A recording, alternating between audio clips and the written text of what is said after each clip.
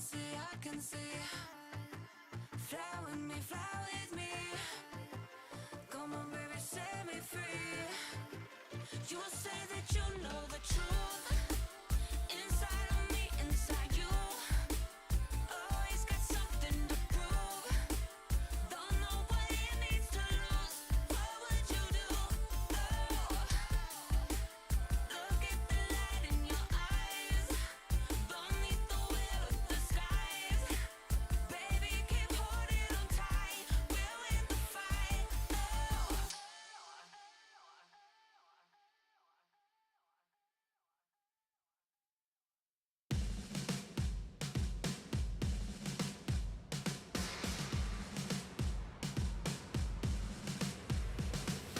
Never get enough, we could have it all. Gonna take a chance, we can never fall. Yeah, I feel so strong, unstoppable. Just hold on tight, gotta let it roll.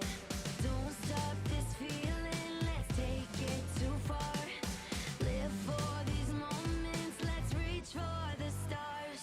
A million to one. Invincible, invincible. So wild and so young. 'Cause you and me.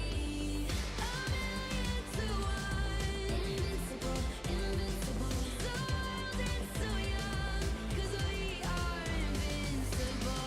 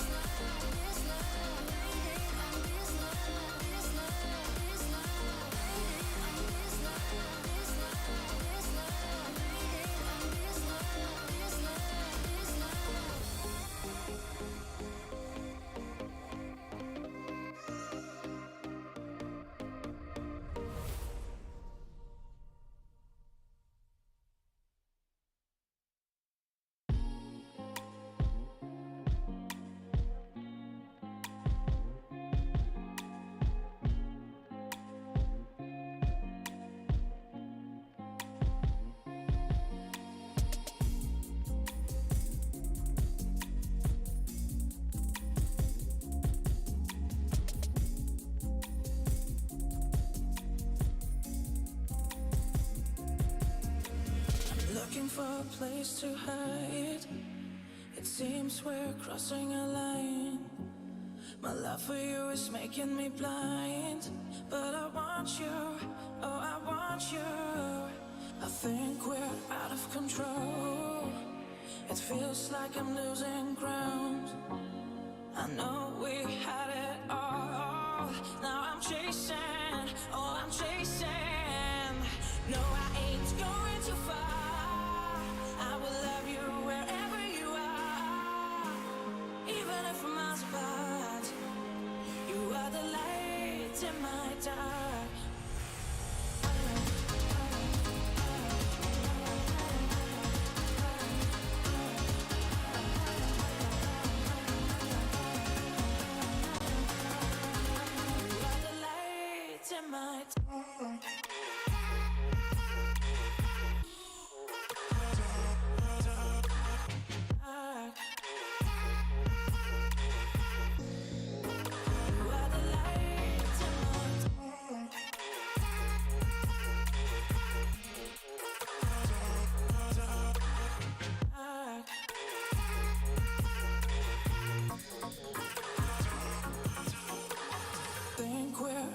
Control.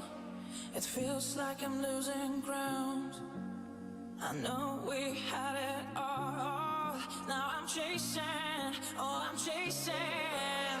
We both know that our path is ended. It's time to say goodbye. Even if you're far away, we should give it another try. No, I ain't going too far. I will love you wherever you are. Even if we're miles apart. You are the light in my dark.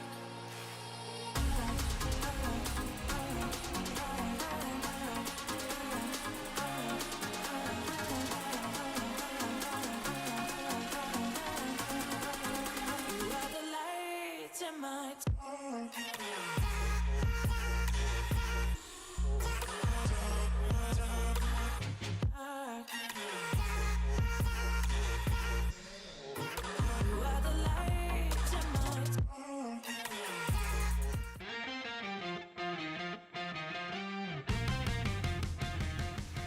Are you guys ready?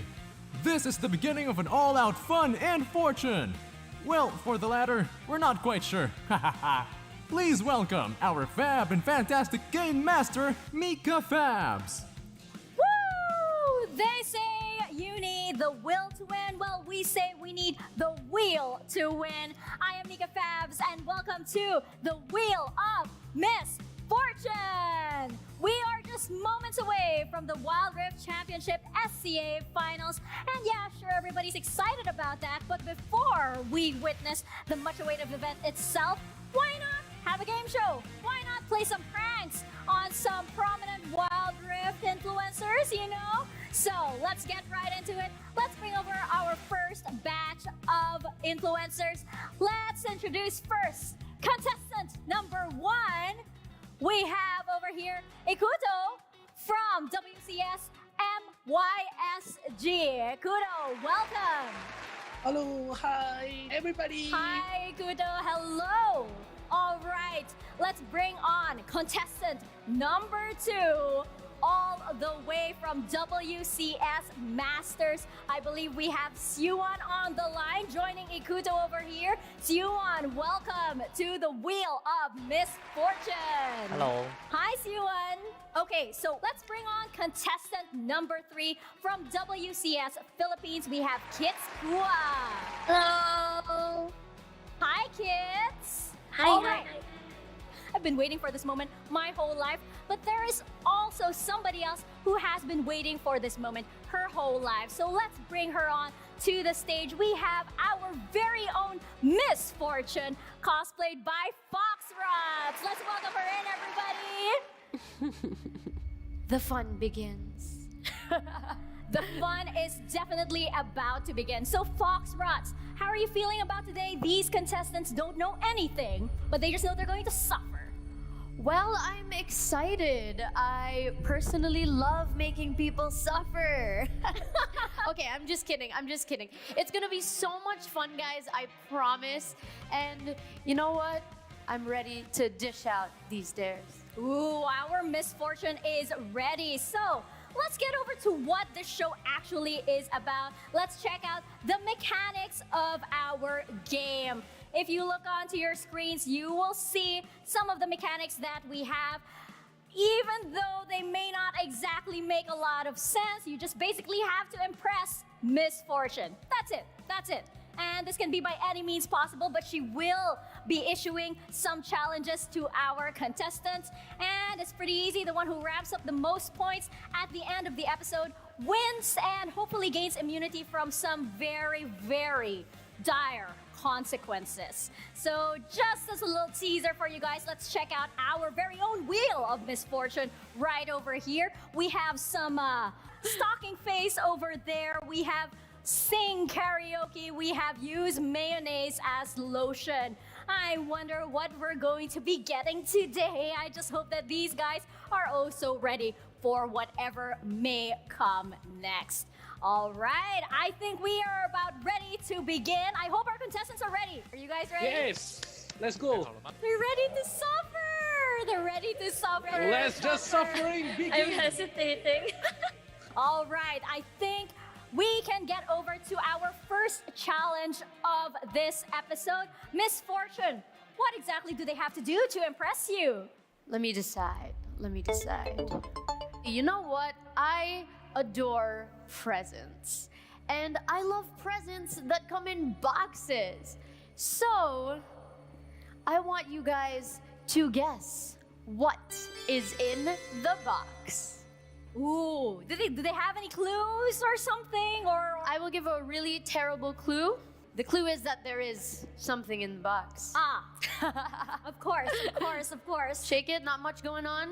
I actually can't hear anything. There's nothing. I mean, there's no there's sound, something. but there's definitely something See, inside. that was really a clue then. There's Yeah. something in the box. Yes. All right. So now that we have teased it enough, why don't we see if our contestants have some guesses for today? Ikuto, we'll start with you first. Do you have any guesses? You have 30 seconds to give your best guess for our first challenge, which start now. It doesn't have any sound. It's in the box. So Doesn't look like it. a tablecloth or just a cloth or something like a handkerchief, I guess. So is handkerchief your final answer? Yeah, I go with that. Please don't kill me. I go with the handkerchief. We can't make any promises here, but we will take your answer of a handkerchief. Let's move over to contestant number 2, Siuan. Siuan, what is inside the box? Your 30 seconds starts now. 刚上一个人回答说，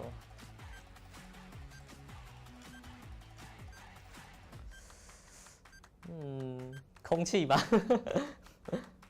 Air. That's so safe. I feel like that's a cop-out, but I'm not. I'm gonna respect your answers, okay? Just to recap, we have Ikuto says it's a handkerchief and Siuan says that it's air. Okay, Kits, you are our final hope right now. It doesn't look good, I'm gonna tell you. So Kits, what is your best guess? Your 30 seconds starts now. Probably paper? Some kind of paper or card. That's very vague. Do you care to be a little bit more specific? Maybe something for us. I don't know. But paper, it's paper. Okay, so to recap, we have a handkerchief, we have air, and we have paper with something for them. Okay? Misfortune, did any of these answers impress you at all? First off, I just want to say that I asked you, or I told you, what is in the box. And what is in the box? What is in the box?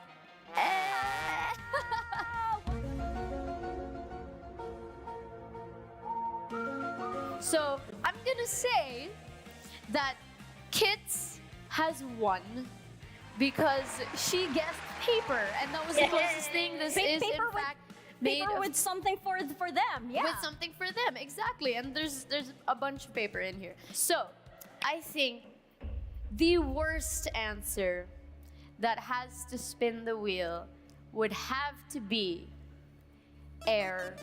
Oh, Siwon. Our misfortune wasn't impressed, so we are gonna have to spin the wheel. Oh, we get to spin the wheel. It's the first time. This is our first time to spin the wheel. I'm pretty excited. All right. Okay. Foxtrot, give it a whirl.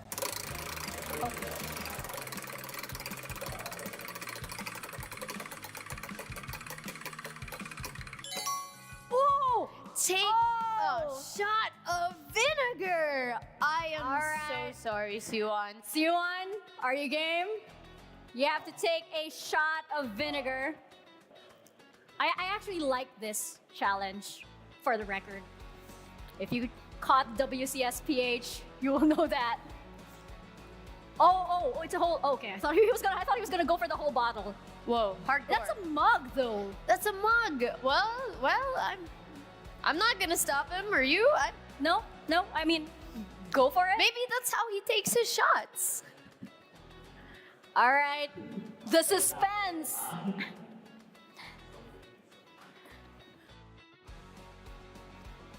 He's putting more. I mean, we're not stopping you. Cheers. Huh? Okay.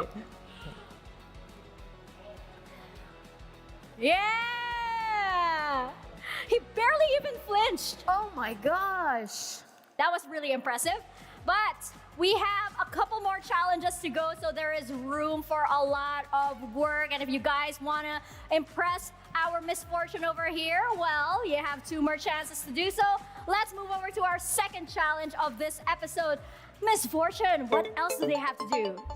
Well, as you know, I love treasures and shiny things and things that are generally important to people. But mostly, I love tidbits of wisdom.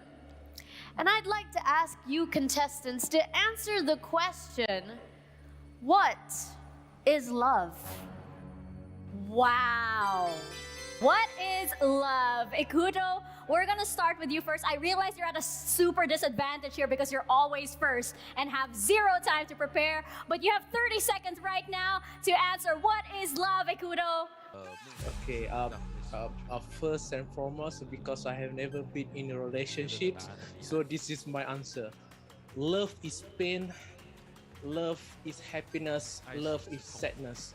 Love is anything that could occur to you. Love can be called a misfortune, but love is also a fortune. Love is something that you have to feel, and it's something that you have to earn, not something that you can get.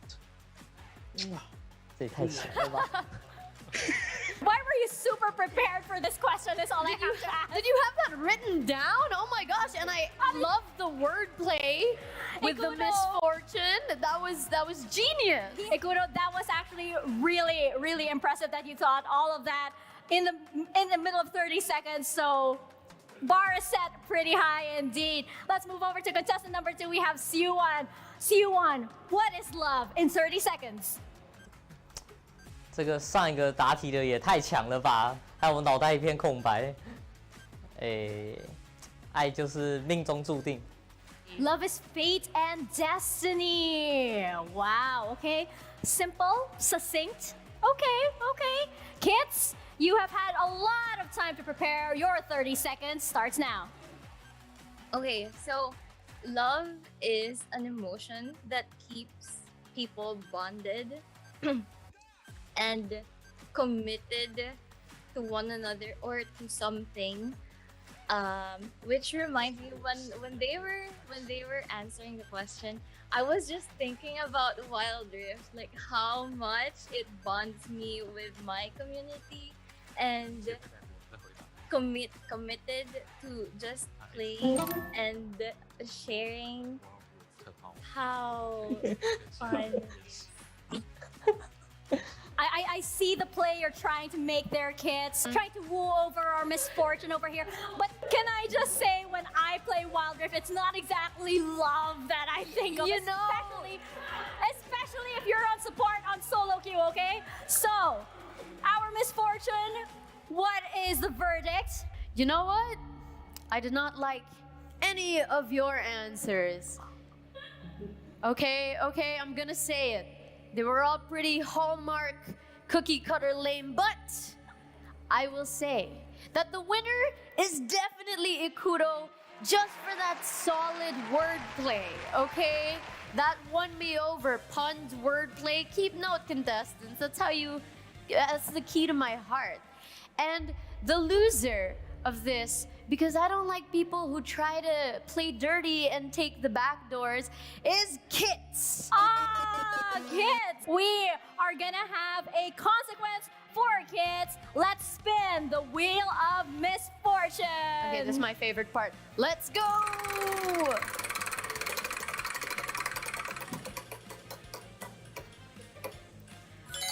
Sing karaoke. All right, kids, do you have a sample for us?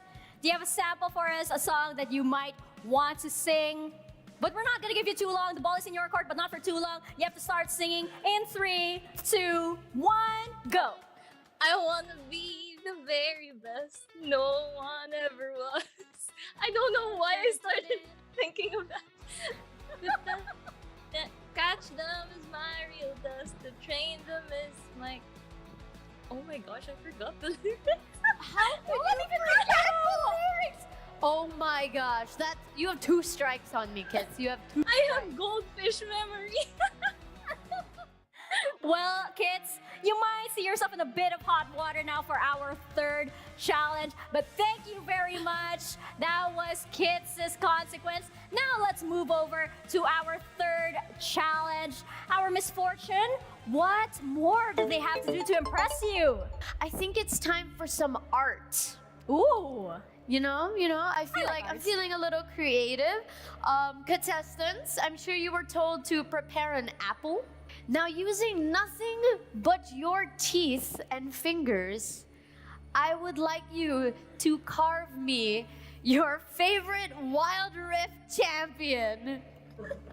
You heard it right. You have to try to carve a Wild Rift champion out of that apple using nothing but your teeth. Oh, and yes, you also have 30 seconds to do this, so that starts right about now.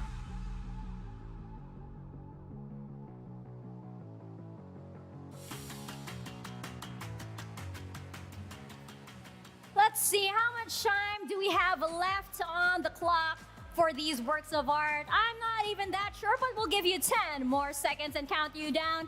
10, 9, 8, the panic sets in 7, 6, 5, Ikuto's lost 4, 3, I don't know what to do, I'm just gonna make it art. 2, and 1. All right, guys, hands up. Let's see your works of art right now. Ikuto, you are first. It's beautiful. And who is this? This is a little devil Timo, because everyone hates Timo, so yeah. All right. Pretty impressive works. You won. What have you got? 我也是提摩啊。 There's nothing there. Why nothing there? What? I can't. Is that Fizz? 那是提摩的笑脸。 Did everyone just guys try don't to think do Timo? All right. Kids, what have you got for us? This is also Timo. I'm kidding. Timo invisible. I'm kidding. Ooh. Oh, what is that? That's not bad. It's misfortune. You see the gun? The gun? It's just got little guns. Guns and Wow. I couldn't fit the legs, so it's like she's just sitting there. That's actually really cute. I love that. I'm so happy right now. Thank you, kids. Thank you. Wow. Okay. Our misfortune, what is the verdict? Who impressed you the most? You know, It may be an unorthodox choice, but I think the one with the best sculpture is Kids. All right, kids, congratulations. You have immunity this round, but does that mean that Siwon and Ikuto both have to do the challenge? No.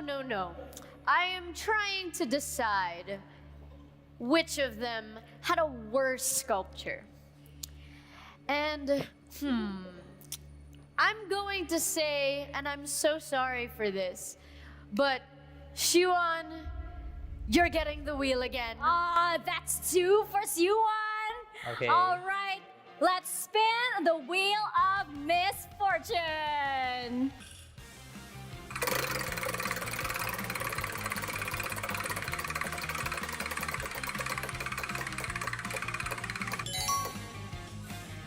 Stocking Stocking face. face. All right, Siwon, do you have a stocking with you? Did they tell you to prepare that? We'll see how that 对啊。 stocking face turns out. 你先套上去吗？ Oh, I'm so excited for this. Let's go. He's gonna rob a bank. Stocking face. Siwon, can you pull up the long part a bit so that we can see your It looks your really funny with the handsome headset. face. You with the headset. All right. Oh, that was so worth it. Congratulations to you guys. Thank you all for being such good sports, even though you guys knew that you were up for something, up for some suffering today. Thank you guys so much. I think, do we have a winner for this, by the way? I think Ikuto would have to win. He's the only one that didn't do a challenge. That's right. That's right. I'm a little disappointed, but okay. Well, thank you guys so much. Congratulations, Ikuto. We just witnessed how one can conquer misfortunes and claim fortune and victory challenge after challenge. Hail to our champion, Ikuto from WCS MYSG. All right, you have been today's most fortunate, by the way, so congratulations to you, but congratulations as well to Siwon and to Kits for representing their regions well. By the way, guys, for our 2 losers for today, are you ready to face the wheel one more time? No, you're not, of course, but we're gonna give it a spin.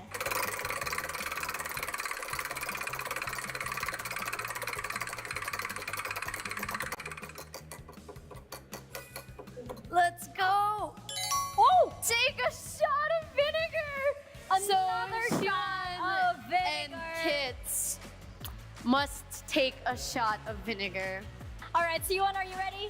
Siwon, are you ready? Kits, are you ready? All right, cheers, you guys. Bottoms up. Cheers to the WCS Championship.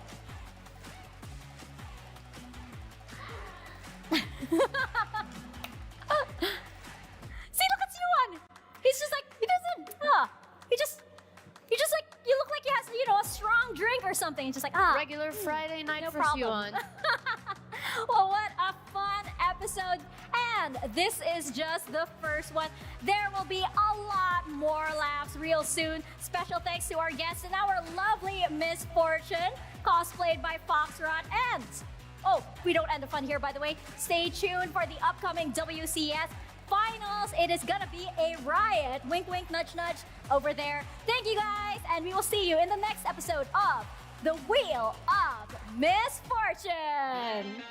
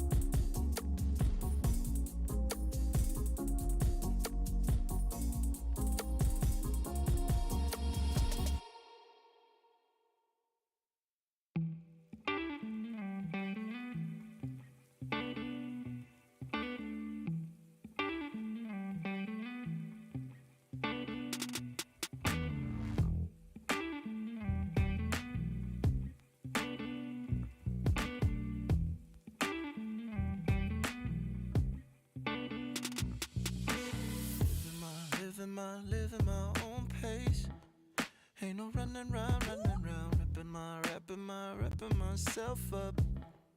Ay, ay. Pulling me back up. Ain't no knocking down, healing my heartache. Ooh. Flying miles ahead on my shadow. Mojo. I'll be climbing up another.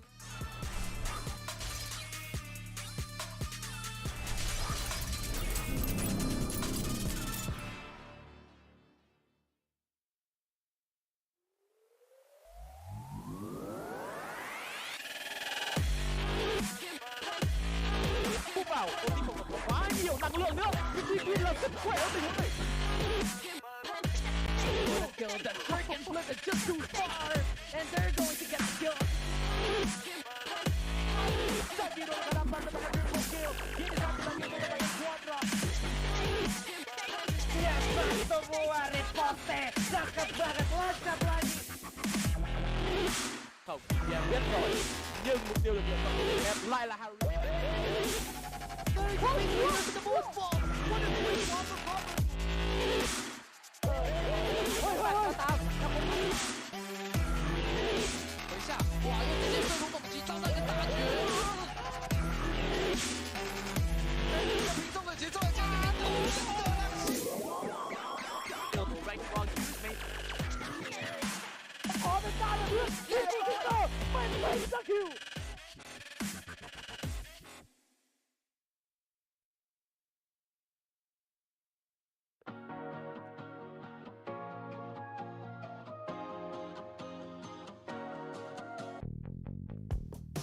Good afternoon to all our fans tuned in today. The 5 play-in teams played their best and their heart out as they strive to pave their path to the greatness and make it to the playoff stage, which is going to be today.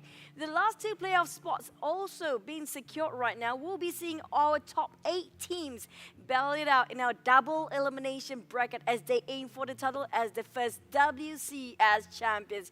The South Asia path to greatness has just begun. The time to play in the World Side is right now. Welcome everybody to day 1 of the playoff. We have on our panelist desk today, it's gonna be Hound and also Grant. How are you guys feeling about the playoffs? I'm just excited to be here. Play-ins has been a crazy amount of competition, and it just goes to show that the level of competition that we have here in the WCS is just a whole other level. Play-ins have already set the bar pretty high. Coming into playoffs, I expect back-to-back battles. It's your first time on the panel, right? Yes, it is. A warm welcome to you, Howard. The warmest of welcomes. Welcome to the desk. We're moving up in life. Desk. We're moving up in life. Yeah, that's a fun one. And I think when we saw play-ins, right, we had some expectations. I think most of them were met. It was such a tight race between our top 4 teams. We saw them play out every single match. I think our first best of 5 concluded in the best way possible. Ultimately, FLA came up ahead, and I loved watching them play that series. Too beautiful. I think there were just so many moments where we thought that some of these teams were going to have very dominant displays here. Not many opportunities for goal swings, though. It does goes to show that whenever one team has a specific lead up onto the games, they do not let it go at all. So I'm thinking that as we head into the playoffs, play-ins has already established a point where, yeah, they're getting comfortable, but now it's the deeper waters. Right now, it's way into deep there. We're going to walk into our playoff later, but hey, for our audience members who aren't familiar with the tournament format, there's so many stakes at this point, and let's just have a quick rundown of our format this time.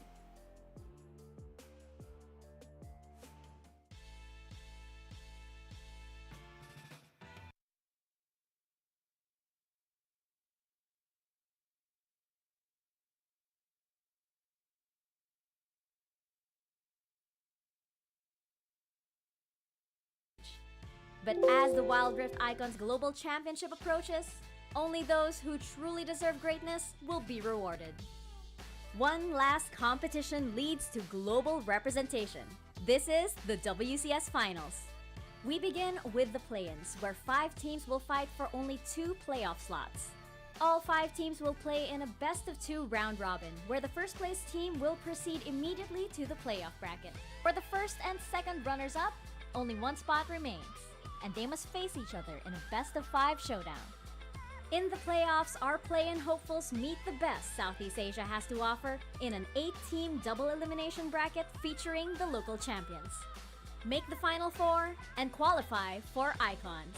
Be the last remaining team and earn the title of the first ever WCS champion. The choices we make define us. For our teams, their choices will lead them to greatness or to their elimination. So, what will they choose?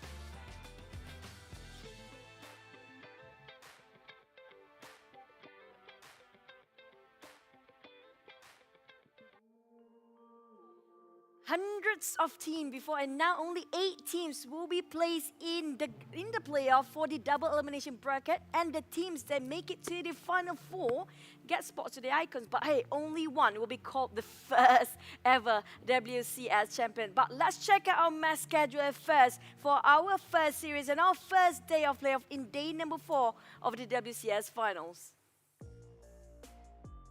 I think we start things off with RRQ and PSO, and I'm so excited for this match because not only do we get to finally see the debut of teams we didn't get to see in play-ins, we get to start things off with one of the crowd favorites, I think. RRQ coming into this, they had an amazing run in their own regional competition, ultimately coming up as at first seed in a tight series against FLA, and we've already seen how good they were there. Yeah, looking at how RRQ has been performing, it has been a really wild run. We did talk about it in the backstage about how RRQ had a bit of a Cinderella story, but I think looking on the other side of the perspective here, on the other side of the spectrum, PSO as well, debuting as a team here, they had some significant roster changes as well, and looking at the fact that they are going to be here for the first time is definitely going to be, like how we welcomed SLG yesterday, a very warm welcome for PSO. But hold that thought for a minute. We do have 2 series. It's going to be best of 5 for both of them. So that's going to be a first series you guys mentioned for RRQ versus PSO, which is going to be Persis Esports. Don't forget, we have another series later on, which is going to be Flash Wolf versus CERBERUS Esports as well. Now, these both series will be really tough to, miss out any action. And speaking of which, our first series, the first matchup, you mentioned about RRQ, the Cinderella story. And also, you guys mentioned about Persis Esports. They are not having it easy all the way as well, right, Brendan? Oh yeah, Persis Esports had a tight race. I think when you look back at the Indonesian region, they had 3 teams that were competing at the top of groups. As we went into the competition, I think Persis managed to draw a slightly easier bracket run. Ultimately, they went into the finals where they took down their long-standing rivals. I think that was with Echo and then managed to take down their opponents there in a long, drawn-out series as well. Looking to that match, I would say that Persis Esports, we've seen some previous iterations from them. They've made a bit of a splash in their international competition before, but this is the first time they're coming in here as Persis Esports, as this roster. I think it raises the question here in terms of them coming into this particular tournament, how they're going to adapt towards this meta, whether they're going to be playing along the long-withstanding players, Harry, Henry, and Dewa, whether they're going to be outside of their usual roles that they were playing from the WCS ID heading here. And I'm looking at the fact that PSO as a team, they may be facing a little bit of jitters here. First time coming out, I mean, it's their welcome party, so to speak, right? So there's going to be some first time jitters here. They are swimming with the sharks after all. Standing across them, RRQ, not a team to be trifled with as well. But also we know how gruesome their grind has been for entire region playoff outside of PSO, because that's definitely one of the most competitive region as well, because they fought all the way for the best of 7 when it comes to the grand finals. But hey, speaking of RRQ now, this is one of the big names out there. We've been hearing them since the start, since the dawn of Warrior Vow. Oh, right. So for RRQ, I don't know about you guys, but they are one of the strongest teams from the Philippine region. Although there has been a little bit of struggle for them, there was a storyline whereby the only reason why they are where they are right now is because Team Secret got eliminated it was the late stages of the regionals by two of the teams that were kryptonites towards them. So maybe there might be a question of RRQ and how they got here, the circumstances of how they got here.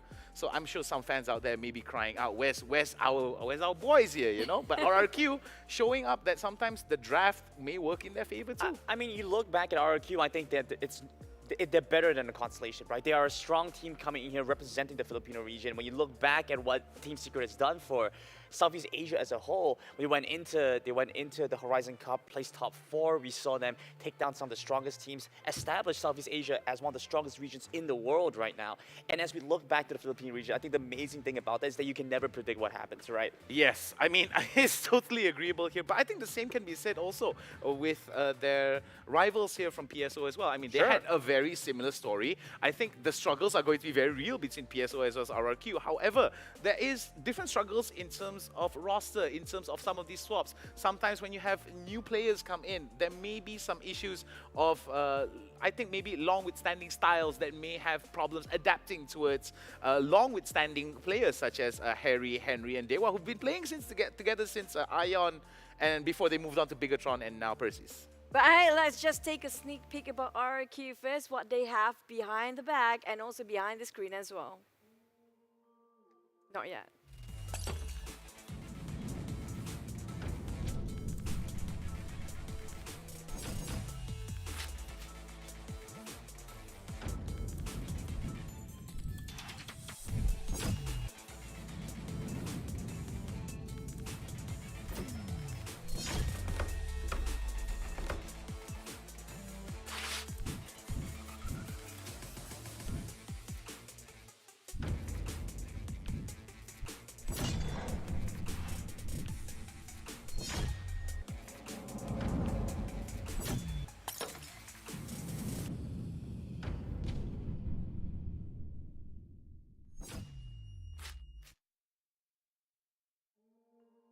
Not yet, or yet again. We saw RRQ lineup just now. We do have Devil, Chaz, Helios, and Marky, definitely Exozen. So do you have any thoughts when it comes to their roster this time?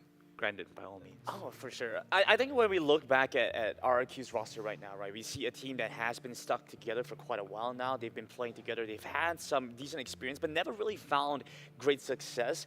The nature of the Philippine region and with how competitive it is, so many different teams, with how explosive it can be, and how some teams can have a very different read on the meta, and that can affect things a lot here.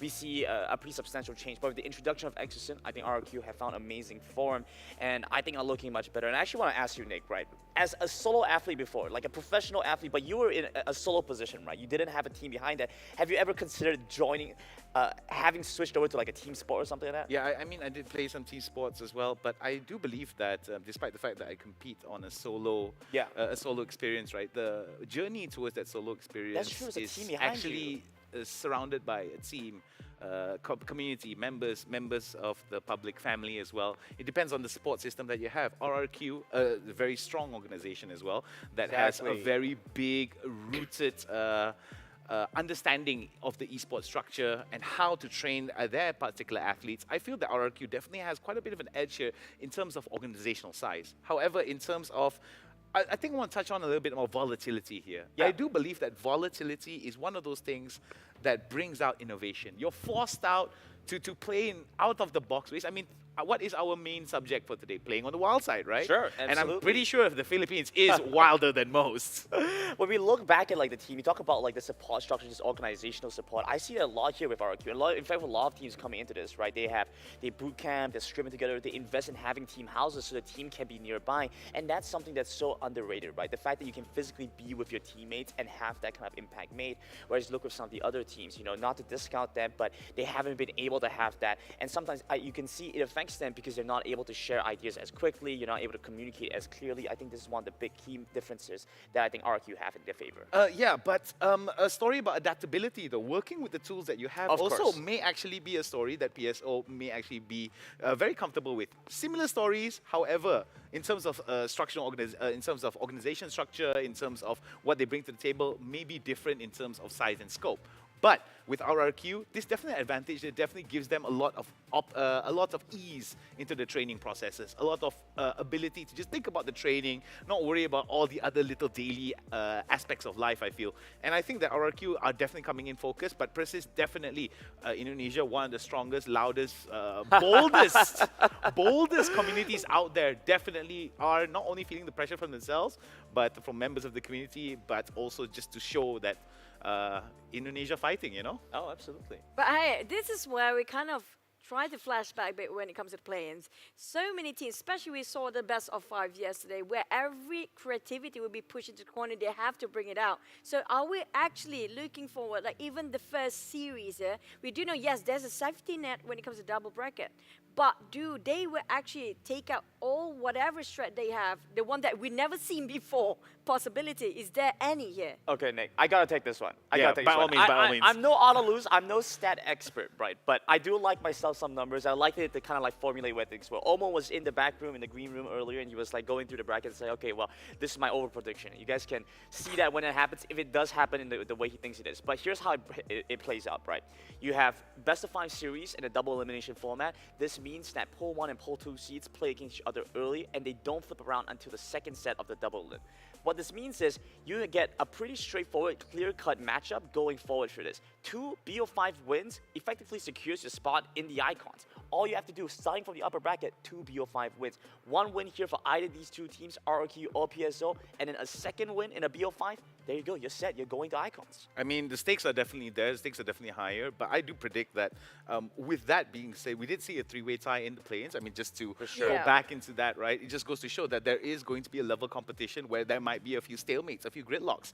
And in that situation, right, it's going to be a wild one because the format that we were operating on during the play-ins is different compared to the playoffs. Point and I'm pretty system sure, versus elimination, yes, right? exactly, and I'm pretty sure that here we are right now, it's a knockout. You win or you die trying. It's moving. It's so fast-paced. Like there's no stalling. There's a second chance, kind of. But you could just come up against an even tougher opponent. I mean, RRQ, definitely no stranger to the second chances. I mean, they had a lower bracket run. Could be that if today doesn't work out well for them, they can still hold on to that fact. But I mean, don't put all your eggs in one basket, because looking at how it has been, elimination processes are going to be in play here. There's a lot at stake here in terms of them getting their foot through the door. I agree, especially RRQ, they're a real Cinderella story. If you look through their journey of their regional finals as well, it has not been easy. That's why I mentioned the last minute they got themselves in the grand finals. They won over with a 4-1 against FLA. Now that's a bit surprising. That's why I said that's when they pull their cards as well. The thing is, right, we're talking about Persis Esports, which has been grinding all the way, and also RRQ. The thing is, they had their tough time as well when it comes to the lower bracket. They've been under the pressure all the way. So I can say the composure here, definitely, even if they actually drop down to the safety net in the double bracket, they still can actually have that calm and composure throughout the entire day. But the way Granite says it, hey, just win double PSO5 and you're gonna go through the icon. It sounds so easy, Granite. I like how he just dumbs it down and says, yeah, just do this. And I'm a positive guy, you know. Positivity. I'm a little bit more cynical in that sense, because I feel like there's so much in store for us here today. Ain't that right, Juju? But that's definitely right, but depending on how they actually walk the talk later on. But speaking of another team, next we have Persis Esports, when we'll take a bit of a sneak peek about them.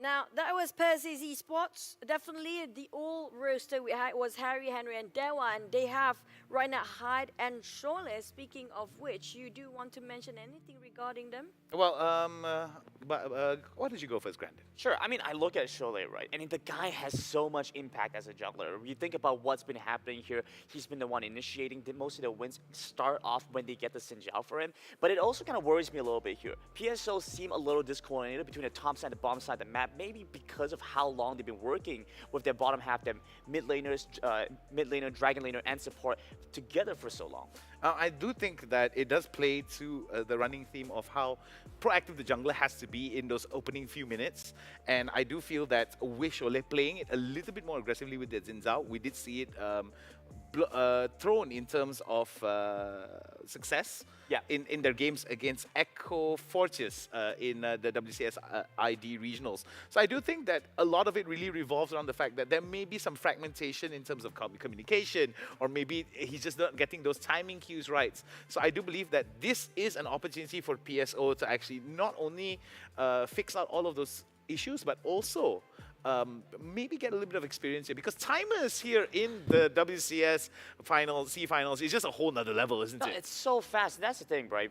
When Sholly decides to play Xin Zhao, things look pretty okay for, I would say things look pretty okay for Persis, but when he chooses to play for the Graves, you know, they need to start thinking about how do you want to start scaling. And one of the issues that we've seen, especially for teams that like scaling, we have a lot of fast-paced options that are able to kind of set the tone of the game, set the pace of the game, and it's difficult to follow up afterwards, right? Ziggs, a champion that has been incredibly dominant in most regional metas, is now dropping down in priority as we start to see much stronger options like the Lucian start to arrive, where they're able to quickly burst out the Ziggs. Options like Camille, Rengar, Yuumi paired together. Karma. Yeah. Sure, Karma as well, right? So control mages, apart from Ziggs, doing very well, enabling the team in picking up these fights. One of the main issues, I think, for Persis Esports is so far we've only got to see them play 2 different styles. I don't want to discount them from anything else because we haven't got to see it about them, but that is the thing. We haven't seen that about them yet. And that's the thing I feel that is, we can only extrapolate a lot of the information from their previous performances, and sometimes with maybe changes of roster, maybe changes of position, roster, or even changes of communication styles and IGLs, it could actually flip the whole lid. It's a bit of a black box, right? It is Pandora's box, so to speak. And what happens when you open Pandora's box? The mysteries of the world start to come out. So Perseus is a little bit of a question mark here, but I can say the same for RRQ, because I'm all of this opinion where you don't know how good these teams are going to be until they draft and fight each other. And that's one of the things I feel moving forward. Sure, I like the Karma pickups, I like some of these meta pickups that they have here, but I'm also looking for one of those guys that makes me want to just put down my Wild Rift, because there's an unconventional champion in mid lane, right? I mean, Lucian mid, who would have thought about it until recently, to counter specific pickups here. Yeah, but speaking of Persis, they have very brutal path and journey all the way, where I actually watch their playoff.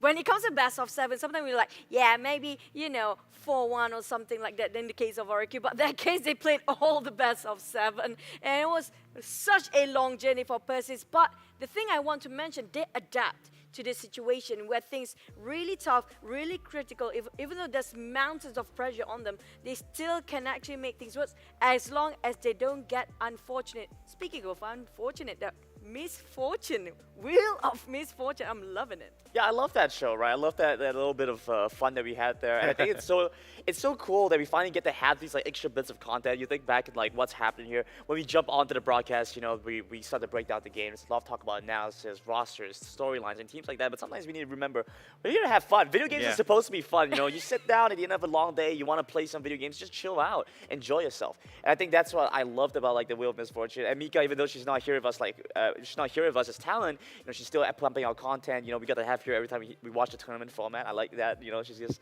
always keeping things moving for us. Yeah. One of the fun things to see. But put that aside, fun. Definitely it's going to be fun for the first series. We have to drop down our prediction. I know this is not fun. We're so scared. For me, I'm personally scared about jinxing the team. Yeah, this is intense.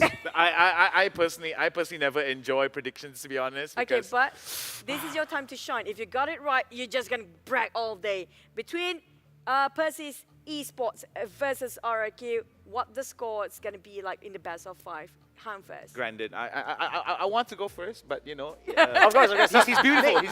Nick is a nice guy. He's watching out for me, right? Yeah, watching out for him. If Nick gets this right, he wouldn't brag all day. He's not Omo, right? Yeah, I'm not Omo. Humble guy, you know, I'm a solid lot more guy. nicer, you know. I don't have the same head of hair, but a lot nicer for sure. A lot anyway, nicer Granted, for sure. please, by all means. Okay. I'm going into this one. I feel like RQ are looking really good. I like the way that Final Adversity looked, and by kind of that interaction there, having seen how these two teams play out and how we're looking at the competition shape out overall, Persis, I feel like it's a bit too much of a black box for me. When I look at the way they play, I feel like RQ are going to take this 2-0. Oh, all right. It's best of 5. I'm sorry, 3-0. 3-0. I'm thinking maybe Persis might be able, Persis may be able to pull out a little bit of something from the Pandora's box, but RRQ, a little bit too much to handle. I'm thinking the pacing is going to be somewhat of an unanswered question for PSO moving forward. So I'm thinking RRQ 3-1. Well, I'm loving this, but for me, I think it's still going to be RRQ. Persist, it depends on how well they can adapt.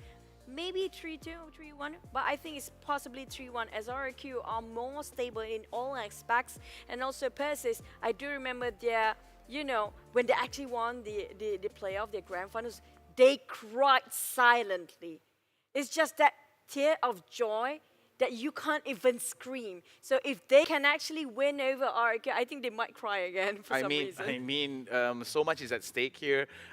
Ticket to one of the biggest global events is also something that they're going to be looking forward to. But just to get there, so many obstacles for them. I'm going to be very sure that it's just going to give it their all. I know for a fact that Indonesian fervor to just fight out is definitely going to be strong in them, but same can be said with PH though. As a region, RRQ, very aggressive, very strong. It's just a whole different level here for PSO. I love that you bring those two regions up, right? Because they're so competitive with each other all the time. Like, it's anything they can get their hands on, love to be competitive with each other about. You make rice better? No, I make my rice better. I know it. That's the thing. Like, so competitive, and we see this like kind of long-standing rivalry. I love that about Southeast Asia, right? The region as a whole, we start to see competition rising up. The teams are getting better. We saw teams that were with us before in the Summer Super Cup, in the Sea Championships. Now, not so much not with us anymore, right? That's the difference that's being made. New teams are coming in to fill that spot, to kind of jump in with that energy, with that gameplay, with the new knowledge that they kind of afford as well. But the thing is about PSO as well, we do have to make a few comparisons between these two regions in terms of how they play out the metas, how they execute the metas here. With regards to PH as a region as a whole, and specifically RRQ, they are very aggressive, of course. I mean, Indonesia is one of the fiercest regions as well. But I do believe that there is a little bit more discipline in terms of RRQ taking some of these team fights. I do feel that Philippines as a whole, we've seen it in FINAL, we've seen it in so many of the Filipino teams that have come here from the region, fight it out. They do tend to get a little bit undisciplined and take some coin flip fights, but not at the frequency that PSO might take here. As long as you don't get tunnel vision. But we do know that tunnel vision is a problem for the pro players. If they are too focused on getting kills, sometimes they forgot about the base, which we've seen before, and just being left out for the split push. Now, how do they control the map? When it comes to that, how well do you communicate as a team to be aware? The IGL, I have to say, is really important at this stage to call out the shots. And definitely RRQ have more experience regarding that. But Persis Esports, they are known for their adaptation. So I have to say they have a shot at this. But at the same time, RRQ seems a bit more experienced and more veteran when it comes to handling the pressure, especially in mobile games generally in total, I have to say. I mean, you look at guys like Exozen, right? You know, Riku coined them as like a legacy player, the veterans, you know, they come into this, they have so much knowledge, they've had so much experience with this. And I think even going into Wild Rift, it's very transferable. They have this knowledge of what needs to be done. You look at the overall macro play from RRQ, I think it is, you know, I think Han brought up a good point. They're not without faults, right? They have issues that they still need to clean up. But those unpredictable moments, those unpredictable, wild kind of fast-paced, instant, split-second decision-making moments for RRQ, for the Philippine region as a whole, is also one of the reasons why they're able to take down much stronger opponents, right? Sometimes they get a spark of brilliance that allows them to do some crazy stuff, take down the best of the best, but at the same time, sometimes against opponents that know how to punish this, they end up making mistakes that frankly should not happen. So as you look at RRQ, you know, this is an opportunity for a team to set themselves up very strong moving forward, find that first win, get themselves one step closer to the icons. But at the same time, when I look over towards the opponents here with Persis Esports, you can kind of see what happens here when you have a team that has two groups of very experienced people in separate teams, right? Top side, jungle, play towards their own win condition. Mid, bot support play towards their own win condition. They're two separate identities, two separate teams effectively within the same banner, under the same banner, and you see that hurt them but also help them so much. But fragmentation, though, may cause a few chips in the foundation that can be built up by PSO. And I'm very sure RRQ does like to take advantage of situations as such. And I'm thinking that between this matchup of PSO and RRQ, that first 5 minutes is going to be immediately important. Ain't that right, Choo-Choo? Yep, we're not going to waste any more time chit-chatting here because we can't wait to see our first series of our playoffs. Let's just jump straight into our first series of today.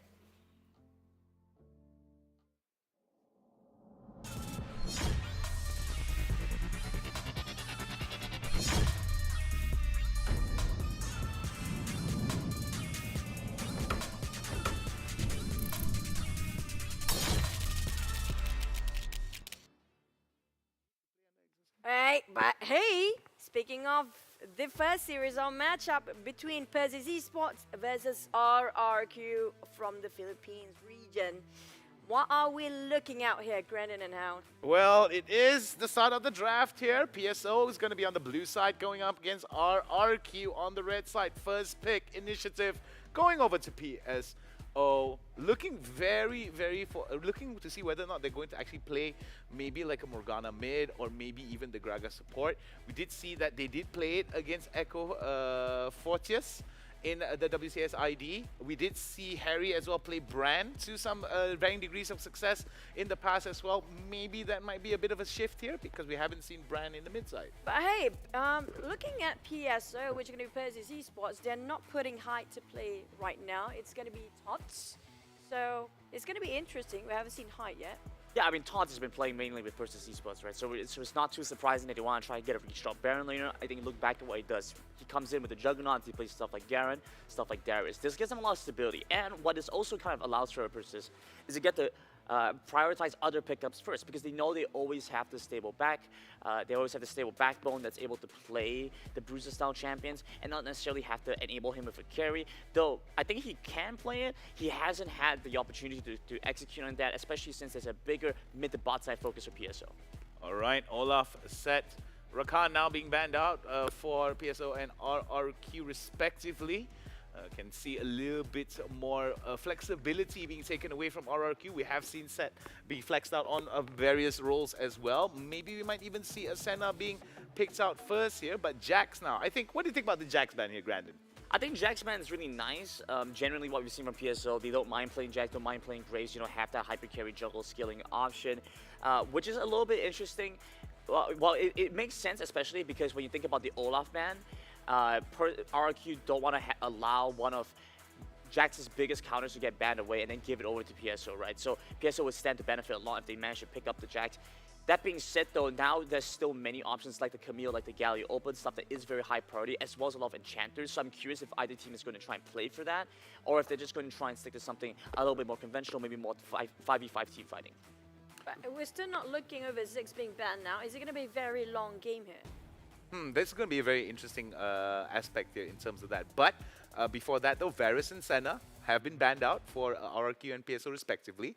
And this actually opens up quite a bit here for PSO now that they're going to be going into it. So we did talk about, what was that you were asking me just now, we talked about how Ziggs always been banned out just if they want to go for fight all the way. And also we did see Jace being opened up. Definitely is one of the best one to pick and very flexy pick coming up from PSO. Yeah, strong, flexible pick. You know, he has some good range, good damage. And the interesting thing about this is that we've also seen some Jace jungle. He does really well into a lot of matchups here. And you have to think about this because you open up Camille Galio to your opponent. You think about some of the strongest options along with the Camille.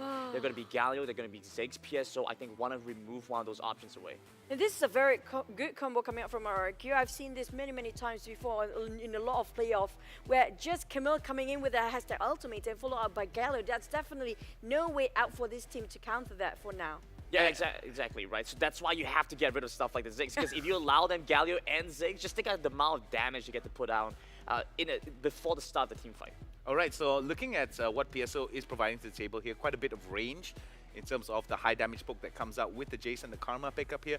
I do like the Gragas. I do feel that the Indonesian region does put quite a bit of value onto Gragas as well. It was one of their top pick champions, top 5 if I'm not mistaken. And mostly because of the valuation of the explosive cast as well as the body slam. So I'm thinking this could be very indicative of PSO playing a very proactive game here. RRQ though, they might want to actually focus a little bit on some of these for sure engages that can actually turn around with the Galio ultimate as well as the Hextech ultimatum combined with the Ziggs as well. That's a ton of damage though, but it is quite reliant on RRQ getting a drop onto PSO, because if they are whittled away by a siege composition, I feel, not to say an entirely big siege composition, but a very rangy poke composition, RRQ could stand quite a bit of issues here penetrating the back lines. Like, you look at what PSO want to do, right? They have the Gragas, so not only does he have to pick off on immobile champions like the Ziggs, potentially stuff like the Varus here for RRQ, but also they get to knock away Camille. So Camille, trying to engage with the team, could see him get knocked out. If the Hextech ultimatum cancel that spell altogether, the Galio gets a lot less value. All right, the Xin there being banned out here. I think you put it out very well already. One of their favorite picks. One of their favorite picks, and I think that particular pick really revolves around the fact that for Cholet, I think it does allow him to play it very, very aggressively and proactively. They want to disallow that particular pick onto PSO. So there is a few flex capabilities here coming in from PSO. They do have the option to do so, but looking at RRQ right now, I think it's slowly starting to come full picture what RRQ is trying to do here. I think PSO could still afford to go for some sort of hyper carry and maybe get another enchanter. I mean, the Karma is looking pretty good as is, but if you let the Yuumi over the RRQ, I foresee some issues happening, especially as the Camille is able to go in, follow that through with the Galio, and then you just have a Lucian Yuumi bot lane with such a dominant laning phase. Whatever PSO want to try and go for it now, I could see some serious issues arise if they don't have some kind of late game insurance here happening for them. I mean, we have talked a little bit about DPS, right? DPS is definitely going to be something that is going to be very high here, but no, we did see Harry play Morgana a couple of times as well. Not going to be surprised. It is going to most likely go towards Dewa, in my opinion. I think probably Dewa, and yeah. I think it's going to be great. There is quite a stable amount of lane control. There is a stable amount of CC that comes in from PSO, and I'm thinking this is going to be great here, looking to see what RRQ has to respond to this PSO. Yeah, I mean, Black Shield could be the difference maker in a lot of these fights. You know, that initial pick off, if you're able to Black Shield the target before the Justice Punch, before the Shield of Duran, no taunt, no catch, no hook shot, you could potentially turn the fight around, especially on your priority carry here. And so PSO, I think, have managed to round it off quite well with this mage support, something that's been falling a little bit in favor of more traditional carries, but still looking good nonetheless. Now, based on both composition now that's been done for their rosters and lineup, who do you think, which team do you prefer when it comes to the draft here, starting with Hound? I'm really liking what RRQ has here. They have the tools for victory. They have the tools for, you know, to be able to enter the backlines, create a bit of a surgical strike here. For Persis, though, what they do really, really well is a little bit of range, as well as some of the CC to disrupt some of these fights. They want to make it a scattering fight and make it as dirty and as messy as possible for RRQ. RRQ, I think the keys to victory for RRQ here, I think is really important for them to be coordinated in how they initiate these strikes. Yeah, a lot more flexible on the side of RRQ, but I like the simplicity that PSO's composition kind of gives them, and they get to just focus on the things they want to get done. It's their style, it's their team comp. Well, like both team compositions seems like very strong to me right now. I have no clue. It's down to the cold shots, but hey, let's not waste any more time. Cast us into the rift we go. Alright! Magandang hapon sa lahat ng mga nanonood dyan. And welcome sa isa na namang mainit na laban ngayong araw na ito. This is Pansit. Unang araw pa lang ng ating playoffs. Laban agad sa pagitan ng RRQ versus Persis Esports. Ang Digisphere, kasama ko syempre si Osiris. At eto na nga tayo. Bakbakan agad. Simula pa lang ng laban. Earth wala kang kasama. Joke lang. Ayun na nga, nandito tayo. Napakainit. Napakainit sobra. Kaya, eto na, ang RRQ at PSO na maganda rin ang mga pickings, no? Tulad nga na sinabi ng ating panel, no? Itong sa Persis, Kuya Earp, parang hindi mo kailangan, hindi siya complex Parang one-way trip. One-way trip to Jerusalem. Ganun yung dating. Pero itong RRQ naman kasi, para sa atin, ito naman yung comfort nila. So, bali, parang ano natin, yung straightforward sa PH meta.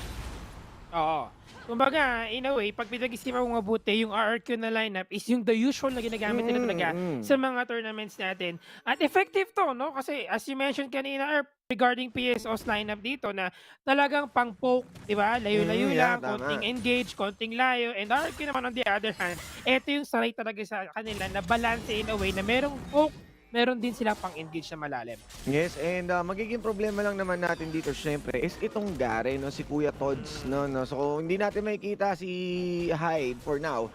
Pero the moment na meron kang Black Shield, speed up ni Karma, and then syempre si Kuya Garen mismo, pwede kanyang EBA Blade, pwede kanyang i-zoning potential, yun yung magiging problema. Pero knowing na RRQ, at yung lineup naman nila dito na may mga potential tayong Black Cleaver wielders, pwede tayo makakita na tatlong Black Cleaver. So definitely, alam na natin na pwedeng matastas itong si Kuya Tods. But, considering also yung lakas na isang poke zigs. Ay, grabe naman ang aggression na ginagawa nito mga kaibigan ng PS. Oh, to lock them down! And Exhaustion will be the first blood. And that goes to PSO kagad. Gaya na sinabi mo, Erp. Cheese strat na ginagawa nila simula pa lang dun sa may blue buff. Ay na, pinasok sila, no? Parang early invade. Knowing na maganda nga ang wave clear nito ni Henry at saka ni Dewa, walang problema na lisanin yung kanilang lane at subukang manakop ng jungle ng ibang tropa natin sa RRQ. And yun nga, no, the moment na Romespo, itong si Kuya Exo, siya naman yung naipit sa pagitan. Totally, normal naman.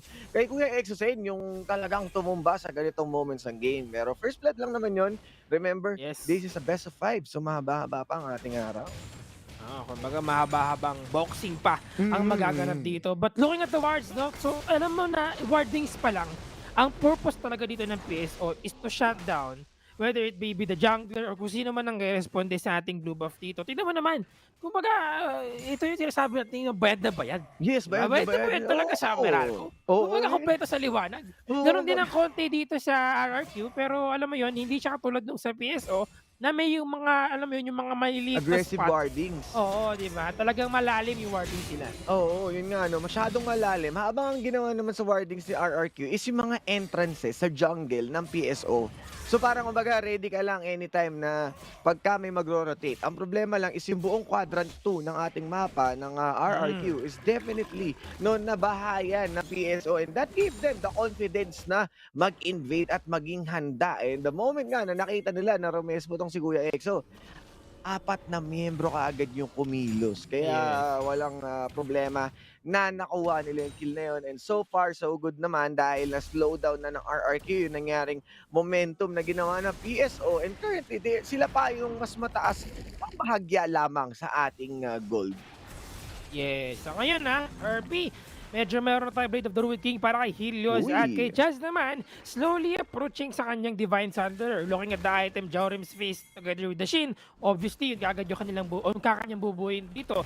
David J on the other hand will be going sa kanyang Trinity Force. Pero setting up na mga kaibigan sa ating referral. So PSO has no choice but to reset muna yung referral kasi medyo out of position yung mga tropa nila dito. Habang rest of members of RQ is actually setting up as well sa ating referral at re-responding muna dito si Devil J sa bot lane against kay Tods. Ayun na, Triforce ang kinuha ni Devil J. Hindi siya nag-Divine Thunder. So more added punch na maglaland para dito sa RRQ. And to be honest, wala rin nag-Black Cleaver. Ruined King ang mas pinakinabangan dito para palambutin si Kuya Tods. Pero ito na muna, magkakasilipan na Kuya Spear.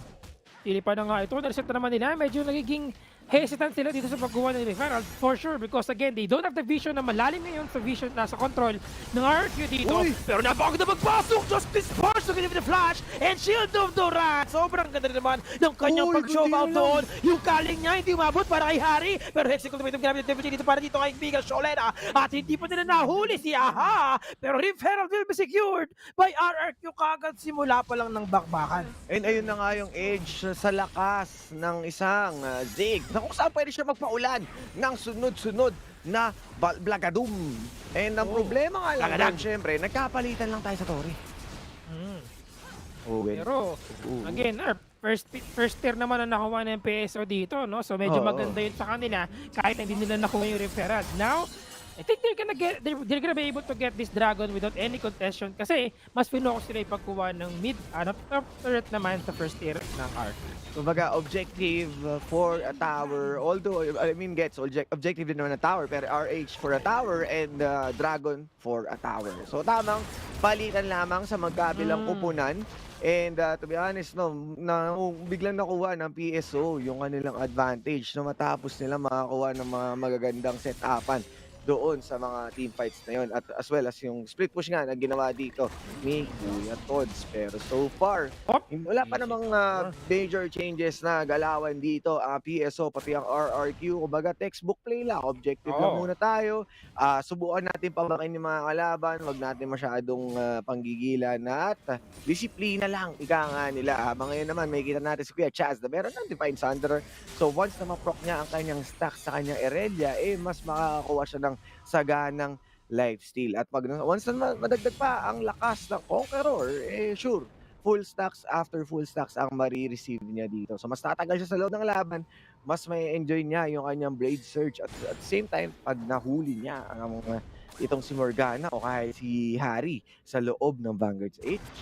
Yes, and for sure mahirapan dito si Tods kasi remember, pag meron kang Divine Sunderer, nakadepende sa HP percentage ng inyong kalaban, yung damage nyo.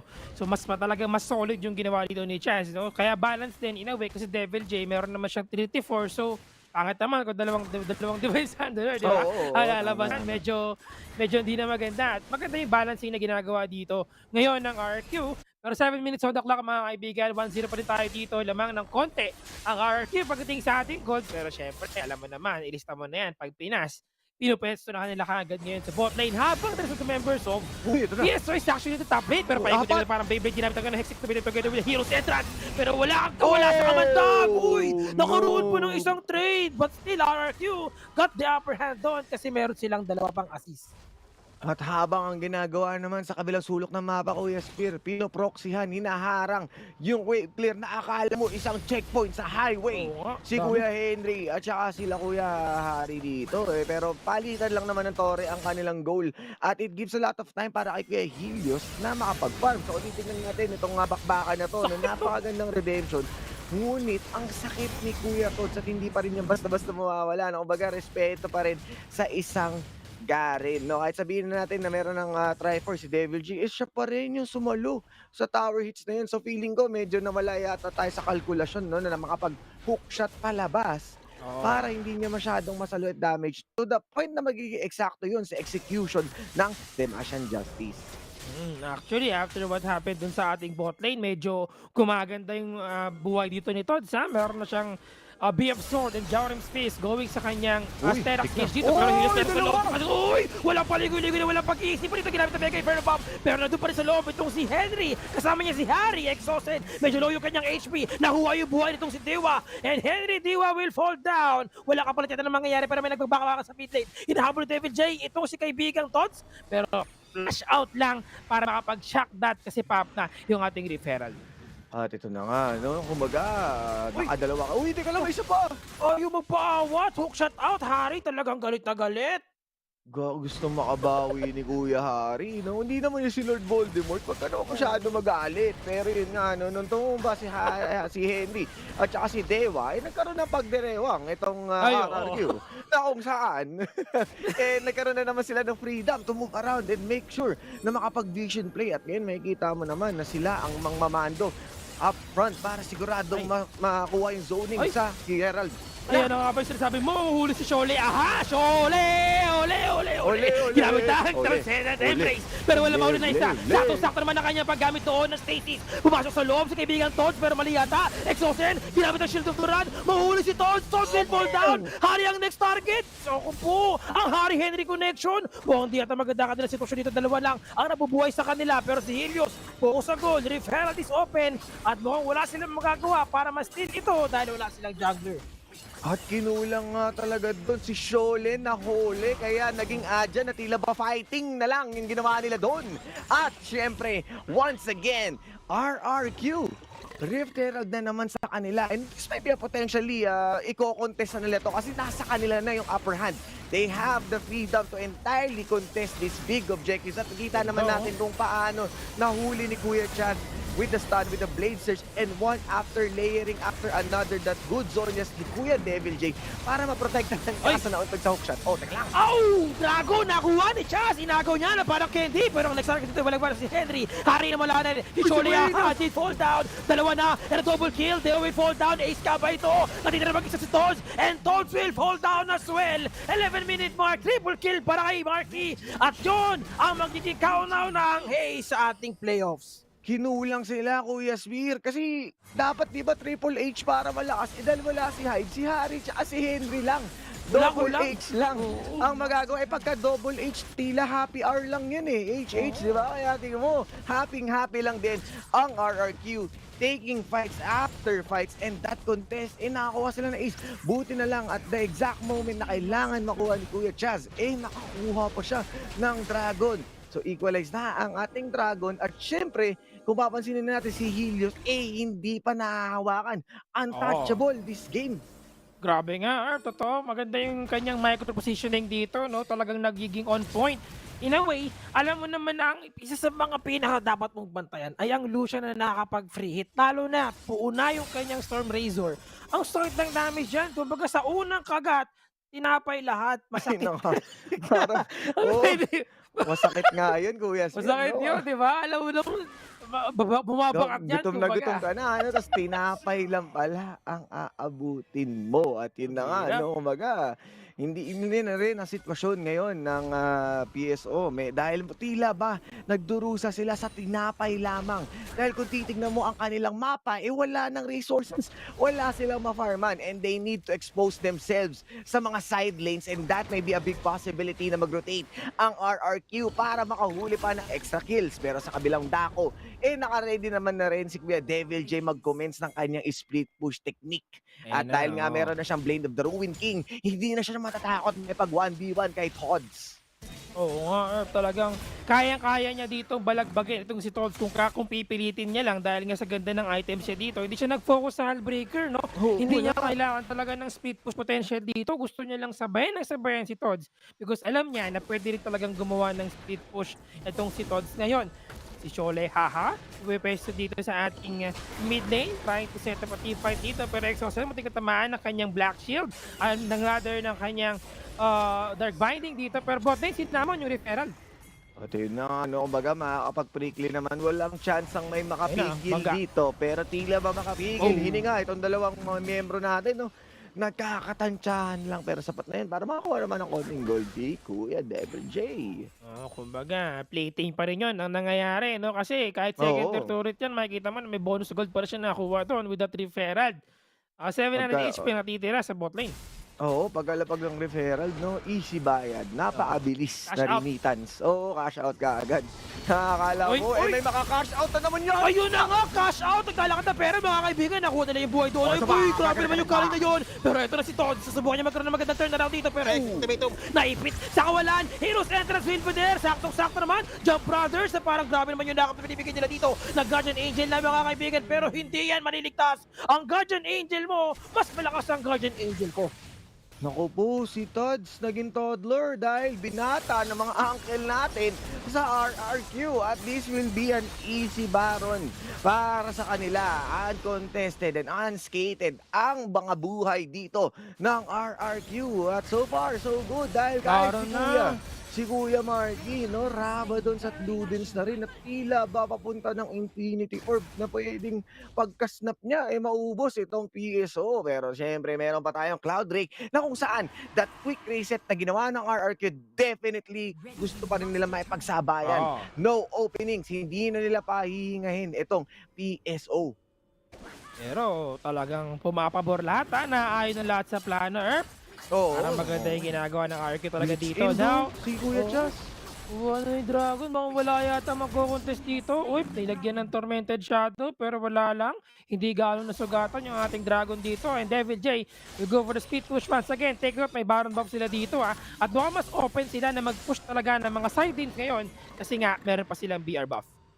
Kuya Spear, yung Wits End, bayad na bayad. Kasi isipin mo, tatlong AP yung nandito. At ang problema ay Shola Aja, hindi pang fighting yung galawan niya kasi nag-AP damage siya. Pero ang kakulangan nila, sana kung double tank sana yung gagawin nila, no? Para may backup si Kuya Tods at si Kuya Hari pagka lumipad. Kasi nga, yung problema natin doon, syempre nag-full AP, electrocute, walang problema para sa RRQ to fight fire with fire, pero the split, talagang split na nga ang utak dito na BSO dahil hindi na nila alam kung sino pa uunahin. Dalawang tinamatan sa embrace, pero grabe naman yung kalan na ginamit dito mga kaibigan ni Helios, pero na-exhaust sa doon, napagod sa bagya, ang kanyang target ay si Hari, nagkamali natin na pinasukan na liga, at ang next target nila dito ay ang inhibitor turret, nag-stasis edge at papapagbayan ng enough time, pero ang ating inhibitor, keep up the goal mga kaibigan, focus lang sa pangarap dahil ang first win sa ating playoffs mapupunta kaagad sa RRQ. Grabe naman yun, Kuya Spear. Nakita mo ba yung mga Canon minions? Nakapila din sila sa respective lanes nila. O sige, RRQ, ubusin nyo na lang sila. Huwag na kayo mag-push. Kami natatapos. Ang saya-saya. Ang mga ngiti ni Kuya Helios, no? Iba talaga pag nakangiti ng si Kuya Helios, ngising-ngisi, no? Na-enjoy niya yung larong yun. And sino ba naman di mag-i-enjoy, Kuya Spear? That Lucian, hindi siya hindi siya nahawakan, hindi siya nahuli. So wala siyang problema kung mag-farm lang siya, kung mag-free hit lang siya, and overall, no, RRQ just being the best team ngayon against Persis. Yes, sobrang on point yung kanilang performance dito sa ating Game 1. Ay talagang nakikita natin dito na magandang future, kumbaga. No? Alam mo naman, sa playoffs natin, ito yung mga best of the best sa bawat region natin. Kung kaya't being able to win this first game is a really big deal para sa RRQ. I think they can keep this up and malaki possibility na magkaroon tayo ng sunod-sunod na panalo sa ating unang araw. Parang mabilis ang best of 5 natin, Kuya Spear. Parang nararamdaman, I can feel it. That Game 1. Ayan, di ba? Kita mo. Kasi wala pa namang kakaibang ginawa si RRQ. That's just the basic pickings na hindi nila kailangan problemahin. Pero ang ganda.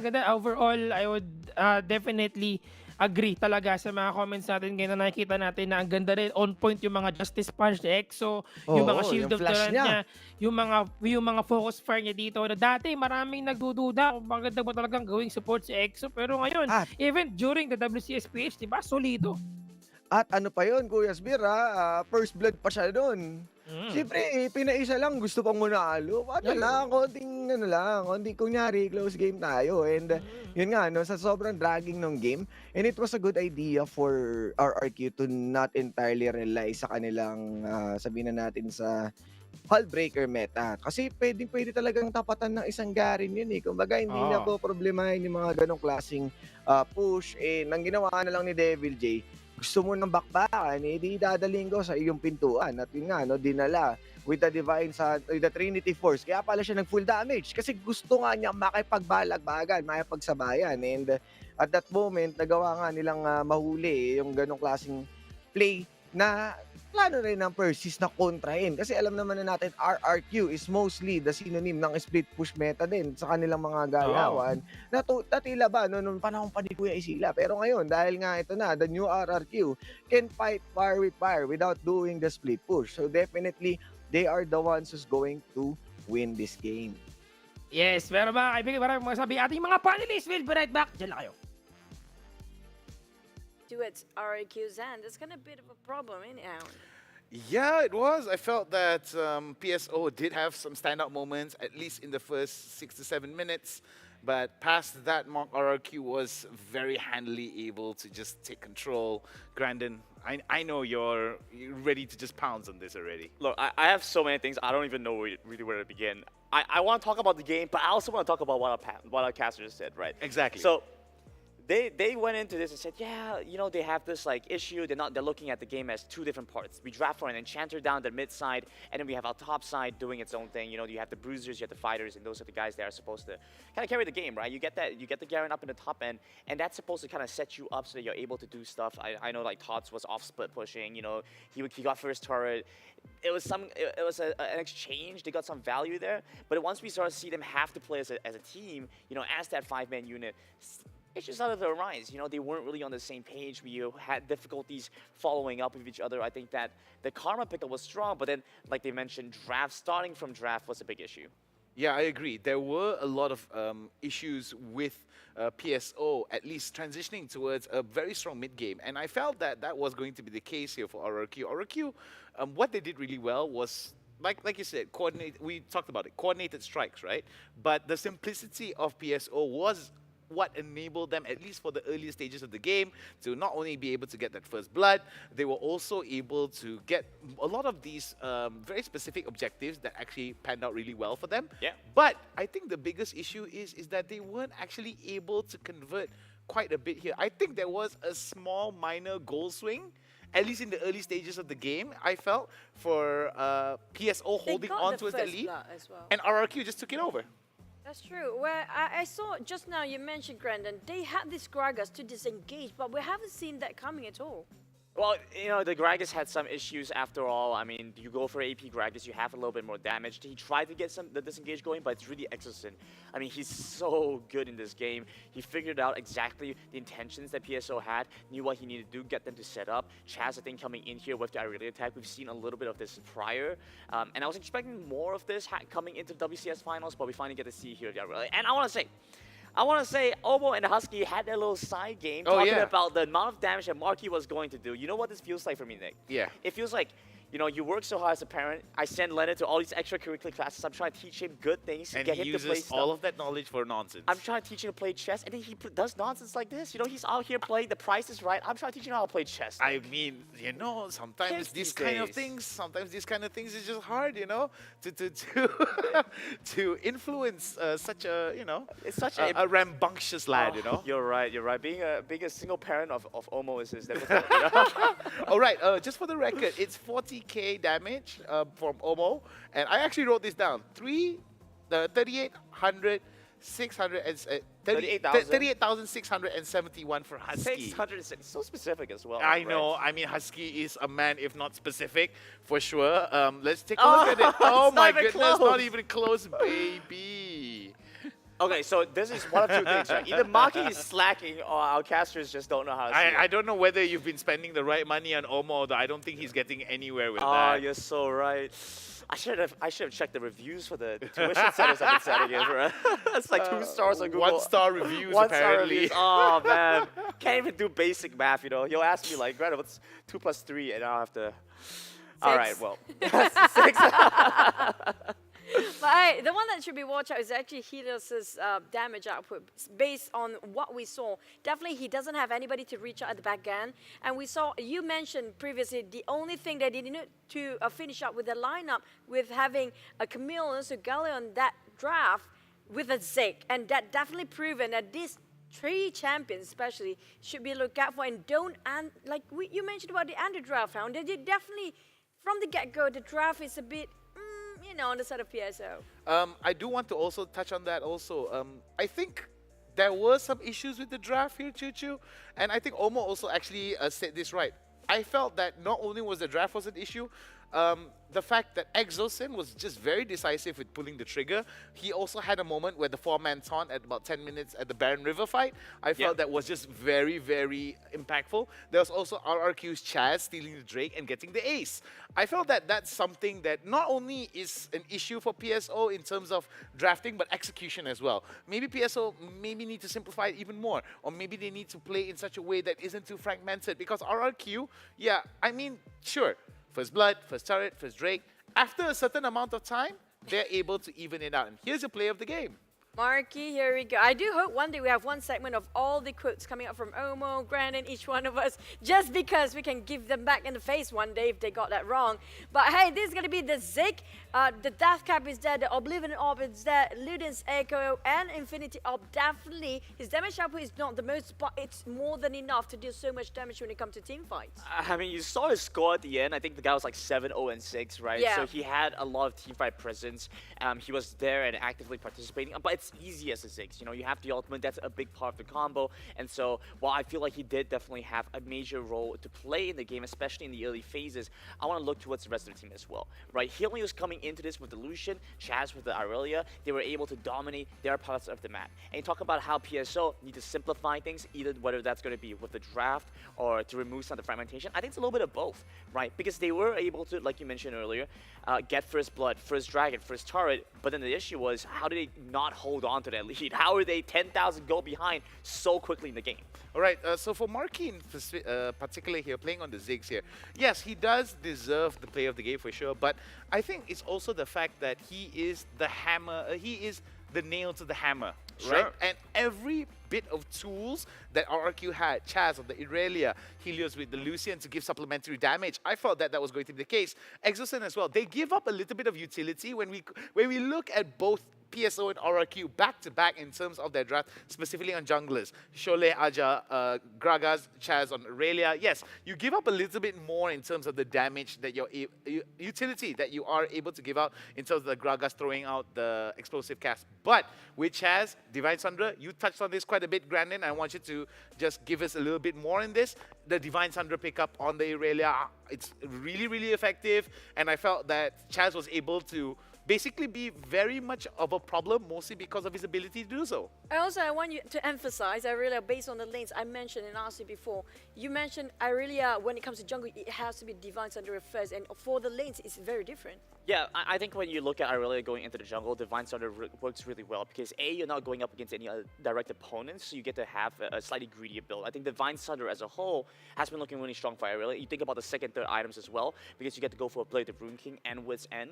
You get a lot of on-hit proc damage. The biggest thing I think for Irelia here is the fact that she has a really strong counterpart with the Camille. So when you think about the top jungle matchup, you always win the 2v2. Camille being one of the strongest duelists, and Irelia being the other, and the fact that you have crowd control, the hashtag ultimatum, you literally cannot dodge the Vanguard's edge. You are held in place and must accept your fate. You must stand and fight. And I think when you look at a 2v2 matchup against them, Garen Gragas, there's no way, there's no chance that we see RRQ win that matchup. When you think about Irelia going to lane, however, could see something different. Maybe you want a little bit more damage, you might prioritize the Triforce first. If you want a little bit more sustain, you might end up going for the Blade of Rune King. But I think Jungle Irelia is something that I was expecting to see more of, but surprisingly only showing its head once we got into playoffs. I do know the Masters pretty much love to use it in mid lane as well, so you're going to have to wait and see if that's going to happen anytime soon. But for now, we finally get our Irelia that's actually winning. But let's just jump into the highlight for a bit, just in case you guys actually missed out our first match of Best of 5 series in the first series, the playoff in WCS Finals. But we're starting off. This Ziggs, Camille, and Galio is not banned out. This is just disgusting having RRQ straight from the get-go having this combo. Yeah, I've got to touch on this here. We talked about it just now while we were watching the game. The valuation of bans coming out from PSO. It can't just be all on the fact that, yes, you take away the setup, all I can do is just hammer it home with a different hammer. I felt that it was a missed opportunity for RRQ, for PSO to let go of the Ziggs here. Yes, if they were able to maybe take away the Galio from them, maybe that might be the case. They're very much similar in terms of the CC valuation on both sides. But the delivery system from RRQ requires a little bit more coordination, but the payoff is definitely higher. Higher risk, higher rewards, but better coordination definitely wins out the game here. And RRQ, as you can see from the highlights here, I mean, at 13 minutes, 5 towers, full control, a Drake steal and an ace. I think that's just a case for RRQ just staying very dominant and showing why the playoffs are going to be fire. You saw how the ghost spell just now on the Ziggs as well. How can you catch that Ziggs who's just tossing every utility you have from afar? Everybody who tried to approach him, there's a Vanguard's edge along the way. So it's going to be slow, it's just so hard. And also the lock coming out, placing in the hashtag ultimatum is just almost impossible. Just a pretty good setup coming up from RRQ. So I think from my perspective, they definitely will ban out one of those champions later on. What do you think of this, Brandon? Yeah, I think there definitely are options for them here. If they want to ban out something that was a major pain point, I think Camille could be a good place to start, especially since it opens up so much, right? But at the same time, I look back at PSO. They had a decent idea of the composition, but what they did was they focused on getting the Morgana last, right? The Dragon Laner came in pretty late in the composition. position in the draft. And the issue with the Morgana was they wanted a low utility so they could have a way to match up against the Ziggs, especially as Ziggs is pushing. You want to clear out waves, you want to prevent the engage from Exerson, and all these things. And that Morgana does do that. The issue is they needed something a little bit more tempo because you're looking at the opponent's side and you have the Lucian coming up, right? Lucian has incredible tempo moving forward into the early game. He's able to take out a great deal of your HP going into the mid game once he has the Serrato's Grudge. It's very difficult to kite away from him. Garen cannot kite away from him. Gragas cannot kite away from him. So he's shredding tanks as well. You need to start thinking about how to match that tempo. I felt like the biggest issue for them was they didn't manage to round off their composition. They had a decent start. They got the Jace, they got the Karma, but then after that, finishing off, they needed something strong in the Baron lane and the mid lane to really round off their combo. I felt like they just got off the speedway and just decided to slow down once they had the momentum. And I felt that you don't have to basically slow down. There's in the corner in front of you. There's just a straight road. And I felt that PSO weren't as proactive as I was hoping for. I was hoping that the first game was going to at least go to PSO, in my opinion. Our predictions was, I think it was 3-0 for you, Grandin. Yeah. I Yeah, was that's 3-1, and you were 3-1 as well. I don't want to be that brutal. I mean, like, oh my Brandon, you guys can't be as brutal as you get, but you know, I'm trying to be nice here. But speaking of PSO or Persis Esports draft just now, I think it's a bit difficult. We're having Transcendence and Brains coming out from Karma if they want to start up and set up first. And then maybe there's just a bit of miscommunication. There might chances are in slight decision making where if Gragas uses explosive cards right after the Transcendence Embrace, it's going to be a bit of a problem as well, you know. Yeah, I totally agree on that here. I think that was a little bit of... it was a little bit messy in my opinion. I wanted PSO to make it a little bit more scrappy, but I didn't want it to be so scrappy to a point where it was kind of like watching a headless chicken, in a sense. Sure, yeah. They kind of lost their direction halfway through the fight. And I felt that that's something that PSO has to really look back on and try to fix on, because I felt that the coordination behind it wasn't as clear-cut as RRQ. RRQ a little bit more disciplined in how they pulled the trigger. I felt that for PSO, there were some moments where they wanted to fight out against RRQ. It was a big question mark there. I'm a strong... I disagree strongly with coin flip fights here as we head into the draft. Yep, Grandin, I have to say that Gragas pick, I'm loving it, but to actually apply it with a Karma, I do hope they can get like one-shot combo if it works well with the Karma's ults, but it doesn't seem that way for the side of PSO in the previous game. But I gotta interrupt you right there for that question on towards Grandin though. But the valuation of the one shot though is really dependent on the scaling that comes in. You still have to hit some of those item spikes just to make sure that you have that extra bit of sauce in the soup. And I feel that for RRQ, now that they're going to be on the blue side, going up against PSO that's on the red side, they have the first pick, first ban initiative here, whereas PSO has last picks. What do you think, Grandin? Do you think PSO should double or nothing, try to go for more counter picks instead of, all right, we may lose out on some of the weak sides or some of the strong sides here, come up with a more decent plan and try to get a coordinated strike against RRQ, or try to keep it scrappy here? I think PSO find more success if they maybe try and keep it scrappy, right? If you think about what RRQ like to do, they like to look like they set things up, play for that good macro game, but at the heart of things, you know RRQ love to fight too, so you get them in that mosh pit, and suddenly you see RRQ bury their fangs, and it's whoever plays it better here, I think. PSO actually really interestingly identified the Camille and Jace as the main issues, and so don't want to give that over. I'm not sure if RRQ value those picks as highly, the Camille for sure, maybe the Jace not as much. I think this valuation of the Camille and Jace ban out here for PSO is going to work out wonders here. Even if they do take the Galio again, they won't be able to have consistent amount of damage here. I mean, out of those 3 champions that are the third champion here being banned out for RRQ is going to be Karma. Out of those 3 champions, a lot of damage potential that comes out from these champions. It doesn't, not as inconsistent as maybe like a Ziggs first skill, but Yuumi now being picked out for RRQ. PSO is going to be responding now. Very interesting first pick here, Grandin and Choo Choo. Yeah, I'm loving Yuumi, especially, we haven't seen Fiora. I've seen Fiora and also being actually combo with Yuumi if they want to go funnel all the way or try to split push. Yuumi, we saw yesterday Yuumi in the play-ins being played as what, Luden's Echo?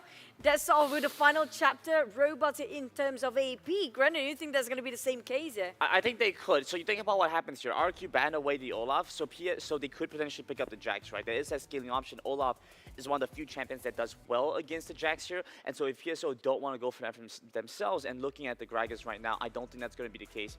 The Senna has been something that's risen in popularity with a lot of these teams. It gives them some decent scaling options, and you get to have this flexibility now because you have the Senna. You get to say, okay, I want my Gragas to do damage. I'm going to give it all to my support. My support is going to keep the farm up, pick up some damage, and we're going to have a more well-rounded kind of centric composition. RQ trying to go for a bit of a pick composition. We've seen this Ashe before, and it sets up the Garen Yuumi acts as the front line. They can never die. The final chapter is used, and then you have the Enchanted Crystal Arrow. It sets them up for a lot of global plays as well. Final chapters indeed, as well as coupled with the Enchanted Crystal Arrow, is going to be a strong pick potential for RRQ. However, on PSO side, they do have infinite scaling with the Senna as well. The Senna +1, as Chuchu has said beforehand in the first game panel, there is a lot of potential there. I mean, so much scaling, so much range that's going to come out. You have heals, you have the Dawning Shadow. That is going to be very, very much a team fight tilt here for any of the teams that's going to be on the receiving end of the damage, as well as the team that's receiving the shield.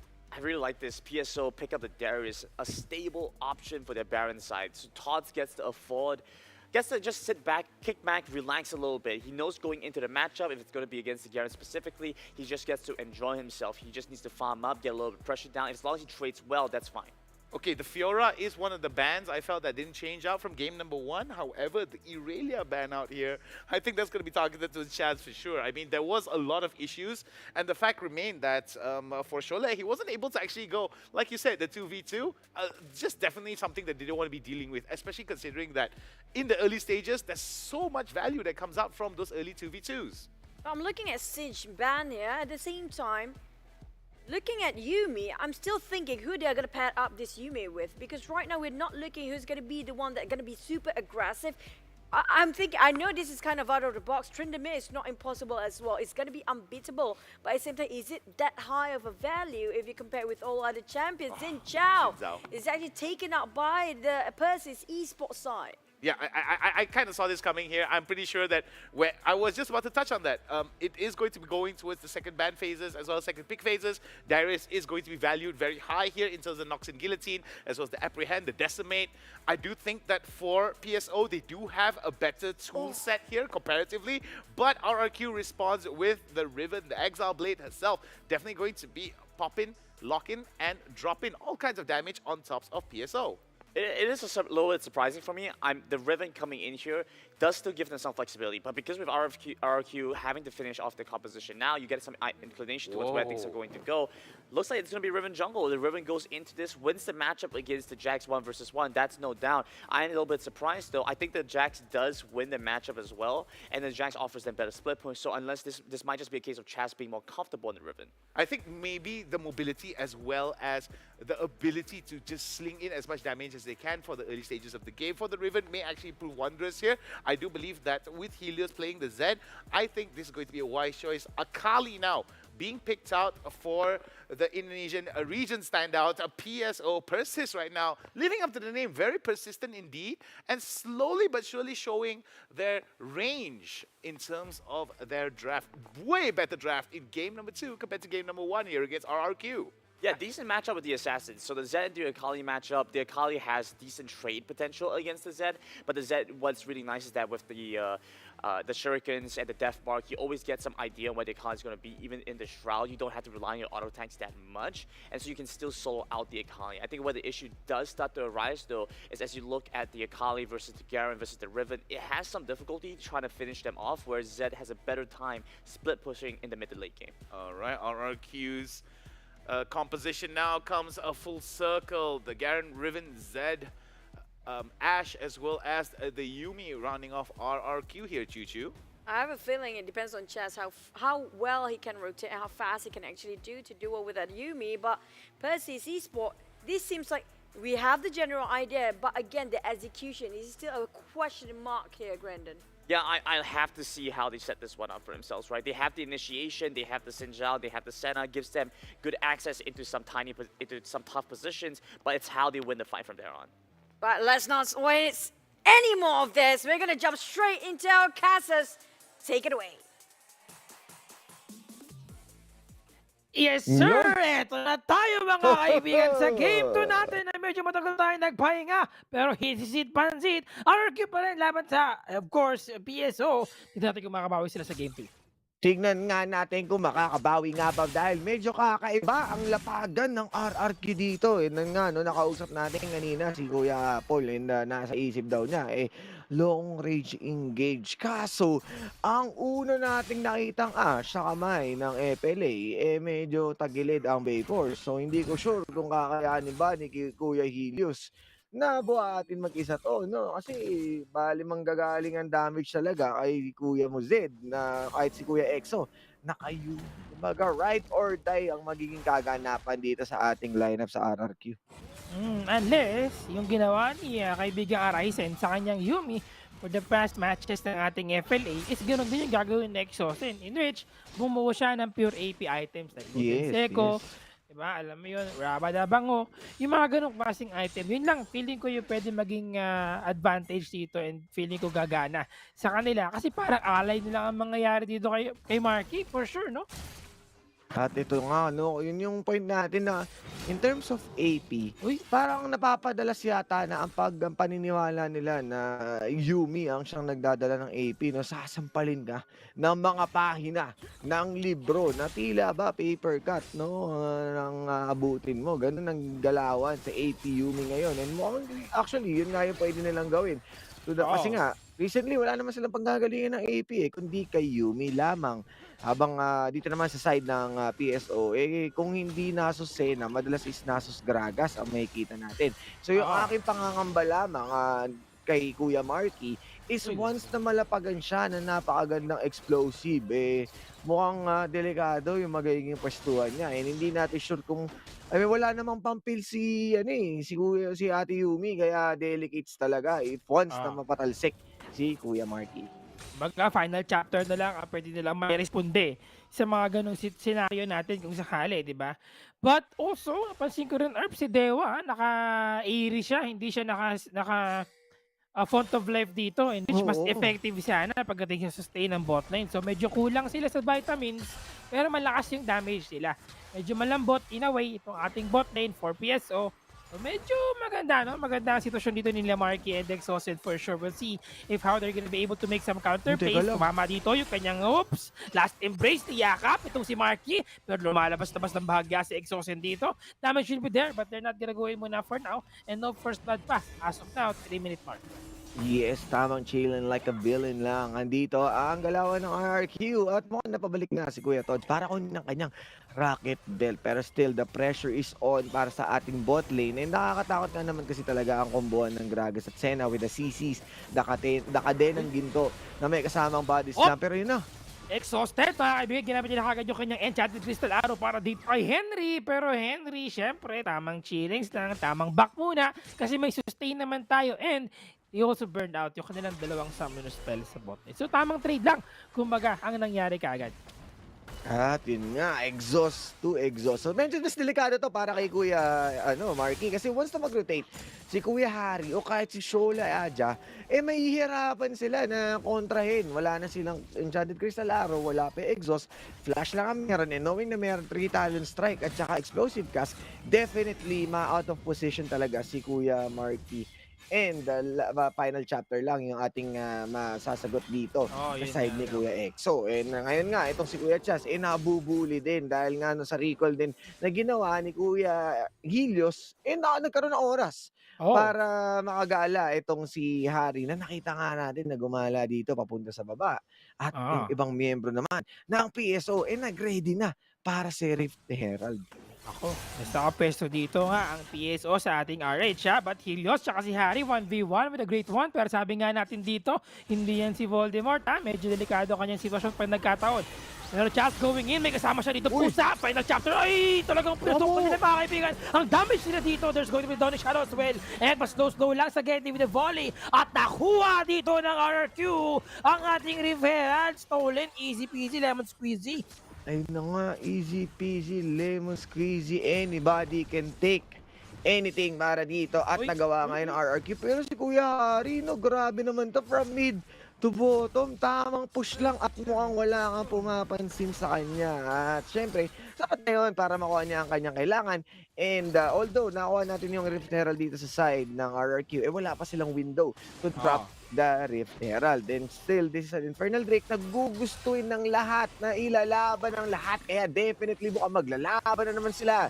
At unti-unti na nagkakasilipan, papunta na rin si Kuya Helios, Blacklist. Wala pang Nagtataguan lang sila dito, Kuya Spear. Oo, wala pa silang araw dito, RP. Pero di maganda ito pag nagkataon kasi may deathmark na pwede magamit si Helios dito. Habang 4 na membro ng PSO ang may kanya-kanyang ultimate. Wala lang silang Dawning Shadow. Ngayon, nakapwesto na ang RRQ. They now have Tods coming in as well from the topping kanina. 2,800 yung ating HP for the Dragon. Pumasok sa loob, ginamit ang kanyang araw, pero parang naman pagalilangan na pumasok ko na Deathmark at nakuha na agad ng isa. Payag-guti-guti parang Beyblade, pero napakasakto naman ng kanyang perfect execution. Pero si Harry, uy, saktong-sakto, nakuha si Devil J ng prutas. And the final chapter will be there. Naroon sila ang isa, pero Noxious Guritis ginamit ng mga kaibigan. Pero si Helios, pumasok sa loob, nakuha ng kill si Exosen. At ang Dimension Justice ay hindi sapat para may pakita ang katarungan na kanilang hinahanap. Si Marquez humahabol, may volley pero nakaharang yung ating minions. Helios, papasok sa loob. Uy! Nag-flash papunta sa Anino. Kabado, Ben. Kabado, Bente. Oh, namaketib! Masyado naman kayong kabado sa Pinoy Ninja namin. Easy lang kayo. Kung magka-flash ka, wag papunta sa Anino. Paano kung natamaan ka ng shuriken, di ba? Pero big brain. Big brain. Kumbaga, na-pump fake tayo eh. Kasi pwede nating batuin yun sa kanan. Biglang nag-flash, syempre, pabalik sa torre. And yun nga, no, good play. Kumbaga, ano lang tayo, sigurista lang yung flash na yun ni Kuya Henry, no? And nagawa naman niya yung kanyang galaw doon na kung saan, nailigtas niya ang kanyang sarili. So far, so good. Kung paano nga ba rin napapakinabangan? Grabe naman yung Jumong ngayon. Puti na tumama, pero Deathmark Filipodera, saktong-sakto yung stasis niya kanina, pero hindi siya makapit na isa pa. At pumasok na sa loob, ginamit na yung kanyang Crescent Guard. Final chapter para kay Helios. Gamit dito for Exosen, narutang isa. At hindi man namatay dito si Harry, nakuha naman ang buhay nitong si Dewa. Pero Tods, Avan kay Devil J. Noxian versus Dimashan, they're not gonna go away muna for now. Kasi mas focus nila dito sa pag-clear natin. Kita mo yung araw na yun, Earth? Oo nga eh. Tumok yung drip na eh. Kaso si Kuya Henry masyadong ninja. Palos na palos. Pero nga, kung si Marky. Naku, ito na yung kinakatakot natin. Si Marky without anyone with assist comrade. Kasi alam mo naman pag naiwan si Ash, parang open target talaga. Oo, magiging abo ka talaga nun. Kasi Ash ka nga eh. Wala kang backup. And yun nga, no.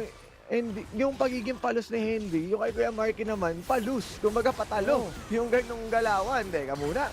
Uy, last embrace, niyakap si Chas dito pero may kasama siyang pusa ha. Delikado sila dito kahit paano. But they're not gonna... Uy, ito na naman, Wonder If you know. If you live in Tokyo, nahuli ang isa na stand dito ng Enchanted Crystal Arrow. Huling-huli sa camera mga kaibigan. Jumong in the house. Ayun na nga, no, na Tokyo Drip. And pinakitaan nga ni Kuya Marky ng maayos na Enchanted Crystal Arrow. Pero delikado yata siya dito. Alam mo naman, si Kuya Tods, abang-abang lang sa Gedli. Imbis na lanseta, mukhang palakol yata ang itatarak dito. Papunta kay Marky.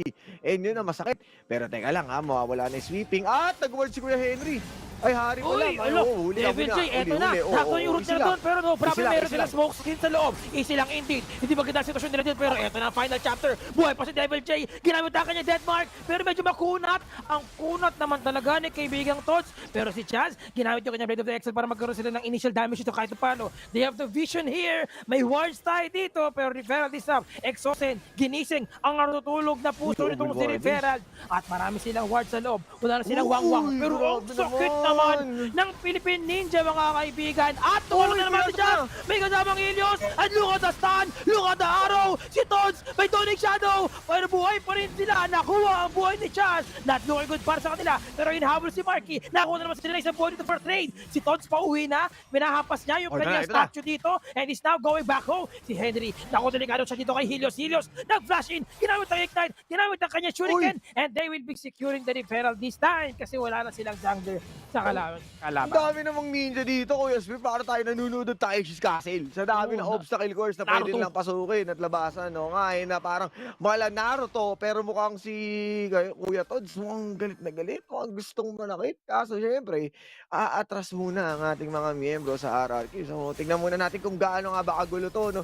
Yung mga pokenings nito ni Kuya Helios, yun talaga yung masakit. And yung Enchanted Crystal Arrow na yun, to be honest, yun yung naging lifesaver para ma-delay yung Dawning Shadow at makapagpatumba dito ang ibang miyembro ng RRQ. Pero syempre, masyadong ang makulit si Kuya Henry, nakakuha pa siya ng mga the moves na mala ninja. Kasi syempre, nag-iingat na rin dito si Kuya Devil J. Ayun na. Dima siyang nagwagi. Dima siyang nagwagi. Ayan, huling-huli sa camera mga kaibigan. Exclusive cast tinambal sa kanila. Pero ang sakit ng damage doon ha. Meron na naman tayong Jumong Araw.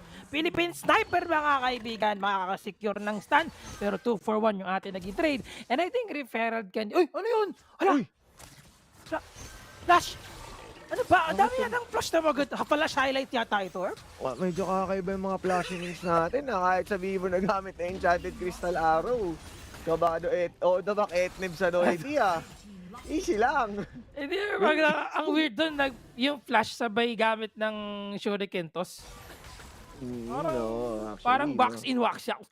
Parang, bakit? Di ba? Parang hindi naman yata kailangan ni all-in. Pero baka lang naman, nabigla na lang siya maisipan niya. O sige, ilaban na natin. Di, syempre, may chance siya na makapatay na mayroon pa siyang pang wax out. And overall, no, maganda rin ang pinapakita ng PSO ngayon compared nung game 1. It means that hindi tayo pwede magpa-easy-easy dito, Kuya Spear. Hindi pwedeng basta-basta magpabaya ang RRQ. Kasi tingnan mo yung PSO, nakikipagsabayan, ninja versus ninja.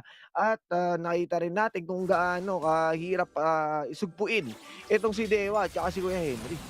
Oo, tsaka maganda dito, Erp, no? Kahit na nakikita natin na medyo napapalow nila yung HP ni Marky, 115 pa lang din siya, Erp. Hindi siya ganun na nakakaipon ng maraming deaths because of the engaged lineup overall na meron dito ang RRQ. So, kung gusto mo nila i-focus si Marky dito, nagkakaroon sila ng problema sa backline. Napapasok sila dito. Pero eto na, Deathmark na naman pasa. Ito na naman ang Anon! Grabe naman, hindi pupunta ng Ara, pero Shole! Ole!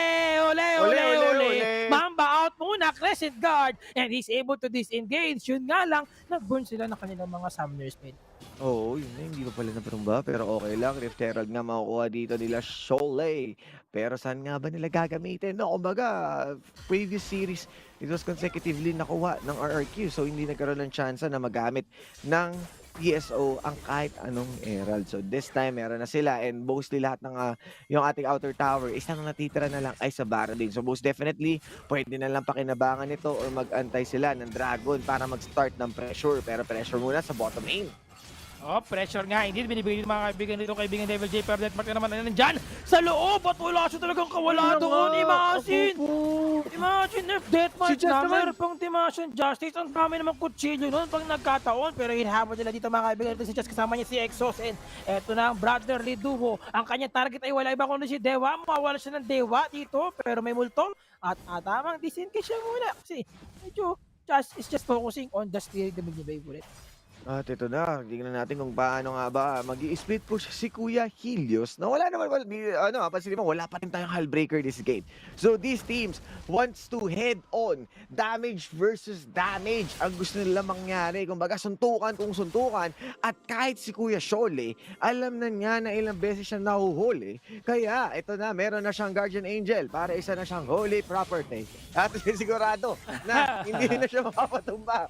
Basta-basta ng RRQ. Pero tingnan naman natin yung items ngayon ng RRQ na kung saan lahat this time around makakita tayo ng tatlong Black Cleaver at si Kuya Devil J, meron na siyang Deadman's Plate at Sterax Gauge. Kumbaga, the tank is real At kahit si Kuya Tods, no, mid-months na. So yung mga frontliners natin, nakikitaan na natin ng potensyal. At even si Dewa, nakukuha na niya yung kanyang mga AP damage na kung saan aaray ka once na nabato ka ng kanyang explosive cast. Oo, talagang bumabakat na kumbaga. Pero hindi pa ganun karamdam, no? Kasi medyo balance din kasi talaga yung items dito ng RRQ. We'll see. Hari, wala tayo dyan ha, sa mundo ng mga Wizardings ha. Kasi medyo nakikita natin dito na mas nakapwesto sila. Ilios also in the top lane para mag-clear ng ating mga wave dito. Especially that Rifero na nakita niya. Dragon. Usap sa goal. Ito na naman ang araw! Final chapter na huli dito ang maling tao. Henry will fall down. Death mark para dito ba? Meditate on. Pero naman para sa loob. And look at the trade. Look at the move. Ang daming tusok-tusok na nangyayari. Pero ang Guardian Angel, yung baliktad, yung talim. Kumbaga batusay ang nangyari dito. And it's another ace mga kaibigan. 15-minute mark. RRQ against PSO. Grabe naman yun. Nakapag-ace na naman muli ang RRQ and this will be a Baron. Dahil nga, ready na ang RRQ sa bakbakan na yun. At antayin na tayo kung gaano nga ba katindi ang ginawa nila. Kasi nagawa man ni Kuya Tods tapusin itong si David J. Nagawa naman mag-free hit ni Kuya Marky. Kumbaga, safe place. Nakita na natin, nakulang sa damage ang isang Ash. Ngunit, syempre, the moment na pabayaan siya, he still deliver the consistent punch. At kita mo nun, nakikipaglaro pa si Kuya Chaz, paikot-ikot sa Baron. At yun na, inantay nila actually yung pagkabuhay ni Devil J para kumagat din ang Baron buff sa kanya at makakuha pa sila ng speed push potential. At ito na nga, no, nawala na naman yung posibilidad ng Dawning Shadow. So less yung shield na matatanggap nila at nakafocus si Tods sa kay Devil J. So hindi na nahuli si Helios, which is I believe na nagtipi lamang no ang ating ninja. At that point, wala ng resources si Kuya Tods para entirely tapusin yung ibang miyembro ng RRQ. Oo, sobrang solid talaga. Erp, you mentioned kanina kung gaano ka-free hit itong si Marky sa mga teamfight, no? Talagang, eto yung one of the best way to have someone to protect Marky or Ash, no? Yes, Or hindi man i-protect, at least, yung mapabayaan mo talaga siya na hindi mo na kailangan natindihin si Marky. Bakit? Dami niya papasok sa loob, intindihin mo pa ba yung nasa likod? Oo, kumbaga, iwan ka talaga. And syempre, si Marky, alam na natin yung mechanics niya. Na sa bilang Ziggs, meron siyang Satchel, nakaka-free pa rin siya. Ang nakakabilib ngayon is this is an Ash who doesn't have the kit to protect herself. Diba? Definitely, yun lang yung pwede niyang gawin is magpakawala lang ng volley, flash lang, Enchanted Crystal Arrow, mag-drone shot or hawk shot. Ayun, Ito may shuriken! Ilios mga kaibigan, na jutsu, lahat ng klase ng jutsu, pero eto na naman si Chaz, meron siya final chapter, pero si Exhausted naipit, parang kakapitan, ayun, nakakapit kay Marky, at ang next target dyan, wala iba kundi si Hari. Naku po, Hari my friend, you're not looking good, not feeling so good mga kaibigan, hinahabol ngayon, kahit magtago ka sa usok, meron ako ditong smoke screen, meron siya nakikita, basta sa loob. Pinausukan yung usok. Sabi niya, baho naman na itong usok na to. Parang kakaibang usok yata to. May tao. May tao. Si Chole. Pinagsakan. Huling-huli sa camera mga kaibigan. Death mark para sa malaki katawan ng Dewa. Nawawala ng Dewa dito mga kaibigan. And he will fall down sa valley mismo. At nahuli ng laser beam si Exo. Pero no problem because they will be winning the second game once again against PSO.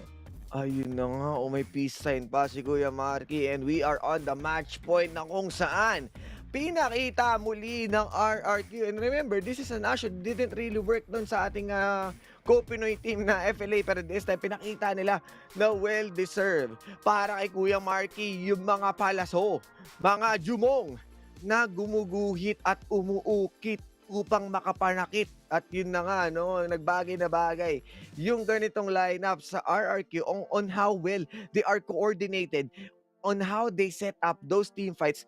Ang pinakamagandang takeaway doon mula kay Kuya Marky is the arrow na tumatama ng paulit-ulit kay Sena. Kasi definitely you're shutting down the heals, you're shutting down the black mist, you're shutting down the added CC na kadena ng ginto at yung kanyang Dawning Shadow na kung saan ang kapal ng shield na binibigay nun. So at that point, nabuburst ka agad nila yung key targets. So itong mga Brusco brothers natin, parang nawawalan na sila ng pakinabang, parang tumutumal yung lineup ng PSO.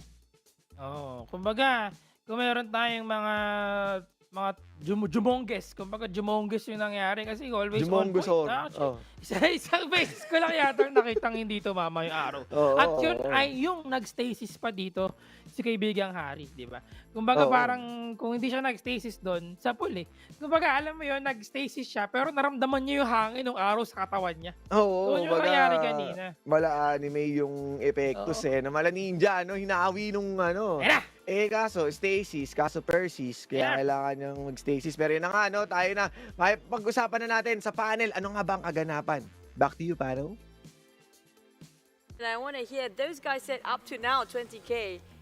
I'm gonna go with 17,420. Any specific more numbers? Wow.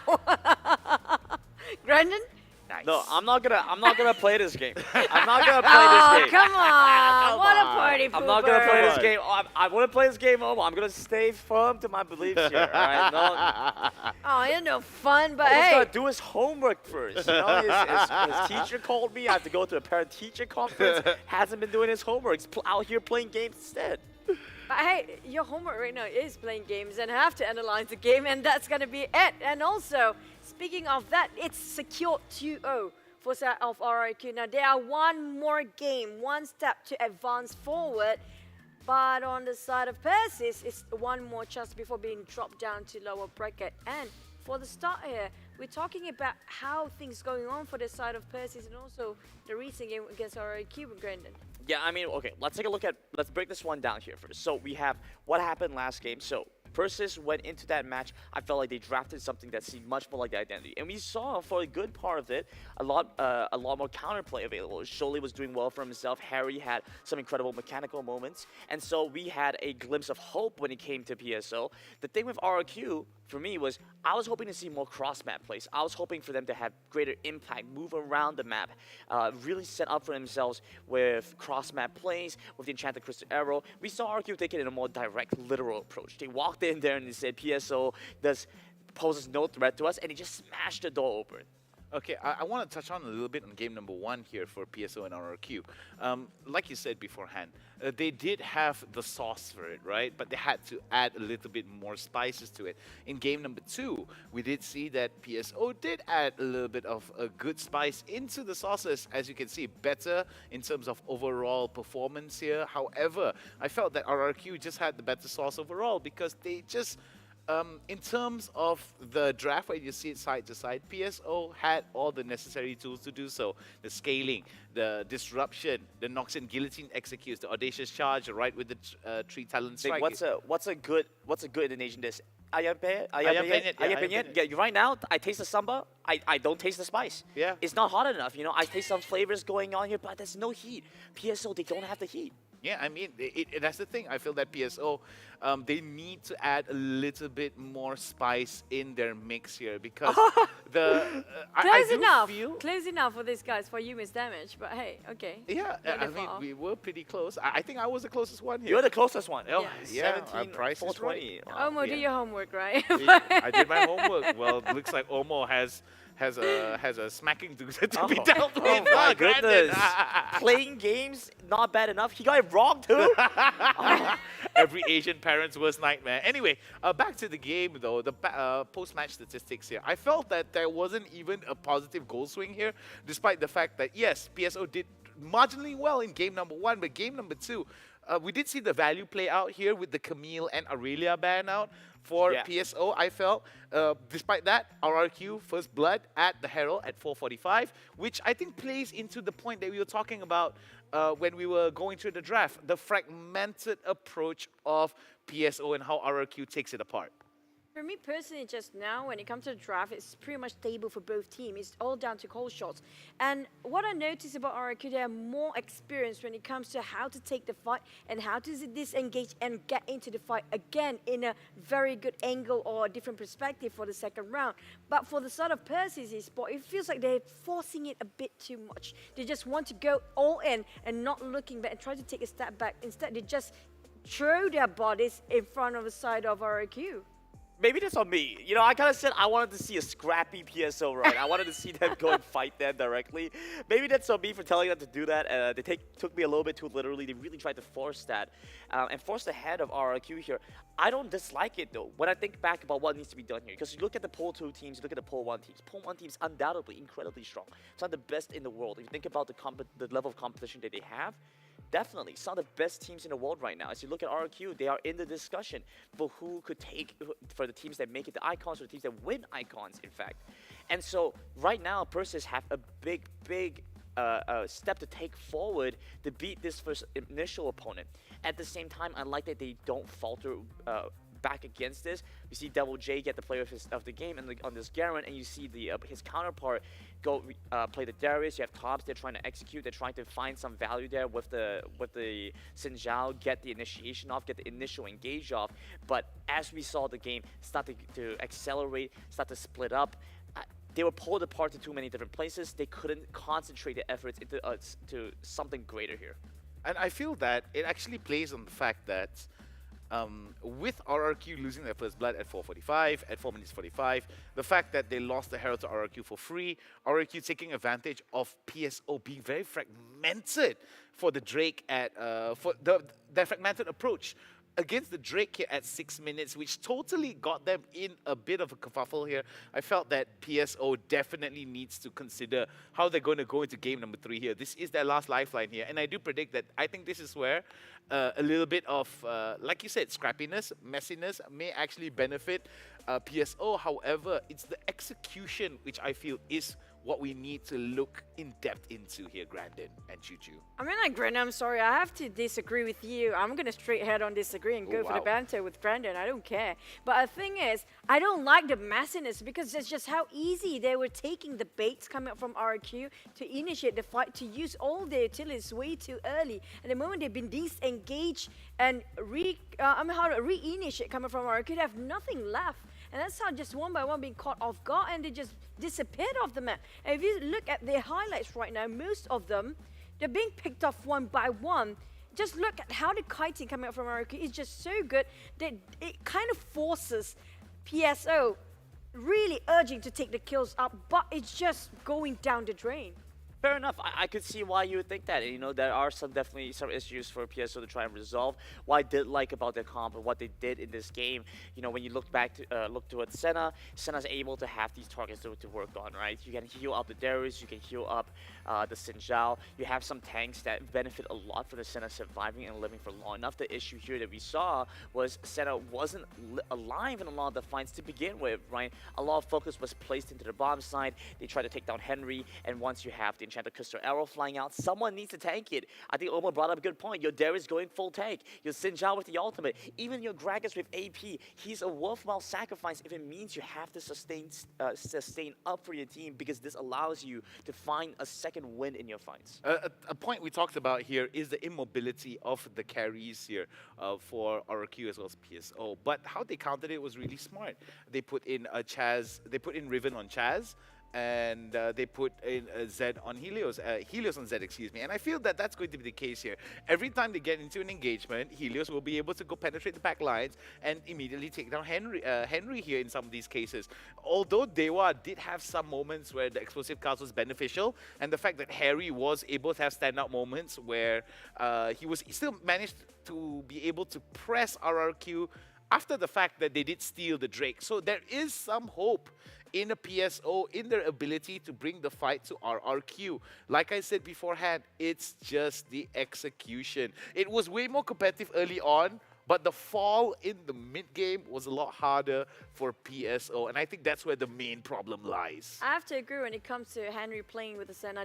He should know his value more by not just putting himself like sort of bruiser kind of attribute, just go right in the middle of a fight, instead trying to place himself in a better position where he wouldn't be caught up quite early. We saw every single time Senna will be one of the first few to die first. No, but the thing is, Henry's at the back, but the arrow swirls around his entire team. His team needs to block for him. He's at the back. Nobody wants to Nobody wants to block for him. It's just like watching the Fast and Furious. If you're expecting a drag race straight on to the end, you're going to be wrong, because PSO is just going to drift in circles until they get get to their destination, I feel. And in that case, right, with the pick potential that came up for RRQ, I felt that PSO just had a lot of problems here. Yes, I do agree. Henry was out of position in some instances, but the nature of RRQ playing it from behind, playing from front to back, right, attacking front line, trying to get access into the back line, is supplemented from the fact that Helios is able to gone. Immediately gone Henry or gone Akali in these situations. I really like the mid to late game coming through from RRQ, right? They did a great job split pushing. I think this is, again, like something that you guys have mentioned, the Riven and the Zed coming into play. The fact that you have these two champions that are able to split push, set them up for much better map control. So there are some issues that I think need to be kind of addressed here for PSO. They did well with Harry, with the Akali, being able to deal with the Zed. That's the first step. But the second step was they needed someone that could deal with the Riven, but they don't have someone that can do that because you also have the Yuumi you have to worry about. Exorsen's able to just stick onto Riven the entirety of the game. Chaz just gets to walk in with the Yuumi attached onto him, and you need to commit 2, 3, 4 people to fight the duel there. And this isn't including RRQ having teammates of their own. They can walk over and make it an unfair fight for them too, or they could just have the Zed go off in the main lane, go off in the side lane, keep split pushing. We saw towards the end of the game, this all amounted to too much. They were getting shoved in, and we just saw Persis Esports unable to handle that pressure, pulled apart at the seams, and ultimately the base just fell apart. Yeah, this is based on the draft in the previous match too just now. For me personally, there's nothing wrong at all when it comes to the draft. The ban and the picks were great. Yes, we did mention about it was way more value than the first match if you compare back to back. And definitely the Camille ban is a must in this state. But it's all down to the call shots. I said this, it's so sad for me to say, they have the idea, but again, when it comes to execution, Persis Esports seems to have a bit of a problem to call it out. Grandin, your thoughts first? I wouldn't say there's no issue with the draft here because you look at PSO, you have to wonder where's the damage going to come from, right? You go for the Gragas early on, it pairs well the Senna gets to have some additional damage, but it's not the same as if you had a set. The set would definitely have made a bigger impact. I think the Gragas does good burst damage, but where's the sustained damage coming from? Who's actually going to finish the fights once you set them though? And I feel that, I'm sorry to cut you off there, Choo-Choo. I feel like as we head into the pick and bans here, I feel that even more so, PSO is starting to finally see that a lot of the valuation comes from the draft as well. And I think maybe there is a few tweaks that PSO has to be wary of here in terms of them going up against RRQ. Now, as we head into the draft phase here, 2 bans already completed for PSO towards RRQ. RRQ responding with their 2 bans as well here. PSO on the blue side, going up against RRQ. PSO with the first pick, first ban initiative here, Grandin. How do you think they're going to use it well? I think there are a couple of really strong pickups to grab. I think the Jace getting removed. They could go for the Yuumi as well, right? Yuumi looks pretty good in its current state. I'm being banned now. Oh yeah, Yuumi banned out now. So there are other options here like the Karma. Well, the Karma is also going to get banned out. Lulu, I guess, PSO have so many options here, depending on the style they want to play. So you think about what blue side does, they get to set the initiative, they get to decide the kind of composition they want to try and go for. The Senna is something that we've seen a decent amount of. I'm still not convinced that this is PSO's best look, though. Feels like it's a good value still for Senna to be in this match, but it all depends on who's actually in front of Senna, who's guarding behind as well. Because Senna has to be guarded because they need a utility coming out from not just the curse of Black Mist to start to engage or initiate any fight, also to disengage. But the most important one is going to be the embrace, the root coming out from that Senna. If you can actually hit the spot, and also the Dawning Shadow on point from afar is enough as long as the Senna is not dying during the fight. That's it. I totally agree here. In terms of the damage potential that comes out from the Senna here, it's most likely going to go to either Henry or Dewa. I do think that PSO are going to be in a very strong point, but it seems that they aren't going to be changing much about this Senna Gragas thing. It is, I think, fairly safe to reckon that both Dewa is going to be playing Gragas again, as well as Henry. I do like this pickup here, Galio, that's most likely going to go to Exilson. Shaz on the Renekton is going to go towards the to Devil J. Helios now picking out the Ziggs. Could be a very interesting repeat of game number 1 here, Grandin, in terms of what they're trying to do. It just feels like PSO are low to one-dimensional now. You keep going for the Senna Gragas. That's a fine combo in its own right, and I don't doubt the effectiveness of this.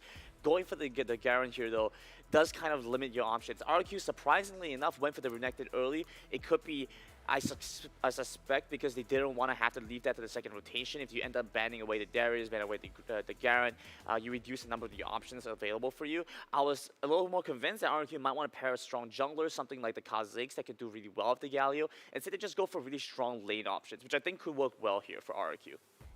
I mean, like, for PSO, I agree with the kind of one-dimensional thing because they're not going to change at all when it comes to their pick this time. Just how the previous match we saw, it didn't work out quite right for them. Now, this is worrying for me. But Raven will be banned out for the last coming out from PSO and also Xinqiao. But I really understand will be picked by RRQ. We saw the first match coming from RRQ. It was really magnificent. Oh my goodness, it seems that PSO right now may have lost quite a bit here, despite the fact that the Camille, Olaf and Jace has been banned out, though some of the strongest picks we did see in game number 1 here is still very much available. RRQ still showing much of respect here for Cholet. I mean, there was a lot of problematic moments where when Cholet was playing on the Xin Zhao, did give quite a bit of problems for RRQ in terms of their progression. Yeah. Nothing too detrimental, but it did cause a cause like of concern. RRQ can get past it, but like they need to work hard to get there, right? So might as well just get rid of that, but PSO get their second best choice here. Wow. The Graves is something that they've liked to play for a lot. And this does solve some of the issues. So I had some concerns before PSO. They had problems where without some sufficient DPS, they weren't able to finish off their kills. And now with the Graves, I think that does resolve some of those problems. With RRQ side though, it just seems so straightforward. Now you just go for the Lucian. You have an incredibly dominant lane, whether that's going to be Lucian against the Morgana or you send Lucian with the Galio bot side. I mean, there's just so many good options for RRQ. But here's the thing though for PSO, and I think this is going to be very relatable towards all those Graves mains out there, right? It's kind of putting a shelf life on towards your champion. At certain parts of the game, Graves will definitely be a big, strong provider of damage here for PSO. But considering that there is going to be quite a bit of beefiness here from RRQ, Galio's going to be quite tanky, Irelia is going to be fairly tanky as well as the Renekton. So I might see that the damage drop-off may be a bit huge here coming in from the side of PSO if they don't play these Graves properly. I mean, like, yeah, but I kind of more worry about Persis Esports right now because we totally get the general idea coming out from the side of RRQ. They play it well. But on the side of Persis Esports, do you think they have a shot at this? This might be their last chance here, Grandin. Yeah, I'm feeling like maybe by having the Graves, they're trying to get some more sustained damage or maybe finish off some of these kills. You have an AP Gragas, you have the Graves to finish off with you have to finish off. I think there's a better chance here. I think Persis are on a better look, and this is definitely a comp they play for a lot. Let's get into the riff. Casters, take it away. Yes, game number 3. This is it, Pansit, mga kaibigan. Ang huling laban nga ba sa ating first ever playoff series natin, mga kaibigan. Once again, PSO versus RQ pa rin tayo ngayon. Team PH, I am Vinicius. Siyempre, kasama ko pa rin si Osiris. Malalaman natin kung ito na nga ba ang huling laban natin sa ating unang series. Kung gaano kainit ang Pilipinas, ganoon din kainit ang ating mga Filipino teams dahil simula kahapon ang FLA matapos manalo sa 3 match, ngayon 3 games naman ang ipapanalo yata ng RRQ. Tila ba 3 sorry, pero tingnan natin kung talaga bang makakabawi pa ang PSO, pero nahawakan ni Kuya Marky ang kanyang Ziggs. Actually, ito yung default lang na parang game 1 si Devil J lang yung nagbago. Or, tsaka medyo nawiwirdoan lang ako ng bahagya dito. Same strat ang ginagawa ng PSO dito, in which they have Dragon Lane, nagragasena pa din. Pero alam mo naman, Nerf, sinabi mo nga kanina na nahawakan ni Marky yung kanyang Ziggs dito. Tapos, exosin pa with that Galio. Remember that first game, dapat medyo may trauma ka pang mararamdaman dun sa unang game na yun. Kasi medyo maganda yung mga setup lagi ni Exo.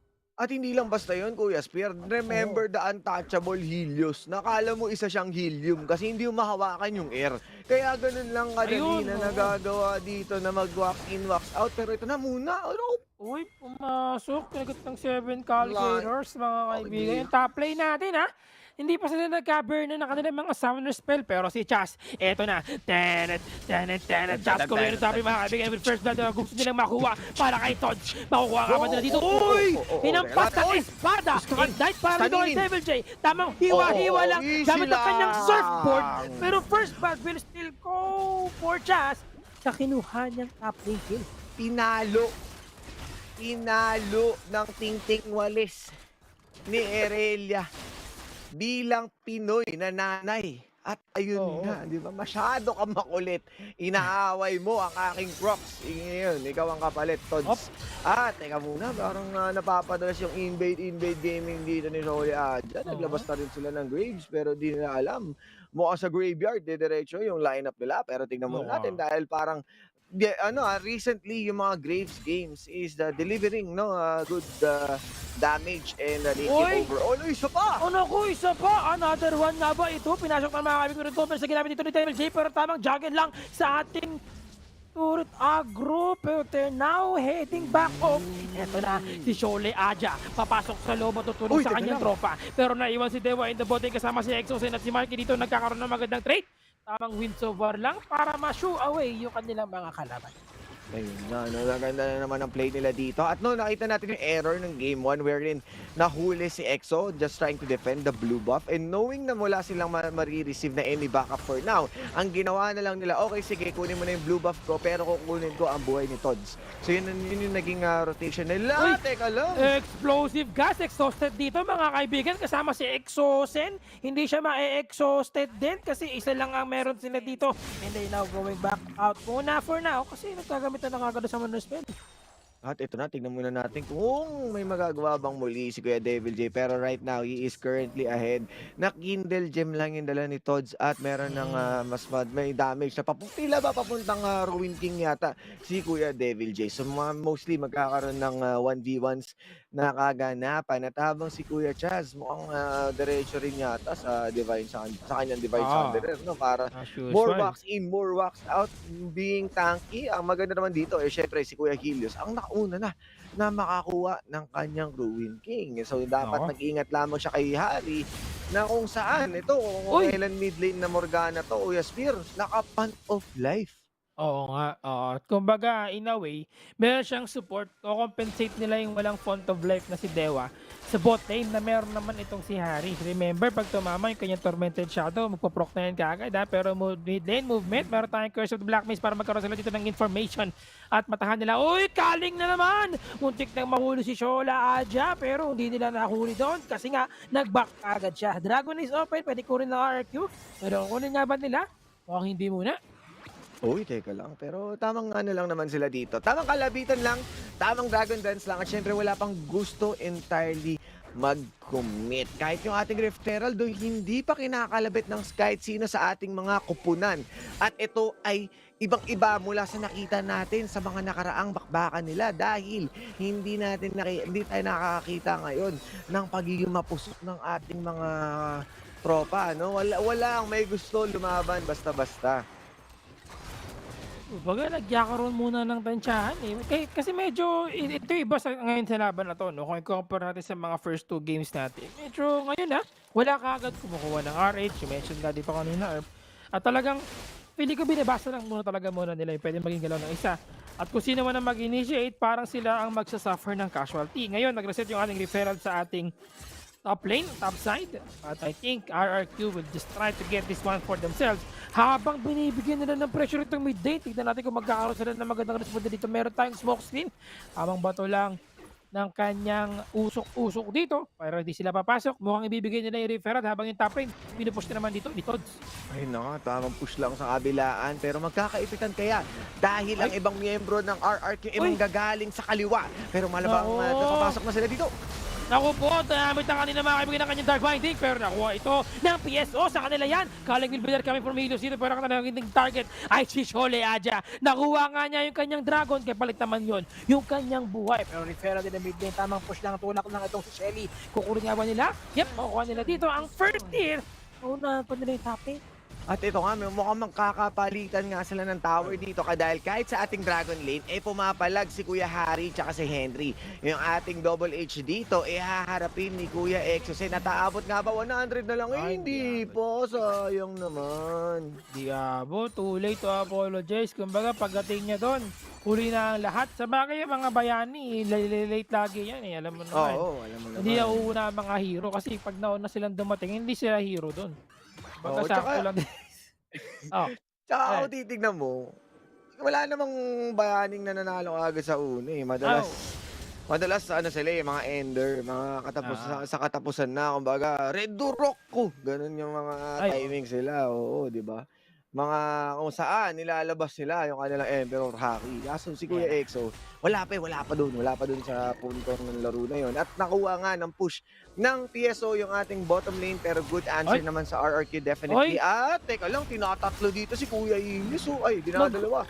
Kung ang top lane na. Nag-social na siya doon, ginamit niya yung ultimate niya kanina, pero si Dewa wala paligoy-ligoy na pumasok sa loob. Ginamit ang kaling pero sinaro nila yan. Dalawa tinawa na kanyang shield of Duran. Meron tayo dito Vanguard's Edge and the Mega Inferno Bomb si Marky. Parang walang sinatanggap na damage sa kanyang kalaban. Nagkahiwalay na mga kaibigan. Ito na yata ang official divorce nitong si Lucian at si Sena kasi hindi sila magkakampi. Magkalaban sila.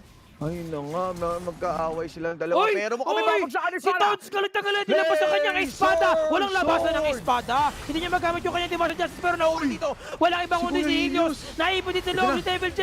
Si Toads buhay pa. Eto na, espada ni Diva. Pero kapalit na kapalit ito ng buhay nitong si Chance. Si Dewa, kasama si Toads. In-stun. Hinampas na naman ng kanyang surfboard. At huling-huli sa lifeguard mga kaibigan. We have returned still alive. Pero si Dewa, delikado ang kanyang buhay. Kasama niya si Henry dito pero maliligtas mo siya dyan. Ito na naman ang shield of Duran. May toss na naman na nagamit sa loob. Pero si Harry, si Henry, ang natitira. Henry, my friend, will fall down for a double kill and an unofficial ace na makukuha na naman ng RP. Grabe naman si Kuya Chance. Pero syempre, wala ring downtime ang PSO. Dahil grabe, touch naman yun. Grabe naman talaga na parang ang mula Caloocan papuntang Tagaytay mga kaibigan from south to north at nahuli kagad dito ni Helios pagbawi ng mga api ang nangyari sa mid lane. At yun na nga, no, the Rocket Belt plus the Relentless Pursuit from south to north, from west coast to east coast. Itong si Shole, binaliktad naging Helos to goodbye. Yun na nga, no. Bootleg Helios pala itong si Shole. Ano ka binaliktad? Helos. Kaya pala all caps, Erp. Oo, para intense. All caps para intense. Pangalan pa lang, pandiinan na yung mga nakikita. Uy, may dalo. Dalang baon. Bakit may baon to, no? And yun nga, nakita natin kung gaano kalupit itong pinapakita ng PSO. Susubukan nila may pagsabayan. Kaso, RRQ ito eh. This is the Pinoy pride. Right now, hindi magpapatalo ang pusong Pinoy. Kaya kita mo naman, sabi ni PS, tara, labanan natin sila. Pinoy tayo, mahilig tayo sa away. Mga marites ang Pinoy, kaya laban sila, no? Kaya lumaban. Oo, kahit 24 oras pa silang maglaban, hindi sila tatantanan. Oo naman. Palag-palag na, kumbaga. Tsaka ang weird dito, pa. Uy, ito na naman yung kanina. Ito para kay Hari. Hindi na namatay. Pero exhausted si Helios. Hinahabol na mga miyembro ng PSO. Pero napaparating na kanya tropa si Devil J. Devil, papasok sa loob. Hindi sila papasok. Wala, tamang chinig sa muna. Panakot na, kumbaga. At para maligtas ang kaibigan niya si Helios. At yun na nga, no? Dahil sa ginawa ni Helios, nagkaroon sila ng opening dahil alam nila na wala si Kuya Hari na kung saan na pwede siyang umaray anytime pagka nagpabaya siya. Nakita na natin yun, no? Kanina, no? Sinalo niya yung full potential ng Dakaling at isang kalabit penge na lamang na kailangan pukawin ang atensyon ng ibang miyembro upang bumakap dito kay Kuya Hari. Siyempre, dahil nga kayang-kaya rin magtawag ni RRQ. Alam mo naman, Pilipinas, kayang-kayang magtawag ng crocodile. Napapunta naman niya kaagad doon si Kuya Devil J. At siyempre, that opening means a lot. Pero hindi, Devil J, ito na naman, isa na naman example lang from Tagaytay to SM North, mga kaibigan. Nahuro na naman ito ng isa sa top lane natin at talagang ligtas. Kapalit na lang ng turret yun, nangyari sa top lane. At yun na nga, no, from Dominus to Dominus. Dahil na todo lakas. Ito na naman ang bagas nito, mga kaibigan, para kay Shola! Shole aja! Huli! Hiwalay! Helios, Helos eh. Pero si Todd, sinabol mga kaibigan dito. Helios naman, nagkaroon naman ng namin niya dito. Ang sakit na naman ang dami siya binibigay niya talaga sa mga laban natin. Pero dito ulit ay buhay. Refer Big Salmon, wala siyang katakot-takot kahit Garen man pa ang kanyang katapat dito. And with Referral Big Salmon, mukhang hindi uuntog, pabibitin. Magkakaroon na ng konting bukol pero walang damage sa kanyang buhay. Rekta sa ating third tier turret para magkaroon ng initial damage. Pero ito na, members of PSO, pipigil na siya. Teka lang, lumampas. Kumbaga nakatulog yata si MRT yun. Alam mo, Kuya Arp, meron tayong flash montage marami tayong mailalagay mga malupitang flash dito ng PSO kasi nga medyo kulang. Medyo parang questionable yung kanilang mga panggulat and that baris ng flash sinidestepan lang ni Kuya Chas the Mechanics nga na pinapakita dito ni Kuya Chas habang itong tatlong miyembro ng PSO no tinatry nila i-shove yung wave. Kailangan nila makabawi ng farm dito at si Kuya Helios mukhang tila gusto makipaglaro sa apoy. Si Garen yan, with the great si one na Garen naman. yan! Garen yung kalaban mo dyan, pero wala siyang power dito. Ang dami niya kasing espada. Yun ang weirdo dito, Erpy. Dami niya espada, pero barel yung gamit ni Lucian. Pero hinahabol niya ngayon si Dewa. Dewa try to disengage. Sinubukan niya makapagbalis ng parleyo. Pero hindi pa rin sila nakapunta sa kahit na isa. Ngayon si Helios ay nasa bot. Ay nag-clear lang ulit ng minion rate. Talagang giving the pressure lang sa laban natin. Yes, ayun na. Split push potential nang wala na naman muling Hullbreaker. And despite be it, no, parang sa consecutive plays na nakita natin sa play-ins, literally we are seeing Hullbreakers from different players. Pero Persis and the RRQ doesn't really show any of those Hull. And it feels like we are breaking skulls. Dahil puro head-on fight ang pinapakita nila dito. 13 minutes into the game. At mukhang gusto pang sumilip sa baron ng PSO at mukhang mag-group up na nga sila. Kailangan na baka pa si Kuya Helios. Meron na din siyang static shield na mas lalakas yung kanyang AoE X-Factor. Ito na si Kuya David. Nakikita mo nag-i-snoop. Ito na yata. Tumama na yung kanyang balis na rito. Pero may sinagturang tumabot sa loob. Nakakurat naman na Exos. Pero silent siya. Tumigipin na. Bagas and siya. Sabayin mo na maganda paggamit ng kanyang mega pero may heroes entrance sa loob. Ang kanyang next target dito ay wala iba. Kundi si Henry. At ayan na, pinababaran na ni Cardo. Triple kill. Bigyan mo ng quadra kill. Kasi godlike tayo mga kaibigan. Hindi pa na makaka-quadra kill. At pentakill kasi naka-triple kill siya. Pero nakuha nila ang ibang buhay ng PSO. Ace lang, yun ang mahalaga. Dahil wala nang paligoy-ligoy pa mga kaibigan. RRQ!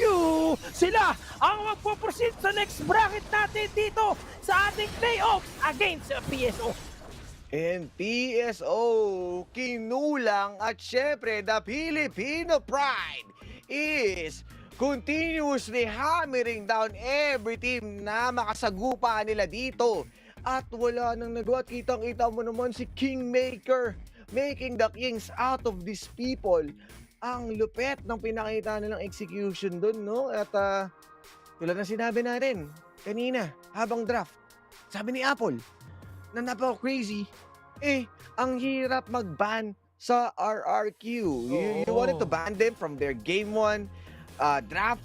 Definitely, they can just play it the same as the Game 2.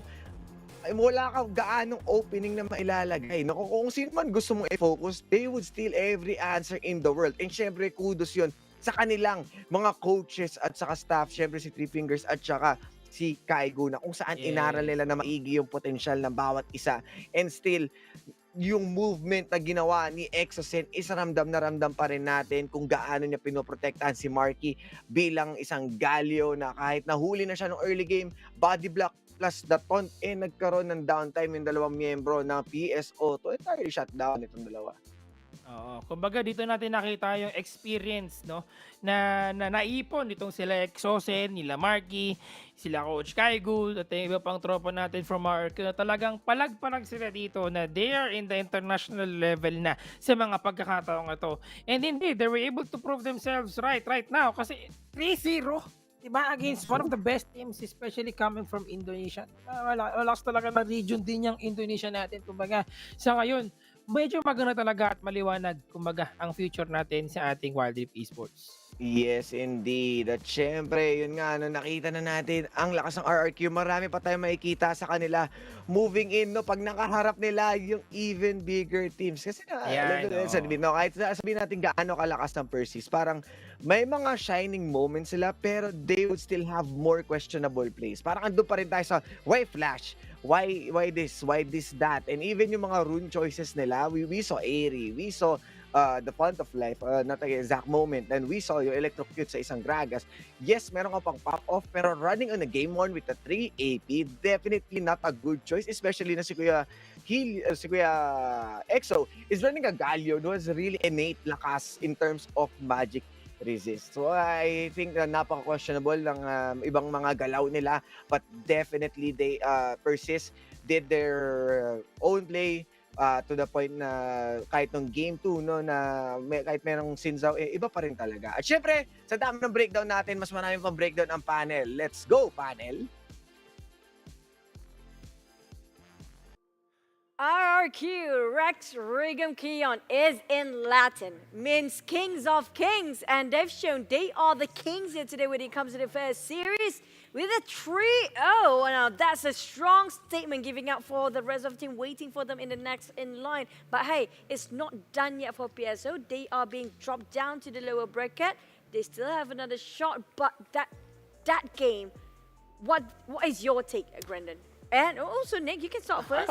Anyone? I'm just sorry. I just feel like this. I had a little bit of time to draw out the Very feelings. graphic. Very graphic feelings for the Persis fans out there. So if we can get like a close little view there, Persis fans right now be like,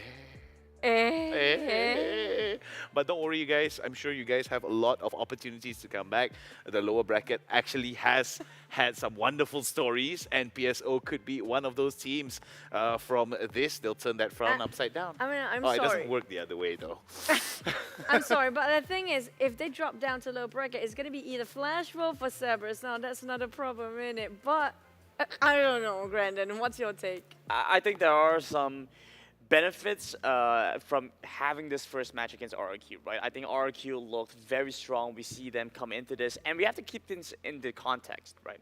Very first game of playoffs, the first series of playoffs, and they've taken that first step. They're moving closer and closer towards the top 4 position and getting themselves into the next international competition. Of course, everyone wants to win the WCS, but that being said, there is a lot of value in making it into the global competition as well. We think back historically towards the Indonesian region. They've sent teams in like Onyx, like Bigatron, or like MBR before. And we think about the impact and the splash they've had. They've always made a difference. When it came down to important critical matches, they've been able to play spoiler. They've been able to change some of the results that we're looking forward to. But at the same time, they've had difficulties against traditionally the Filipino region as well as the Vietnamese region. These two teams looking to stand in their way specifically. So when you say if they go in the lower bracket, the next things coming up are Flash Wolves or Cerberus, it just looks so rough for PSO. They really have their work cut out for them to keep the competition run going. I think what's interesting to also point out is the rigidity of what PSO has offered here today in the past 3 games. I agree. Very similar drafts across the board from PSO. Maybe it is a regional thing. Maybe sometimes specific playstyles may cause some of the top teams to suffer because they kind of turtle up into a position where particular drafts are a lot more of value or intrinsically more efficient in terms of handling what is being provided within their own region. But when they get out of there, when they go up against a team like RRQ, who not only played it really well, very coordinated with a pace advantage, and taking advantage of the rigidity of PSO's drafts, minus the Graves in this game, I felt that RRQ just had the number here at 7 minutes, first turret already as it is. And also, I want to point out just now, if you look at itemization come up from there, I was hoping he's going to go for AP. For me personally, AP Gragas going with Senna is more of a value than actually going like Fimble Winter in the state. So I'm just not feeling it. But there's one more thing that coming and popping off in my mind is that there is also another strategy to actually starting off with the lower bracket. So is that what PSO is doing? Since you mentioned about the rigidity when it comes to the draft, are they not revealing it yet unless they're actually in the lower bracket? I think it could be a case here. I think we have seen some teams actually lose out on the playoffs to head into the lower brackets just because they want to be keeping some of their stronger pickups. But at the end of the day also, it may actually be maybe lack of preparation if you're actually going to commit to that strategy, I feel. Because if you're not going to come in here prepared with all the tools of war that you need to go to war, right, then what's the point of going down towards the lower bracket and trying to come up with a strategy from there? It kind of is counterproductive towards the main goal of winning. You know, you often think that the war is fought and won on the battlefield, but realistically, it's all the infrastructure, the logistics that are going on behind the scenes that set up for them. I think PSO coming into this competition, it felt like RQ better understood what their opponents wanted to do. You watched as they banned away their key champions, allowed them to play for the composition they wanted to, and it dismantled them. You know, Omo brought up a great point. He asked, do RRQ truly play this style, or is it catered towards the opponents? I think that is the case. I think they've looked at PSO's games and said, yeah, we know how to deal with this. We're going to do it exactly like this way. They allow them to get into the early positions, trade back a little bit, but as they go to the mid game, they know they just dominate from that point on. All right, I want to highlight a little bit about the play of the game here, Devil J. I think a lot of it really revolved around the pace advantage on RRQ. Despite the fact that they did have the better pace, they were still very disciplined. Compared to game number 2, a little bit more adverse towards the risk, I feel. And I felt that they pulled the trigger with a lot more coordination rather than reckless abandon, excuse me. Chaz was blowing up. I felt that Devil J actually... In a good way. Yeah, in a good way. Like blowing up in a good way. And I felt that for Devil J, a lot of it really revolved around him being able to slice and dice into the back fields of PSO, catch them with the Calder Meek, get the Dominus on, and basically be a whole load of problems here for PSO that they weren't able to address. Just now I saw PSO when you compare back to back each lane of their goal per minute. It's such a different. They lost all the lanes no matter what. It's just so hard for them. Is it where the fault came in? I'm like, what went wrong all the way? Everything went wrong all the way since the start from the get-go. Draft-wise, sometimes it's okay, sometimes it's not. It's all about the execution. And I have to say, it's a bit... You saw how conservative they were playing in game number 3. Definitely feels like they were a bit tilted there. They were being psyched into the fact that RRQ would go so aggressive since the start for the last match. I think I have an insight here. Sorry to cut you off there, yeah, Brandon, go ahead, Nick. But the thing is, I felt that I think the biggest issue here for PSO, specifically in game number 3, is Shole's Aja's an inability to force the fights well. I felt like they had the tools. They were trying to hammer in a nail with a pillow, so to speak, because the Graves pickup isn't exactly a style that is catering towards Shole's ability to go into the fights. I felt that with a Graves, you may have to pick off your fights a little bit more, with more care, comparatively with the Xin Zhao, for example, or maybe even one of the other jungler picks that Shole Aja picks up here, Grandin. No, yeah, that's exactly it, right? You look at Shole Aja, he went into the finals against Echo, and what did he play? He played 2 things. He played Graves, he played Xin Zhao. Only 2 junglers he had to play. Those are the 2 styles that PSO are most refined at. That's the best thing they're trying. The best thing they want to get at. I don't want to speculate if PSO are tilted or they're not on form or whatever it is. I don't want to speculate on that stuff. I just want to look at it objectively and say, well, you look towards the top side of RRQ. You got Chaz, you got Devil J. The 2 of them work so well together because Devil J, you think about what Renekton does. He has a stun. It sets you up perfectly for the Irelia. Irelia does not have good ganking potential. And so when you have that Renekton easily able to give you access, you get to have your combo off, you get to kill off your opponents. We saw them execute those dives incredibly well, and that's the tempo momentum that would have been wanted by PSO, but the Grace just doesn't do that. It's a different kind of champion, it's a different style, and so we see some of those issues arise there. But hey, we still have to congratulate Regum Kion, RRQ, for their winning, but we do have the interview with them later on. So we're going to get into the interview. You guys have to have your questions now. There's so many we want to ask for Exozen, who will be joining us. And we're having Exozen. Congratulations on RRQ. One step closer to being in the icons. How are you guys feeling right now after that winning 3-0? Hello? Hello? Hi. Can you hear us? Hello? Can you hear me? Yes, we can hear you. Okay. I think our team is still waiting for the next series because that's the important game for us. And we need to relax. Yeah. Was the Persis Esports team... was the Persis Esports team considered maybe a bit of a warm-up session for you guys, considering that you guys had to relax? Do you feel relaxed now after that bit of a fight here? Because we did see that PSO did try their level best to give the fight to you, but I felt like RRQ as a team, specifically you, Exozen, kind of identified what PSO did really well. Was that the case? I think we just knew each other's strength. That's why we won the series. We knew their picks, and our coach watched the games from their tournaments, and yeah, that's it. EXO, you've been around for so long. I love to hear your thoughts on this. I know you're a big voice in the team. What in your mind makes a good shot caller? I think it's just that my teammate trust me, and whenever I call, they always listen, and I think that's our team strength. And your Galleon looked amazing today. You set up for your team, and you guys had the initiations, won a lot of fights off of that. Do you guys feel confident in keeping this momentum going into your next match?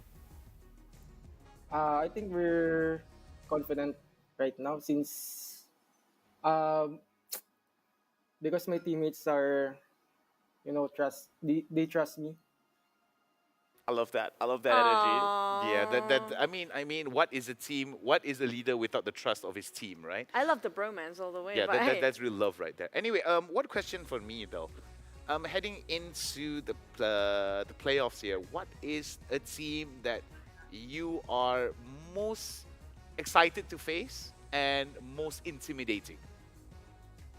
We really want to face Team Flash Wolves because we really want to test our strengths with them. Yeah. Are they as well the same? Are they the intimidating team? Are they a team to be feared as well, or is there another team that you think is a little bit more fearsome than Flash Wolves? I think Flash Wolves and Team Flash. Yeah.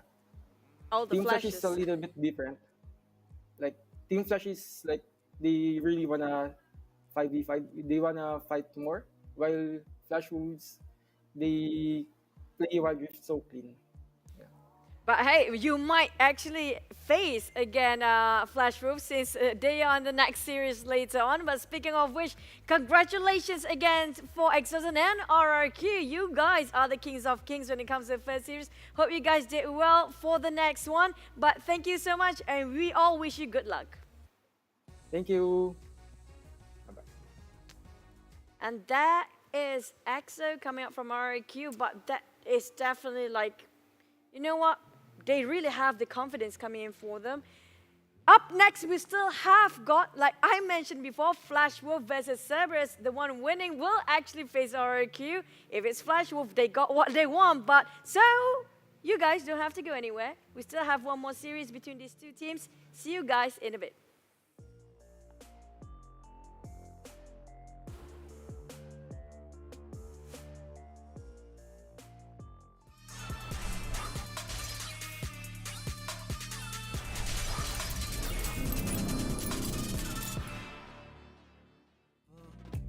Mojo, Mojo, flying miles ahead on my shadow. Mojo, Mojo, I'll be climbing up another level. Mojo, Mojo.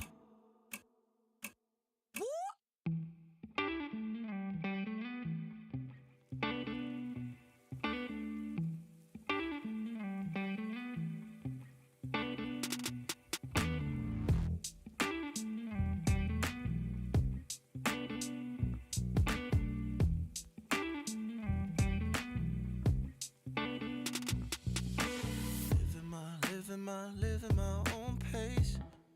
Ain't no running round, wrapping myself up. Ay, ay. Pulling me back up. Ain't no knocking down, healing my heartache. Ooh. Flying miles ahead on my shadow. Mojo, Mojo, I'll be climbing up another level.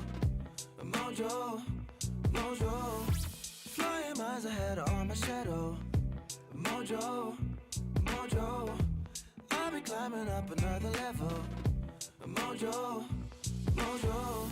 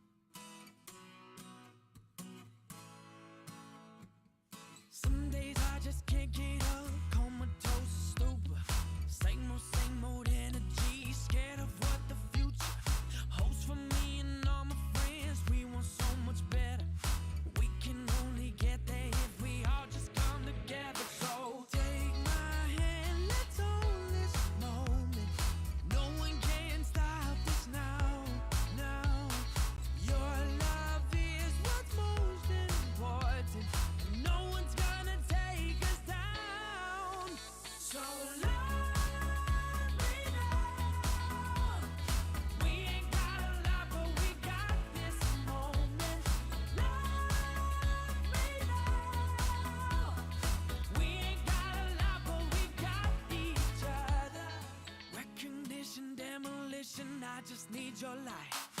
Upside down, turn it around, I know you know I'm right. Take this love and give it, girl, your heartbeat, heartbeat. We can only get there, it's a two-way street. So take my hand, let's own this moment. No one can stop us now, now. Your love is what's most important, and no one's gonna take us down. So love me now. We ain't got a lot, but we got this moment. Love me now. We ain't got a lot, but we got each other. Love me now. We ain't got a lot, but we got this moment. So love me now. We ain't got a lot, but we got each other.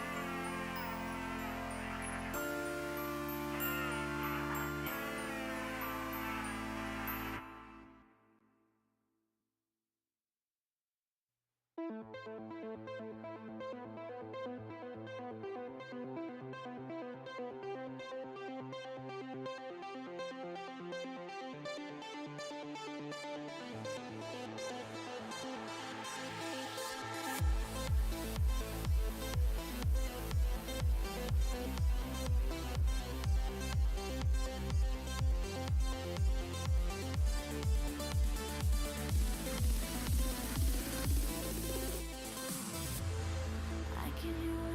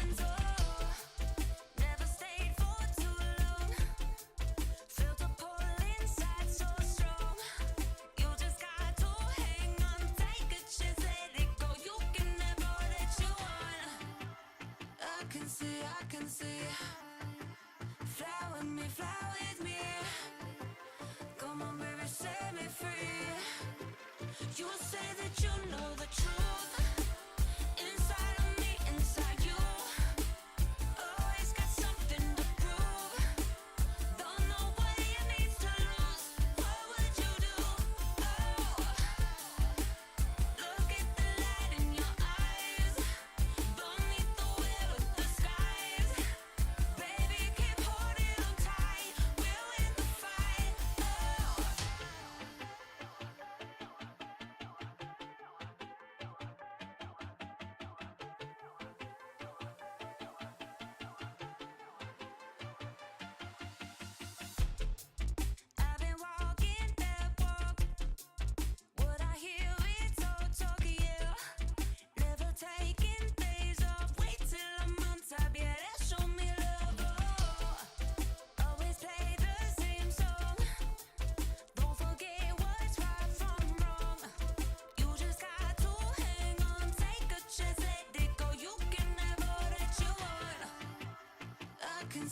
can see. Fly with me. Come on, baby, set me free. You say that you know the truth. Inside of me, inside you. Always got something to prove. Don't know what it means to lose. What would you do? Oh, look at the light in your eyes. Beneath the will of the skies. Baby, keep holding on tight. We'll win the fight. Oh.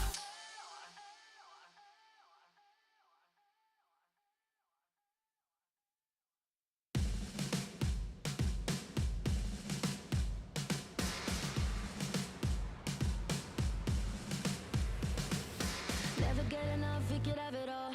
Gonna take a chance, we can never fall. Yeah, I feel so strong, unstoppable. Just hold on tight, gotta let it roll. Don't stop this feeling, let's take it too far.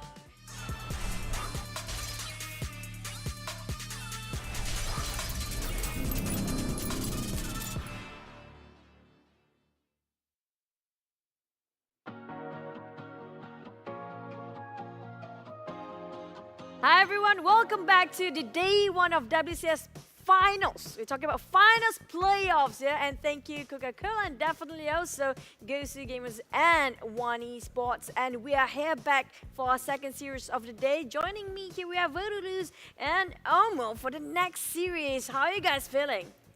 I'm doing great. Exactly excited for the upcoming playoffs, especially this series because this is between Flash Wolves and CERBERUS Esports. The one that you crowned the #1 team from play-ins. Yeah, I'll give it to you. I mean, I gotta be honest with you, I was a little bit bored in the last match, so I hope that this one's gonna be a bit of a banger. I need to wake up a little bit before the day ends. This definitely will be because we saw how It better be. I mean, like CERBERUS just dominating the play-ins, but we are talking about Flash Wolves. Wait, what? Almost. they met FLA. Almost. I got it. Almost. They got tilted a bit, but FLA won them. But definitely they're not facing FLA right now. But CERBERUS and Flash Wolf, this matchup, what do you think it might be? The ending especially. I feel so bad for CERBERUS really because they have to face, I believe, one of the strongest teams that we have I think a here. top 2 team. Yeah, Yes. top 2 team basically in the region right away. Okay, but this is actually a good litmus test, good barometer as to how strong they really are against Flash Wolves. They will need to have that 110% of themselves just to at least eke out the series win. And I think what's really interesting about this as well is you got to keep in mind that CERBERUS played against one team in the play-ins. They did 2-0 one team, but this is a different beast. Flash Wolves constantly 3-0s one team. What's a 2-0? It's nothing to them. It's a different beast. Can CERBERUS answer the call? For me, a plus point coming out from Flash Wolf, we do know they have so many players on their roster side, right? They can rotate anytime they want. It's the Wolf. And also CERBERUS. The Wolf Pack. The Wolf Pack, there you go. They have so many, only one alpha, but the rest of them is only Who the would be pack. the alpha on Flash Wolves? I think it has to be Bruce, right? It should be No Bruce. questions there. Alpha will chance. And so Wolf versus CERBERUS. We have a 3-headed dog versus a pack of wolves type of thing. I'm not sure if Rico have any graphics for us, but hopefully one day we still We're have gonna need that one drawn up stat. Yeah, I hope she can actually draw Alpha I demand Wolf that of you do it, Bruce. though. Oh yeah, I would love to do it. My drawings are so terrible. It would be hilarious. Can people get blind? Oh, We love our again. dogs here, Yeah, by the way. but speaking of also Flash Wolf, what are their strengths actually? Almost everything, right? Yeah. What are they not good at doing? Yeah, exactly. Like their record all throughout the season was 14-0, only dropping a game, right? And then come playoffs, they just dropped another game. So that's a total combined win rate of 38 wins to 2 losses. I can't do the math on that one, but the point here is that Flash Wolves, I don't think they're a perfect team. I think they're kind of like a jack of all trades. They do have flaws. We'll dive into that one a little bit deeper as well. I also do feel part of the reason behind their win record is that Masters is frankly just a 2-horse region, right? There's nothing else. It's a 2-horse town. It's them and one top team. heavy. Extremely top heavy, and Grendon keeps saying Masters is so good, but really only Flash Wolves and one team can even put on a dent in the regional level. The way he memes Grandin feels bad from Grandin right now. Ooh, Masters so good. But hey, let's just check out Flash Wolf, the Masters region. How did it really look like?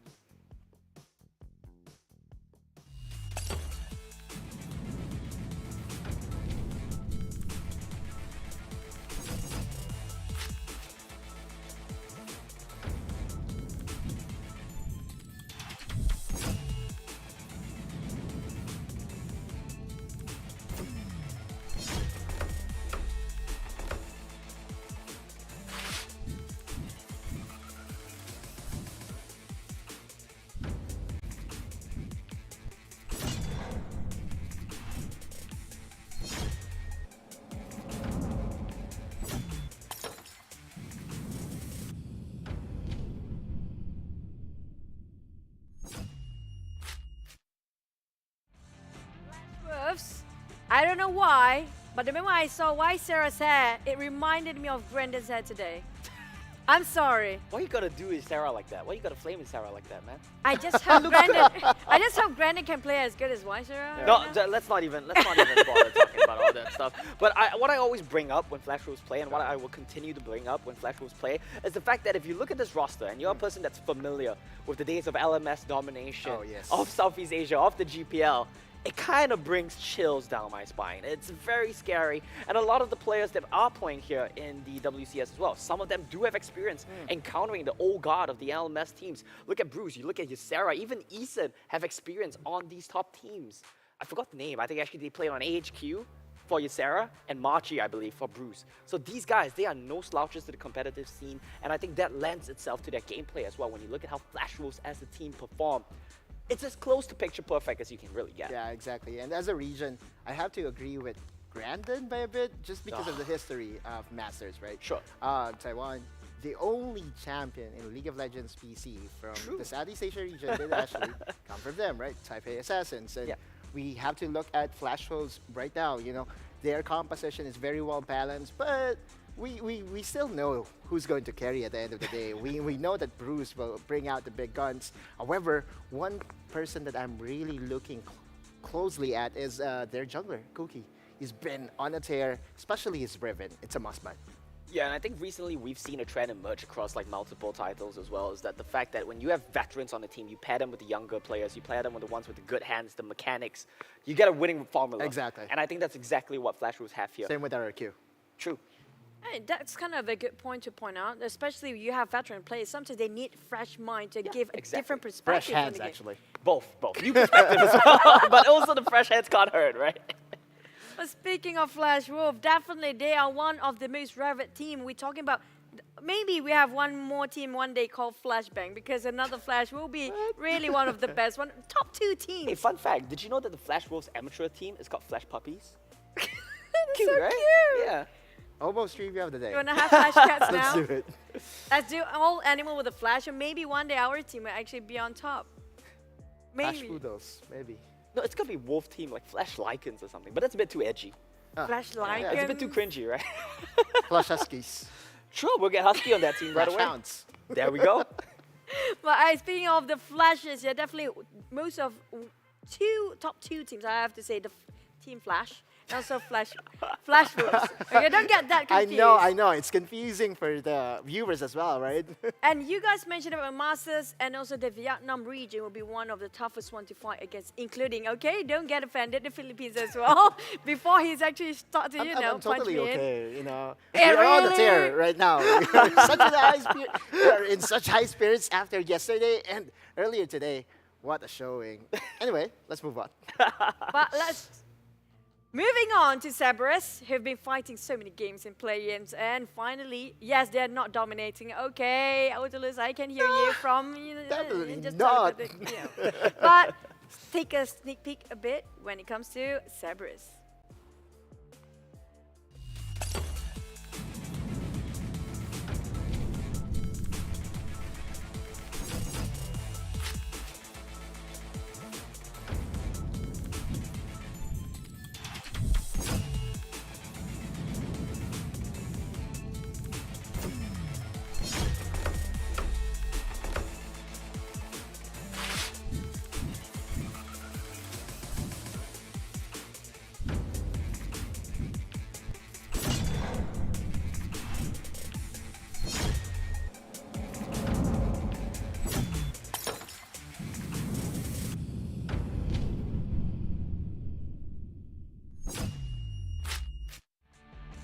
Apart from Team Flash coming out from the Vietnam region, another team that have another region that have another 2 teams aside from the Philippines. Yep. We have also Persis Esports making it out in the play-ins. And as Oma predicted, Cerberus Esports really is one of the stronger team in the play-ins, and I have to give it that, right? That first place finish wasn't a fluke at all. And looking at their roster, again, we have to revolve back to the drawing of Riku, that they have many faces. This 3-headed mythical beast is just basically able to play anything similar to Flash Wolves. And that's why I believe, when we did the draw, the live draw, this was a match made in heaven because we will get to see how strong Cerberus really is. Because if yesterday's games were any indication, they're in a bit of a trouble. Yeah, they definitely were on a bit of a slump after yesterday's games. We can speculate as to why. Are they just testing strategies? Were they just chilling? Were FLA just that much better? There's a lot of speculation out there, but it doesn't matter anymore because we will put that all to rest today when they take on the Flash Wolves. But speaking of, again, predictions, you got yourself so right. Of course. And now we're looking over Cerberus Esports, gonna move on to the next stage. But will they be halted here, or their journey to greatness will move, which they will actually facing against one of the strongest team that predicted to be the top 2 for this entire series. But somebody is having a great time saying I'm the best at prediction. I'm the everything. I'm the king of prediction. Oh, well, surprise, surprise, Omo. You got yours definitely right. No, that's the thing, right? You guys are saying, oh, it's so great. How are you guessing it? How are you getting the predictions correct? To me, it's just so obvious. You look at the piece of paper, you see the teams on the line, on the roster, and you kind of just know who's going to win. I don't even think I need to be called the king. It's just so obvious right now. Am I not just the king of predictions? Self-proclaimed. I've got the whole list coming up here as well. We'll see if I'm right at the end of the split. I just know one thing. With the steel chair. You're not deserving. You're not deserving of the biggest crown. You get the smaller one. All right, we'll take it for now. Good, right? Yeah. We'll save the big crown so when we get the whole knockout stages done, we'll see who has the best predictions for that. And okay, you know what? I'm actually not even going to wear this because it messes up my hair. But it'll do for now. We got to close up. You know what? We have to share. Okay. Kinda. If you get the predictions right today, I'll give it over to you. We'll do a rotating basis, right? There's really this big picture that's circulating over on the internet right now, right? The FLA one. one. Yeah, exactly. The one that I'm doing like this and the one that he's doing like this. And I think that will be cemented forever. Yes. And also the FLA one, the sticker. So, yeah, dude. We're going to have to wait and see. Is heavy that as the head that wears the crown that keeps dropping. will that crown stays on top of Omo's head? It will be our next I have a big question. head though. I don't think it will fit It will fit you, definitely. Definitely will fit you. Next one, we have predictions. Now, this is where you want to see if you deserve of the crown or not, or will, again, Brandon, take it away from you. Just state out the numbers, the game of them. We still have best of 5 here, put that in mind. And which team do you think will actually take away the first series, the Odolus? This will really go the distance. I just know that Cerberus Esports have prepared for this. They know that at some point over in the tournament, they will be facing Flash Wolves. So 3-2 in favor of Flash Wolves still. Okay, yeah, I mean, I do agree. I think Flash Wolves are going to win it here today, right? I said Cerberus would win the play-ins uncontested, but when they get to the knockout stages, that's where their real opposition lies. I think Flash Wolves are a cut above. I think the Cerberus that we saw yesterday did not inspire faith in me at all. I think Flash Wolves take it 3-0. Trio. But the thing is, both of you guys are actually favoring Flash Wolf. That's right. So how do we actually, is it going to be the numbers that actually trying Has to be, do? right? It has to be the match score. Okay. For me, it's going to be 3-1. Definitely favoring on Flash Wolf's side because we've seen Flash Wolf, how they just counter pegs and how they just counter fight as well. But Cerberus, can they actually win over them? We see and we saw how Cerberus actually just adapt. Okay, so we are all leaning in favor of Flash Wolves. I'm 3-1, Otto is 3-2, and you're 3-0? Yep. Oh, wait, I'm 3-0, you're 3-1. I forgot. I forgot my own prediction. Oh, you know what? I'm just going to get rid of this. Yep. That don't deserve it. Definitely. Not now, at least. We'll wait until after knockouts. I want the bigger crown. Regardless of the number, we still know the Flash Wolves will come out on top, and for good reasons, right? Yep. Flash Wolf. But the thing is, what if Flash Wolf is actually losing? But let's just get into the game right now for our matchup between Flash Wolf versus Cerberus Esports.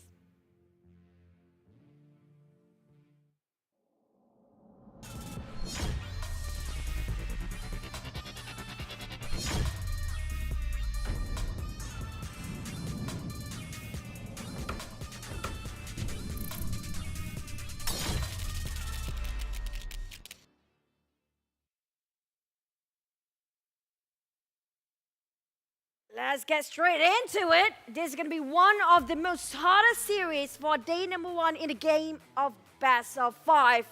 Cerberus Esports and Oh, Wolf. blue side for Cerberus. Yep, and definitely Flash Wolf already studied them because Cerberus played during the play-ins. And maybe from that reason only, they will ban certain comfortable champions coming up from Cerberus Esports. Okay, this is a respectable ban. Locking is so good on wave clearing poke champions. That's been the FW way since last year, right? One thing to note, I would love to have the Riven banned or maybe even the Jax banned by CES against Flash Wolves because Cookie is really a monster in the jungle. Yeah, we saw earlier today what the Riven could do when played by RRQ Chaz as well, right? It was buffed by the Yuumi. There we go. Riven will just be banned away. Jax is still available, though we didn't see it have the best time in the last couple of matches. Right. But if Cerberus does pick Jax, are they willing to flex it onto the Baron lane? That's a question because so far, at least during the regional finals, wow, that's a very interesting ban. That solution being banned away.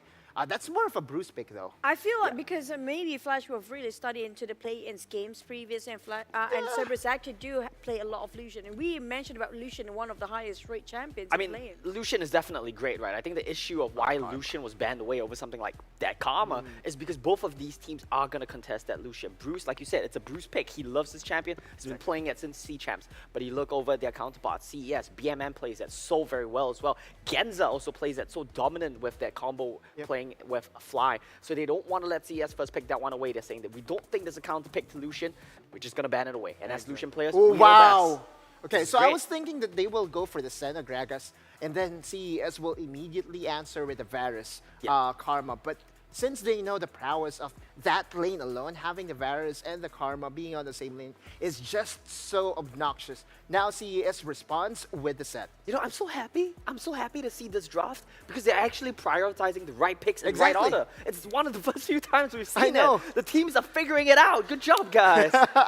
Well, it's CES and it's Flash Wolves. Exactly, so the top we- few dogs here. The top dogs. It's a compliment. I'm not calling them dogs. Otto just gave me a look. They're almost the same species, so I know. it's always a good compliment. Okay, so what will be the last pick here for CES? They could still prioritize Kazakhs.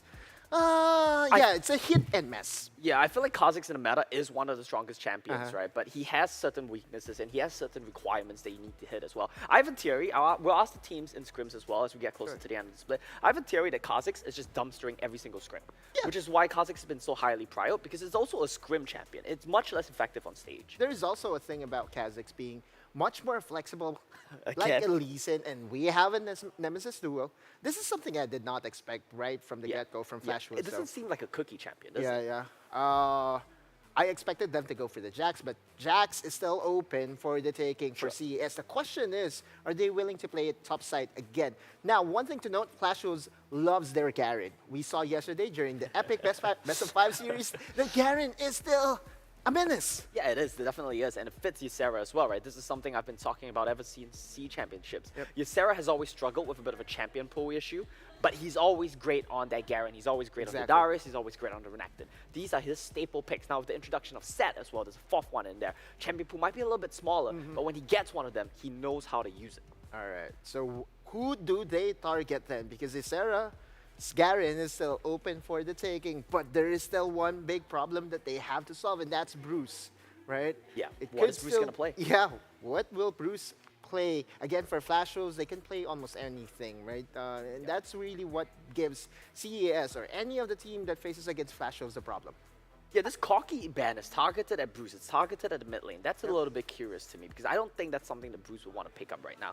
Ezreal ban as well. Very curious. Things are starting to show, isn't it? The little sneaky picks that the teams have prepared, they're I starting feel to it's sneak through. too slow, though. Yeah, I don't even know if Ezreal is a good lane matchup against... it's because of the Ezreal Karma pairing, isn't it? They don't want to get rid Not of the just double that, poke. with the Divine Thunder. Thunder, Sure, it's but it's really, about the it's really tempo of famous Ezreal. right now with Ezra. It's really good with Ezra. But the thing is, I do want to see if it's going to be double Meow coming over from Flash Wolf. Okay, That makes sense. You 4P for Ysera because he's going to weak side anyway, so you save your 5P for Bruce. You try to get him a strong matchup to cover for the Counter Rengar pick, scaling, and you exactly. move towards bot lane. Just let them have, or let him have his game of it, have the game of his life. But for Cerberus here, let's see what they The they Jace will be angle, isn't picking. it? Oh, Jace bad. Blind. I'm trying to look for. This is interesting. This is more of a pick composition rather than poke. But a We Jhin saw- plus Karma.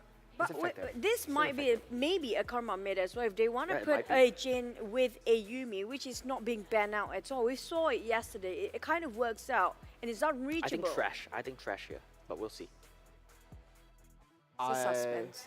Yeah, there's this big suspense about CES picking. Oh, Twist of Fate.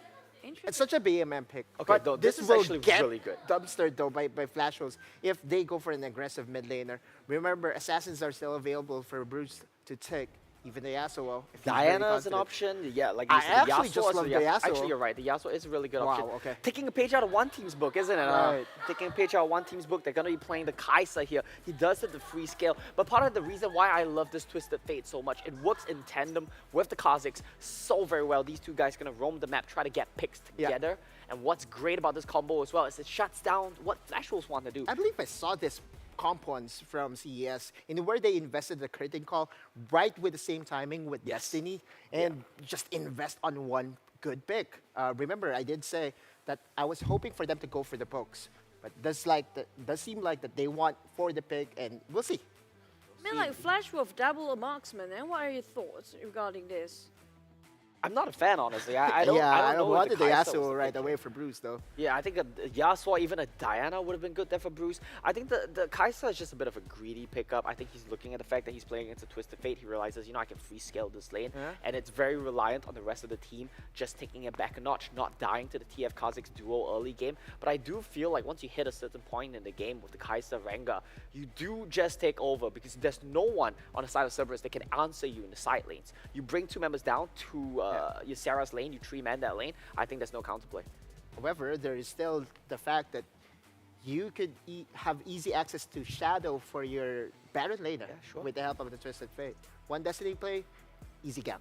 Yeah, that's true as well. It comes down, I think what's great about this game is it comes down to who pulls the trigger first. Exactly. Our casters just getting into the ribbon. Take it away. Minions have spawned. And ito na nga, nagbabalik na nga tayo mga kaibigan dito sa game between Cerberus Esports versus Flash Wolves. Meron tayong magagandang picks and meron agad tayong suntukan sa mid lane. Na-force yung flash ni Mess this early in the game. Aga nga ng flash na yun, galing kay paring Mess, no? Wala naman, nagtataka ka dun sa flash kasi wala naman talaga catch potential dun yung Flash Wolves kasi may Rengar ka naman, pwede siya tumalon over the blush. But anyway, that's still flash burn. Flash na yun na alam ng Flash Wolves na wala doon sa jungler na CS. Pero yun na nga, no, welcome tayo sa ating mga viewers dito sa ating pangalawang Best of 5 series between Cerberus and Flash Wolves. Kung sino man manalo dito ay makakalaban ang RRQ, which is sila nga ang kaninang nanalo sa ating unang Best of 5 series ngayong araw na ito. Big win. Big win sa RRQ na 3-0 sila kanina. Pero nakalimutan ko pala magpakilala. Ako nga pala si Dash, kasama ko dito si Crazy Apple. Dito nga sa series na to. And ayun, exciting talaga. Sinimulan agad nila eh. Flash Wolves nga, mahilig sila sa flash. Kinuha nila yung flash ni Mess. Kaya ayun, mamaya, later on, pwede na patayin si Mess if ever magkaroon ng chance si Cookie na maunahan niya sa gang sa mid later on. Itong si Mess. Pero pag-usapan din natin itong mga medyo kakaiba tong draft natin dito, no? Coming from Cerberus kasi kilala natin sila bilang tong team nga na to galing sa ating play-ins. Tinalo ito kan ng 2-0 ng ating Flash Wolves, ng ating FLA. Pero itong Flash Wolves ngayon, nandito ngayon sa mid lane. Pero going back, natitingnan ko lang din dito yung picks nila. Jhin, it's not something we usually see. Last time natin nakita ito ay nasa kamay din ng Federal Adversity. Baka naman nakakuha sila ng may mga notes doon sa Federal doon ng game nila. Oo, tsaka hindi natin masyado talaga nakikita nagkakaisa ang Flash Wolves. Talagang nakita lang nila, nag-take down sila. Ito sa bot, nag-take down sila. Gusto nila lumaban. Ito, meron ng damage agad. Barrier has been burned. Meron silang mantra Q na tumama dito kay Locking. Pero hindi pa sa gusto pa nila lumaban. Nag-gold card doon si Jungle Cookie. Does have flash. Pwede siya umalis. And yun, na-hold pa nila si Bruce. Nag-flash away din. Body slam. Ang daming skills. Piercing arrow also came in. Pero wala pa rin namatay. After tumatagal na fight na yun.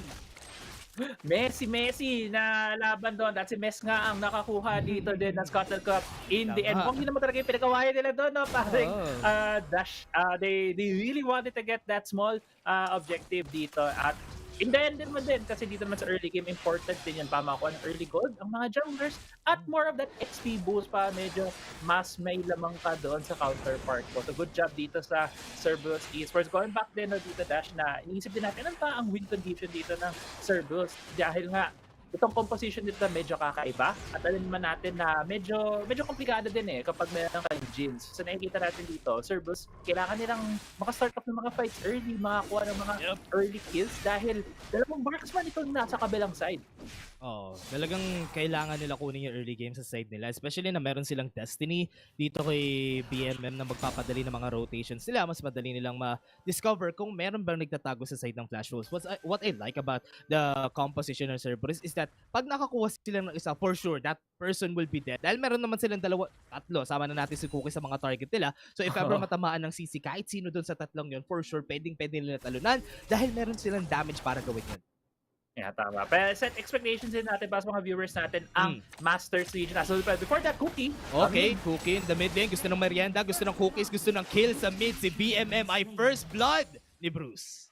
Ayun yung first on the plate dito para sa ating Cookies. Minerienda nga niya si BMM nakakuha ng first blood. Dahil medyo off-tempo itong Twisted Fate natin kasi nag-iipon siya para makarating dyan sa 3,000 gold. Para malamang either mabuhin niya kagad duplicate. Pero si Mes, nagharap nila isa pa. Wala nga itong flash si Bruce. Pwede mag-gold card. That is gonna be the trade in the mid lane already. Sobrang bilis nung reaction play nila doon kasi sakto rin yung timing Walang killer instinct, walang flash. Wala silang kill pero nakapag-reset na sila dito. And ito yung mahirap sa Kai'Sa Crazy Apple kasi Kai'Sa does have a very weird item pathing. Kaya dito sa objective baka mahirapan sila. Oo, medyo weird nga yung item pathing, no? Kaya nga dito sa early game medyo mahina. Kasi alam natin medyo slower ang pace ng laruan sa Masters region. Pero kinukuha na ngayon. Pero hindi pa sila nagre-reset. Body slam on the side of CERBERUS. Wala pa sila mga first item pero showstopper sa backside. Nakuha pa nga. Nahatak pa sila. And natutumama na agad yung gold card dun sa backline. Si Locking ay mamamatay. And that's gonna be it. Already a win for the side of CERBERUS Esports. Takes the Red Herald. Pwede pa nila i-take yung Mountain Take. Yeah, pwede pa nga nila kunin yung Mountain Drake habang dalawang miyembro pa ng Flash Wolves ang nasa kadiliman ngayon. Pero medyo si Taku, baka medyo lumiyo siya masyado doon. Look siya sa top side. May ultimate pa tong si Isera gamit nga itong Darius. So, flash in. Nag-flash in. Auction Guillotine. Tumama pero hindi siya nakapag-execute dun sa top side. Kala ko si Isera, sisirain na. Itong si Taku sa top lane. Pero si BMM nasa top side. Pwede nila kunin yung Mountain Drake dito. Kasi wala pang Destiny itong si BMM. Malilate siya sa rotation. Pero also, si Isera rin naman Kaya malilate rin naman siya dito sa objective tape. Kaya pwedeng i-timing to ni BMM. Yan, nakita nga natin dito sa mapa, si BMM hinahanap niya ngayon si Isera para i-cancel yung recall. Pero hindi na siya nakaabot So gagamitin na rin itong all slot na ito. Mag-deal damage, makakuha ng more gold for himself. Nakakuha na nga siya ng isang plate dito. Habang hindi pa sinisimulan yung Mountain Lake, tulad nga ng sabi mo, yun yung tinititigan ng mga teams dito. At wala pang Destiny sa BMM. Dalawa yun, 300. Sa wallet niya yun, nakuha niya kaagad habang mayroon ka siya ditong Ludens Echo dito Dash. Pero Mountain Drake, ang unang Drake natin sa laruan na ito at alam naman natin gano'ng kakunat ang Mountain Drake early. Kaya medyo easy yung mga teams naghahanap ng tamang opportunity bago kunin yung dragon na ito. Yun na nga. Ito, CES gusto pong position dito sa Drake. Wala pang item tong si Bruce kaya nahihirapan sila position kasi alam nilang hindi pa magkakaroon ng malaking damage. Pero to hinatak na nga ni Isera na body slam para kasama sa explosive cast. Na-hold silang dalawa pero nakapag-flash itong si Fly and nahatak pa nga itong si Eson. And hindi na siya makakaback pa nga siya dito. Wala siyang mana pero still hindi nag-follow up yung members ng CES. Pero tignan mo na, saan ngayon si BMM? Trabaho lang dito sa top side. Ginamit na tayo yung Destiny, no? Nakita ko ginagamit na ngayon yung TP, punta sila mid lane. Gusto na sa mid lane. Barts, merong Rift Herald dito sa mid lane. Ang ganda ng macro so far, no, ng CES kasi hindi makareact yung Flash Wolves. Alam naman natin ang Flash Wolves, mabagal talaga sila maglaro. Kaya itong CES, yung spacing nila, saktong-sakto against Flash Wolves. Hindi sila sumasabay sa slow facing ng Flash Wolves. Very decisive. Kumbaga, ang mga laruan dito ng CERBERUS Esports. Kilala din naman natin yung team na ito. Chinecheck lang. Okay, Genza. Walang tao dyan. Binabas mo yung cortina pero nakita mo lang yung dragon na natutulog pa. Ako si Genza nga lang maka-cancel yung recall. Good heads up play coming from Flash Wolves. Ito malamang ang magiging timing nila para i-grab ang Mountain Drake. Saktong-sakto yung timing pero meron vision dito sa ating jungle. Pwedeng mag-leap si Mes para i-steal ito. Hihintay natin. Papasok na si Mes. May Void Assault kasama. May body slam pa. Hindi pa siya mamamatay pero pwede pa siya makapasok. Hindi nila na-steal yung dragon and magbaback away na sila sa fight na to. Okay, yun na yung magandang play doon ng Flash Wolves na kasi medyo naghanap Naghanap si Genza doon. Pero mukhang pupush dito yung mid lane ng CS. Nakapat sila laban sa tatlo. Pinipilit talaga nila macro sa mid lane. Transcendent Embrace, tumama sa dalawa. May gold card pa kasama pero walang follow-up sa side ng CES. Ang sakit naman ng damage pati nung karma ni Fly. Hindi pa rin tapos ang laban dahil nga dancing grenades pa sila. Gusto talaga nila i-take yung mid lane turret na to. Wala ng HP yung members of Flash Wolves. Nasastaan pa nga tong si Cookie na force pa siya mag-flash 2 towers down sa side ng CES. Yun na nga sinasabi natin, no? Flash Wolves medyo mabagal maglaro. At masama pa doon, medyo mabagal na nga ang pacing ng laruan ng Flash Wolves. Dalawa pa yung technically scaling nila kasi dalawa nga yung marksman nila. Meron silang Kaisa na nakikita nyo, Kachapsuy pa yung build niya. Walang pa, wala pa siyang nabubuong item. Ayun na, meron na isa. Speak of the Devil nga, narinig tayo ni Bruce na buo na niya yung kanyang Blade of the Ruin Keep. Nakita naman din natin doon si Locking, no? Alam din natin na malakas ang lethality na Varus. Pero hindi natin pa nakikita gano'n full display kasi kung sa side ng Flash World, isa lang yung poke nila eh. Si Lacking lang talaga most of their poke. Habang dito sa CERBERUS, medyo may 2, 3, 4 pa nga gamit sa Void missiles dito ni Messi. So talagang mahirap kapag nagsisiege yung Flash World, madaming kakainin damage galing sa CERBERUS. Sobrang hirap eh. Kasi itong si Bruce, very situational pa kung lalakas pa siya sa late game. Ngayon, pwede natin sabihin na Bruce Clutch pa lang siya, kaya hindi pa siya Bruce Almighty sa side ng Flash World. Hinihintay natin yung point na magkaroon siya ng item set. Pero ito, may first item na siya. Second item kailangan niya pa para maging malakas talaga yung damage niya sa fight na to. So far, no, nasisisi lang siya every time na pumapasok siya. Kaya very iffy yung positioning dito ng side ng Flash Wolves. Gusto nila lumaban. Si BMM naka-speed up. Nag-flash papunta kay Locking. Tinamaan. Hit in the hole. Tumama pa. Chain of Corruption. Hindi tumama. And CES magbaback away sila. Nakakuha na sila ng isang ultimate. So pwede na yun. Nakuha sila ng ultimate at naka-back away din naman dito ang Flash Wolves bot and CERBERUS. Na-burn nga lang din yung flash ni Locking, so alam nila itong very immobile na Varus na to ay pwede nilang hulihin kapag natalunan nila ulit. Looking at the ultimates din, no? Bago dito magkaroon ng laban, wala din Shades of Corruption, wala din Thrill of the Hunt. So walang early warning system ang Flash Wolves. Habang sinisimula na nga I think yung Herald dito. Or hindi pa, naglalaro lang sila doon, nag-iintay ng opening.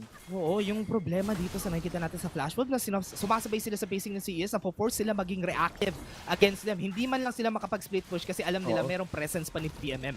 Right now, ni-start na nila yung Ref Herald, wala silang timing dito, wala pa tayong Thrill of the Hunt, so pwedeng na kunin, almost, masistil ng piercing arrow, kinabahan rin ako dun kay si Apple.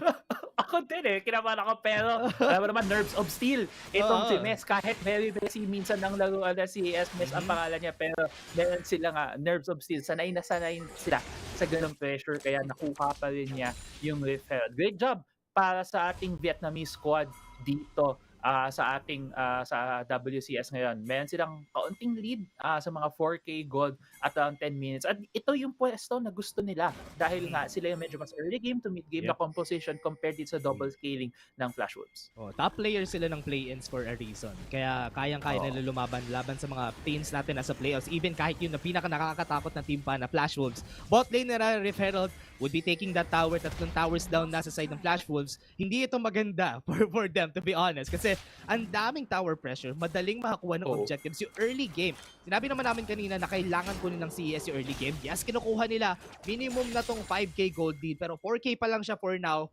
Aangat lang yun, aangat dahil wala na silang towers. Pwede nila kunin yung resources. Si Ezera, namaan na ng stun, nahatak pa nga nito ni Taku. Okay, kala ko tutuloy pa sila doon. Isera nakapag-flash away, and yun, pinakamaganda kasi pwede sila mag-take ng Ocean Drake dahil wala si Iserang mga summoner spells. Grabe naman, binabato-bato lang ni BMM ng credit card tong mga to tapos hindi na sila makagalaw. Pero maganda din yung paggamit ng Destiny dito ng CERBERUS. Nakikita nila lahat na yung mga Flash Wolves members sa mapa. Habang dito na yung Ocean Drake, Flash Wolves going in, looking for the contest. Gusto nila makapaglaban dito. Meron naman sila first item. Curtain call has been called. Nakuha pa rin nila yung Drake on their side, sa side ng Mess. Pero mayroon silang makukuhang kapalit. Itong si Taku, naging Otaku dito sa bot side. Si Taco nga naging takoyaki din. Kumbaga, di ba siya yung naghahanap ng huli pag siya yung redector hiwa-hiwa lang, pero ngayon taga-suntok siya. Wala siyang malaking blades para makakuha na itong ating takoyaki. Yun na nga, naging transition dito ng Flash Wolves. Open itong turret ngayon. Nakuha nilang first turret of the game for their side. Ito yung unang best nakita natin na medyo nagkaroon ng initiative ang Flash Wolves so far sa lab na ito. Kasi kanina pa ang CERBERUS ang naghahabol, naghahanap ng kills at talagang sinakaras itong Flash Wolves. Tumama ba yun o hindi? Hindi ata, tumama yun. Bakit parang may nakita akong hit? Ako rin nakita ko rin. What happened? What was that in there? Pero still, yung Flash Wolves, unti-unting humahabol, no? I like na kanina 4K gold lead pa yung side ng CES, pero ngayon 3K na lang. Hinahabol nila unti-unti, towers na, kailangan lang nila kumuha ng 2 towers para mahabol ito fully sa side nila. So far, Infernal Drake yung susunod nating Drake. Hihintayin nila yung timing doon. Ang gusto ko dito, CES and Flash Wolves, walang nagsisplit push as of now. Nag-flash na agad ito si BMM, gold card to their side. And itong si Ezreal makakatakbo pa rin dahil nga, wala pa naman silang hard CC, meron silang mga Merc Threads, kaya madali sila makakaalas.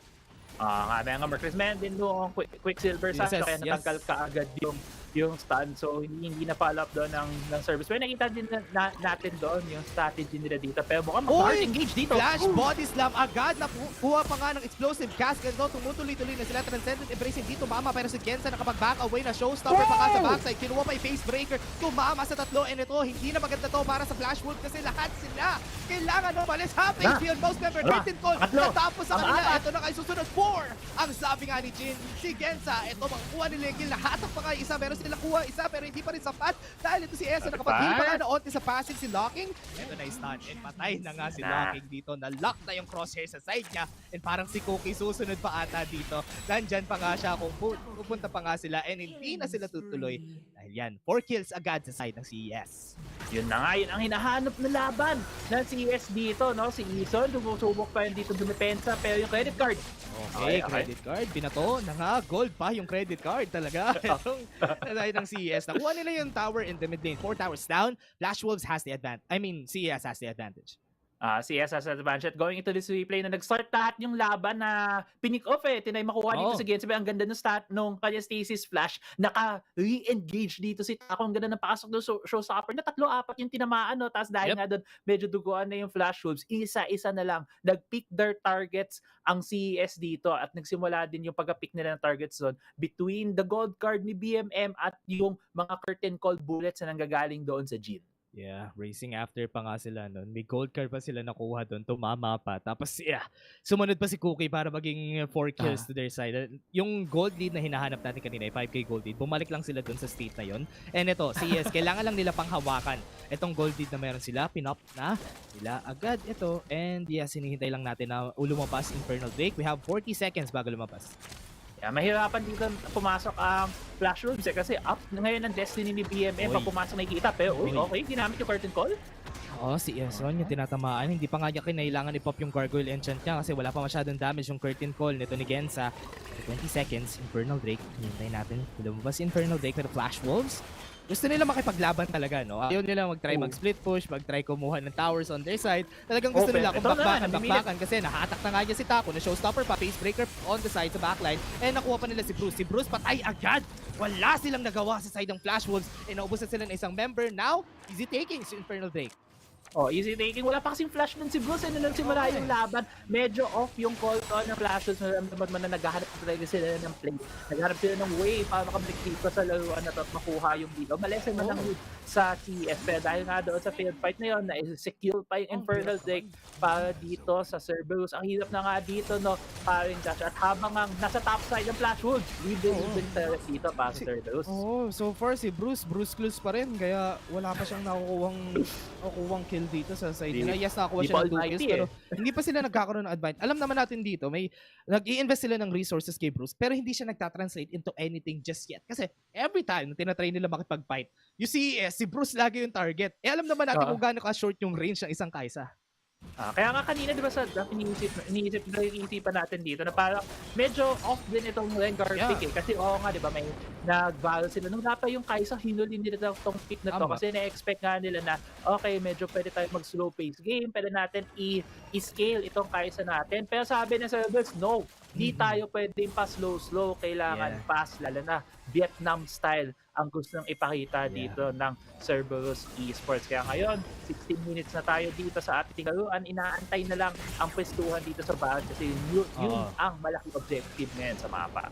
Yun talaga. Curtain call, kinol na Destiny and meron pa nga showstopper. Tatama na naman kay Cruz sa backline and ito na kapag flash, kapag exhaust na nga siya, papatay na agad ata nila si Taco. Nakuha nila isang kill. Pwede to, wala ng frontline yung side ng CES pero wala na rin HP yung most ng members nila. Ang sakit ng gold card sa backline kaya kailangan nila tumakbo. And ito na nga si Bruce, wala pa rin silang natatranslate na any damage so far. Si Locking pa lang yung nakikita kung bumabawas sa kalaban. Pabigat na tong credit card na binabato ni BMM kasi palaki na yung laman ng bank account. Nakikita mo naman, no? 13,000 na ang meron siya at meron pa siyang loaded Lich Bane at rapid fire cannon pagbato niya nitong kanyang ginto ang credit card. Pero dahil nga doon, nagboto sa ball side ang CERBERUS, ini-steal ang blue buff ng Flash Wolves. Sinisimulan na ngayon ng Flash Wolves at yung Baron. Gusto nila mag-Baron. Gandang call na to, no? Kasi hindi alam, walang vision dito sa side na to ng mapa, pero makakaabot ata dito yung CS. Parang pwede nila kunin kasi remember nga, it's a Kai'Sa. Ang dali-dali kunin na to para sa kanila. Naku! Ito yung timing na kailangan ng Flash Wolves. Nakuha nila yung timing. Makakapag-bite pa sila ng time para si Bruce lumakas pa. Oh, grabe naman. Sneaky yan na nakuha ng Flash Wolves, no? Sinilip eh. Sinilip. Pero hindi sila nagkita, hindi tinamaan nung second ability ng Jin. Kaya walang tinamaan, kala niya wala. May ward pass din. May CCTV sila sa likod ng Baron Pit. Pero grabe, yung rotang dinaanan dito ng Flash Wolves. So, ngayon, meron silang Baron buff up yung minions nila. This will buy more time for them para makarating sa point na si Bruce on that Kai'Sa will have a lot more items, will have a lot more damage. So yun nga, kinol natin kanina, no? Tapos pinakita sa atin ng Flash Wolves. Ito kasi, kaya kami pumick ng Kai'Sa kasi gagawin namin to. Ito kasi yan. Kinuha nila yung Baron easily ng sneaky. Walang vision doon. Yes, may vision doon sa likod ng Baron, pero hindi nila talaga dinaanan yan eh. Alam ng Flash Wolves magkakaroon ng vision doon sa side na yan. Pero ito, CES, dahil magkakasama sila lagi, pwede mag-destiny doon sa backline. Call na rin yung curtain call, pero hindi gold card yung tumama. Nasa slow itong front lane nila. Si Eson nakapag-drill of the hunt, pero silang vision sa side nila. And ito, gusto nila laban. Lamang na lamang yung Flash Wolves ito kasi remember, may Kai'Sa sila, meron pa silang Baron buff. So, madaling nilang i-take itong fight na to, pero ang galing ng CES kasi hindi sila lumalaban eh. Pero gold card, patata. Okay, nakuha nila yung stopper sa backline na face breaker, may stun, pero wala nang follow-up damage. Itong Chain of Corruption para hindi na sila tumuloy sa fight pa. Hinahanap dito ng masakit na yung pada dito ni Lakin, no? Bumakat doon sa buhay ni BMN. Pero nakita man din dito parehong thinking ng Flash Wolves at ng CERBERUS. Ang Flash Wolves naghahanap ng teamfight habang ang CERBERUS naghahanap ng pick-ups para kasi lilitaw na to. Itong tinititigan ngayon ni Mes, itong Elder Cloud Drake at importante itong Dragon dahil nga ito ang Elder Drake. So makikita natin ulit magkakasyaban tayo sa mid lane habang yung Baron buff mayroon pa sa Flash Wolves. Okay. Nakikita natin, Flash Wolves, talagang sinisimula na nila yung kanilang pagbalik dito sa game na to. 3K na lang yung gold lead. Eto na, magmamatter na itong 3K na gold lead. Hindi na to nagmamatter kasi most of the members na ng Flash Wolves meron na silang third item. That is the time na malakas na itong si Bruce. So, iniisip ng CS ngayon, paano sila pupunta dun sa fight nang wala si Kai'Sa? Kasi right now, hindi na madali hawakan si Kai'Sa kasi yung front lane nila naka-ready lang talaga every time para magsisi sa kanila. Yun na nga. At isa din delikado dito, pero bago nga sa delikado na yun, nag-force na fight dito, hindi na makukuha. Signal na nila, Destiny dun sa likod, meron nga itong stasis, kaya talagang papasok lang siya, showstopper sa backline, natamaan rin sila ng explosive pass, pero wala nang HP itong si Ezera, na transcendent embrace pa kasi Eson, napatay agad si Bruce. Ito na, 4v5, malaking chance ito para kumuha sila ng advantage, pero 1 HP on 1 member though, Eson, langit tumakbo, so hindi siya tatamaan. That's a nice call. Nice call for CES para kunin agad si Bruce.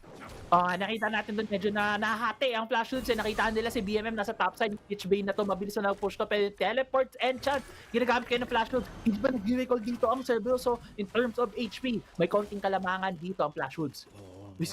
Si Lakin. Gusto nila lumaban dito. Pero hindi nila tinuloy, no? So okay, CES. Ayan, dito. Alam mo na kung kanina natin si Lakin. Walang flash. Itong si Lakin. So mabamatay agad siya. Wow! Ito na, 3v5 na. Ito na yung chance talaga nila. Wala na, hindi ko na babawiin yung call ko na yun kasi ito, kukunin na talaga nila to, CES, kasi wala na yung dalawang damage sources ng Flash Wolves. Ito, i-rest na lang ng Flash Wolves. Pag na-rest nila to, pag na-ubos sila dito, tatapusin ito ng CES. So mahirap ito, may Destiny pa nga, hindi nila tinuloy. Gusto nila patayin na lang. Itong nakita nilang kalaban ni Zera is gonna fall down. Itutuloy na lang nila yung fight. Dito si Bruce, it's gonna be a 3v5. Not a good fight to be in. Kung gold card yun, patay na sana si Eson. Pero hindi, okay. Tama si Cookie. Pagchansa, pwede pa nila gawin to. Si Cookie, meron pa siyang drill of the hunt. It's gonna take a bit of time. Yung CES para kunin to. Ito, tayo nila pumunta. Nakita nila agad si Cookie. Nakita dito na discover. Meron siyang heal sa kanya sarili. Pero si Cookie wala na dito sa fight na to. So hindi na nila tutuloy agad yan. Patayin na naman ito si Bruce. Kaya ito na. Please, ito na, yung take nila sa Elder Cloud Drake. Pinapatagal lang eh. Pinapasarap pa. Alam mo naman itong team sa atin dito. Pero syempre, never give up din si Flash Wolves. Naghahanap sila ng kahit anong opening doon para manakaw. Magkaroon sila ng chance na patagalin pa yung laro. Pero maganda din ang naging laruan doon ng Cerberus. No, isa-isa lang hanggang nga ito. Tatlo down pa rin sa Flash Wolves. Baron. Oo, Baron ko dito pa sa Cerberus. Ini-slow pa nila yung take nila dito kasi gusto nila, pag mananalo kami, sure dapat. Kunin namin yung Baron, may Elder Cloud Drake na kami. Tapos, then, that will be when the push will come. Ngayon, at this point, nakikita ko hindi na sila natatakot kay Bruce kasi every time napapasok si Bruce, mamamatay lang si Bruce eh. Yun din yung problema, no? Kapag meron kang Kai'Sa, tapos wala kang mga enchanter, wala kang Lulu, wala ka talagang Karma, kasi hindi mo nabibigyan ng extra movement speed, extra shielding, extra ways to kite para doon sa Kai'Sa. Kaya din medyo questionable itong Kai'Sa pick na to coming from Flash Wolves. Talaga naiisip lang din natin at ng panel kanina ay kasi slower lane daw dahil sa Twisted Fate. Pero yun na nga, pinapakita dito na sa Cerberus. Kung ganyan ang lineup na ipapakita nyo, i-challenge namin kayo at ipapunish namin kayo gamit ng laruan dito ng Destiny. Ang layo ni BMM pero kitang-kita ko nasaan sila. Kitang-kita, Thrill of the Hunt, pinato na nga, meron pa silang hold and dito kay Taku pero hindi sila tutuloy dahil nga itong curtain call, ang sakit ng damage si Cookie, kailangan umalis, showstopper, tumaba pa sa backline. And ito, nagpupush na sila. At tama nga ba sila? Tinamaan ng Ascendant Embrace si Bruce again, 1 HP just because of one haymaker. Pero Taku almost die. Tapusin na ito na CES. Malaki yung advantage nila. Kailangan na tapusin na nila kasi wala na sila ibang chance dito. Baron Bob yung tumatapos dito sa game. Yung Nexus sa sabog na CES takes down the Juggernaut, which is Flash Wolves. Oo nga, takes down the Juggernauts. Ito yung gusto makalaban na team ng RRQ ang Flash Wolves. Pero sabi ng Cerberus, teka lang guys, kami naman ang kukuha itong Game 1 sa ating best of 5. So, hindi nga sure. I think ang panel, no, talagang nakalining din sa Flash Wolves. Kahit tayo dito, papasok dito sa laruan na to, tingin natin Flash Wolves ang labang. Pero Cerberus, coming from the play-ins, mainit-init pa ang pakiramdam nila dito. Pinakita nila na Game 1 ay sa kanila. Alam mo ba't sila nag-iinit, Crazy Hapon? Nag-iinit sila kasi tinalo sila ng Final Adversity kahapon eh. Kaya gusto nila ng bawi somewhere, di ba? Ay, oo. Pilipinas, gusto nila makalaban. Oo, kaya tinutuloy-tuloy nila na gusto nila, gusto namin bumawi sa final. Pero ito, Flash Wolves muna. Nakuha nila yung first game, pero hindi pa naman tayo tapos kasi best of 5 nga to, madaling maka-turn around for Flash Wolves. Alam naman natin si Flash Wolves, during their playoffs, ang ganda ng run nila. Pero ito, nagustutan na agad ng Cerberus yung kanilang run dito sa playoffs. Nagustutan, no? Tapos natawa ko dun sa huling part lang ng fight na yun, yung pang-explosive cast. Tapos napunta sa harapan ni Bruce yung set. Natama. Yung showstopper, no? Yung buhay, galing ganito. Talaga. Sa gitna pa siya ng showstopper, kaya biglang sumabog na lang HP. Napaback na lang siya agad bigla kasi wala na siya magagawa dun eh. Yun yung mahirap, no, pag ganyan yung composition mo. Kaysa usually kasi kung double marksman composition kayo, sisiguraduhin mo yung other marksman na kasama mo ay may way to be very mobile, kaya niya maging independent, hindi ka kailangan alagaan. Nangyayari kasi dito si Flash Wolves, napopoke out sila at naisa-isa sila ng Cerberus at yun din, commendable naman ang playstyle at ng strategy doon ng Cerberus kung saan iniisa-isa lang nila yung mga target nila. Remember, ang laki ng range ng mga champions ng Cerberus. Kaya every time na tinatry ni Bruce lumapit, alam naman natin how minuscule yung range ni Kai'Sa. Kaya ang dali niya i-poke, ang dali niya i-punish every time na tinatry niya umoto-attack. Kaya wala siyang chance talagang umoto-attack during that whole game kasi pag lumapit siya, yung credit card, ibabato agad sa kanya na Twisted Fate.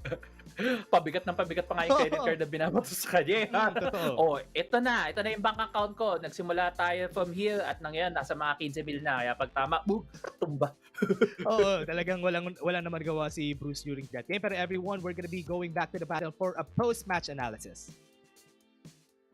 Top Flash Wolf lost the first one, but the double AD though, Brandon, really didn't really work out for them, did it? I feel like it's a clear case of a scrim meta situation developing. It's very normal for teams of the same region to be scrimming each other when they go into international tournaments. I think we can take away from this that Flash Wolves, I'm choking up blood right now. I think it's clear that Flash Wolves have been scrimming one team and you shouldn't be taking away things from them that don't fit your identity. This did not fit your identity. We were saying Yasuo, Diana for Bruce. Why are you playing Kai'Sa? There's no timing windows for him this game. The Twisted Fate for BMM just completely took over the game, ran the tempo, ran the show, and just like that, Flash Wolves down 1. I just want to say that the crownless Omo is a good picture on you. Right away, your prediction out of the picture. Already won the win for Cerberus Esports. And yeah, the BMM Twisted Fate. Yeah. I just would love to highlight the fact that yesterday we saw Twisted Fate for FIL Adversity that was played differently from how BMM played it, but it was as effective. Omo did say that, hey, no one is going to match on the side lanes for the team of CES, but just because they have that Twisted Fate that can really make things work on the side lane, you know, a pseudo shadow laner for you, that just made it work for CES. Really fantastic drafting, and yeah, there are so many points I would like to bring out as well for CES. A small other point on top of that, with the Twist of Fate, you could tell exactly what he intended to do this game, just based on his build path. Exactly. Luden's Echo into Rapid Fire Cannon. Every time the Karma sped him up, he would go there, stunning someone up into the Jin Deadly Flourish, and that was just a free pick off. And I feel like Flash Wolves, when they go to bed tonight, every time they hear a sound, ding, it's gonna be nightmares. But just now, you mentioned previously, like these are the perfect conditions coming up from CERBERUS to win this game. Exactly. There are some other win conditions I have written prior to this series starting, but as we look into the game results first, I actually would love to see the damage dealt of Bruce, because effectively, whatever damage he was able to dish out, I believe, was absorbed by Taku a whole lot. I genuinely feel like Bruce and Cookie will have done basically no damage this entire game. But we got the IE. Okay, and some damage. Not too bad, not too bad. Cookie, it's really Cookie and Ysera. I mean, like, even Eason actually gave more when it comes to damage. But I'm sorry to say, but Cookie really can't work things out. I mean, that 17,304, you basically have it, right? Because Taku was the one absorbing it with all the engages and with all the flashy moves that Taku was playing, was doing for CES. And locking, again, when it comes to, you know, poke champions, you cannot really take that away from locking. He will always play the Varus. He will also play the Ziggs. Those are the champions that he's good at. For the Kai'Sa, though, it's Demon's champion, not Bruce. So Bruce, stop picking Kai'Sa.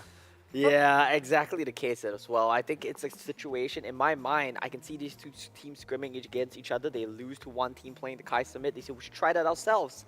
It's not really a thing, right? Bruce used to be a marksman. Yes, we know this, but this is not the identity of Flash Wolves. We need you guys to play tempo. We need you guys to set up for Cookie. We always say this is a key player on the team. You can't really do anything then when your mid jungle is playing Kai'Sa Rengar, can you? I feel like it's a bit greedy coming up from Flash Wolf when that draft coming out. We talked about your auto-win condition. Yeah. So right now, CERBERUS winning to 1-0. Definitely just a few more steps away. But I feel good. You feel good? I feel good. Yeah, I feel good just because I've written this out, and Persis Esports was able to, you know, take those checkboxes. And I guess, again, the auto-lose, auto-win condition, the very first thing that I put in there was to control the Cookie monster. Cookie is just so strong, and I really love the fact that they really studied the draft, how it was. Exactly, there you go. I just wanted to put it out there that yes, I have written down control the Cookie monster. All right. Now, the jungler of Flash Wolves is really so strong that you have to take away the Rivet and possibly even the Jax from him. But we saw yesterday that Jax isn't, actually not just yesterday, but throughout the play-ins, the Jax isn't really as effective as it was prior patches. Number two, Ganza need to fly. Basically, with Ganza being able to, you know, just be on the side, be a mile away and still be able to impact, Fly could actually make things work for the other players of Persis Esports. But for me, number 3 is the most important. They have to gang up on Bruce, and Bruce did not have any space at all, at least in that game number 1. And two sides to that coin as well, right? 1 and 3, control the Cookie Monster, gang up on Bruce. I feel like these two things, they do come hand in hand.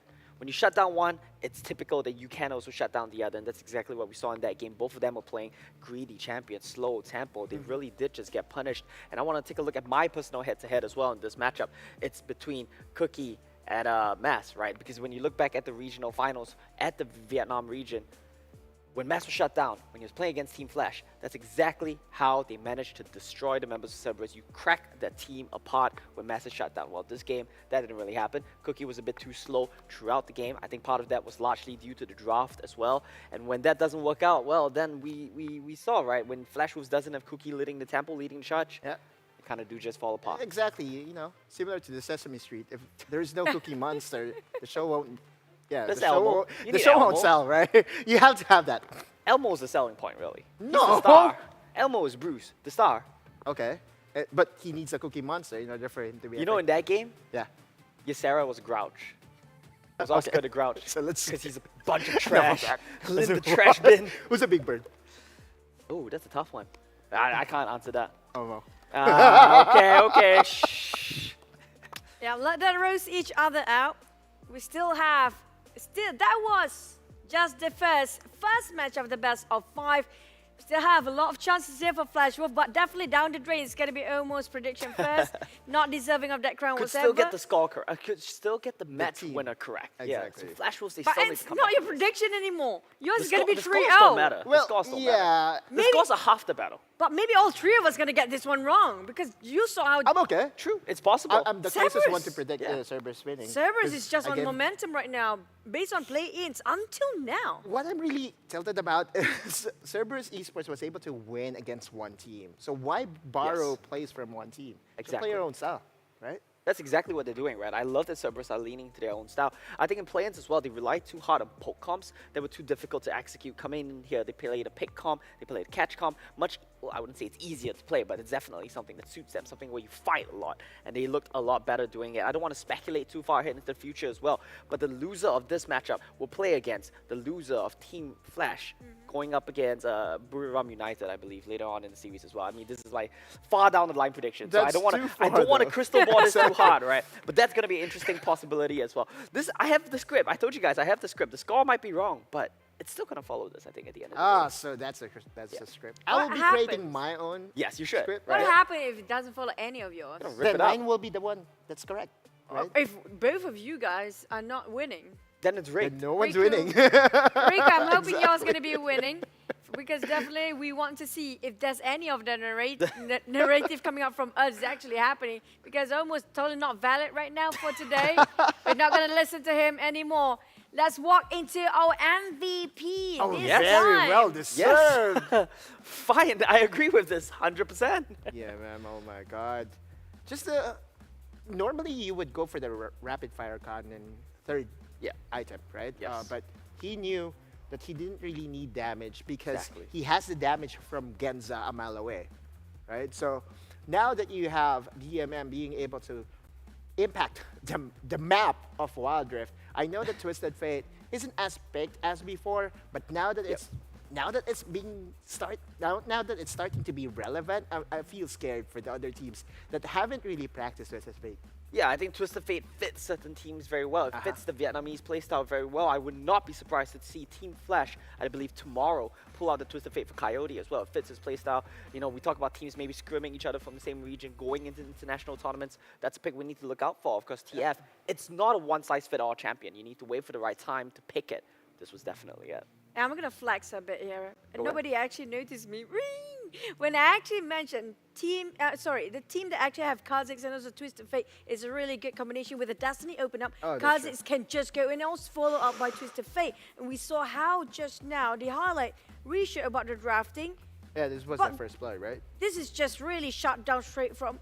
They got a bit of a momentum for Flash Wolf, but look at how CS just throws snowballing all over the place. Yeah, and Isera, uncharacteristically, was all over the place at least Is in it though? game number 1. I do feel like Isera's one of the weaker links here on the side of Flash Wolves, even though he's the veteran, right? I feel like he's the one that will tend to fall apart first. Partly because he's playing these tank champions, he's tanking the weak side matchups, but also I do feel like you look at this game, he's been very inconsistent in getting his engages off. Exactly. Hopefully nobody is gonna bash you later on. No. Oh, no, because Ysera's fan base is quite big as well. But hey, Of okay, course. yeah, never. But they know. don't watch English stream. You have to have someone to be called the weaker link, but that doesn't really mean that he's weak in his own standards, right? In the Baron lane.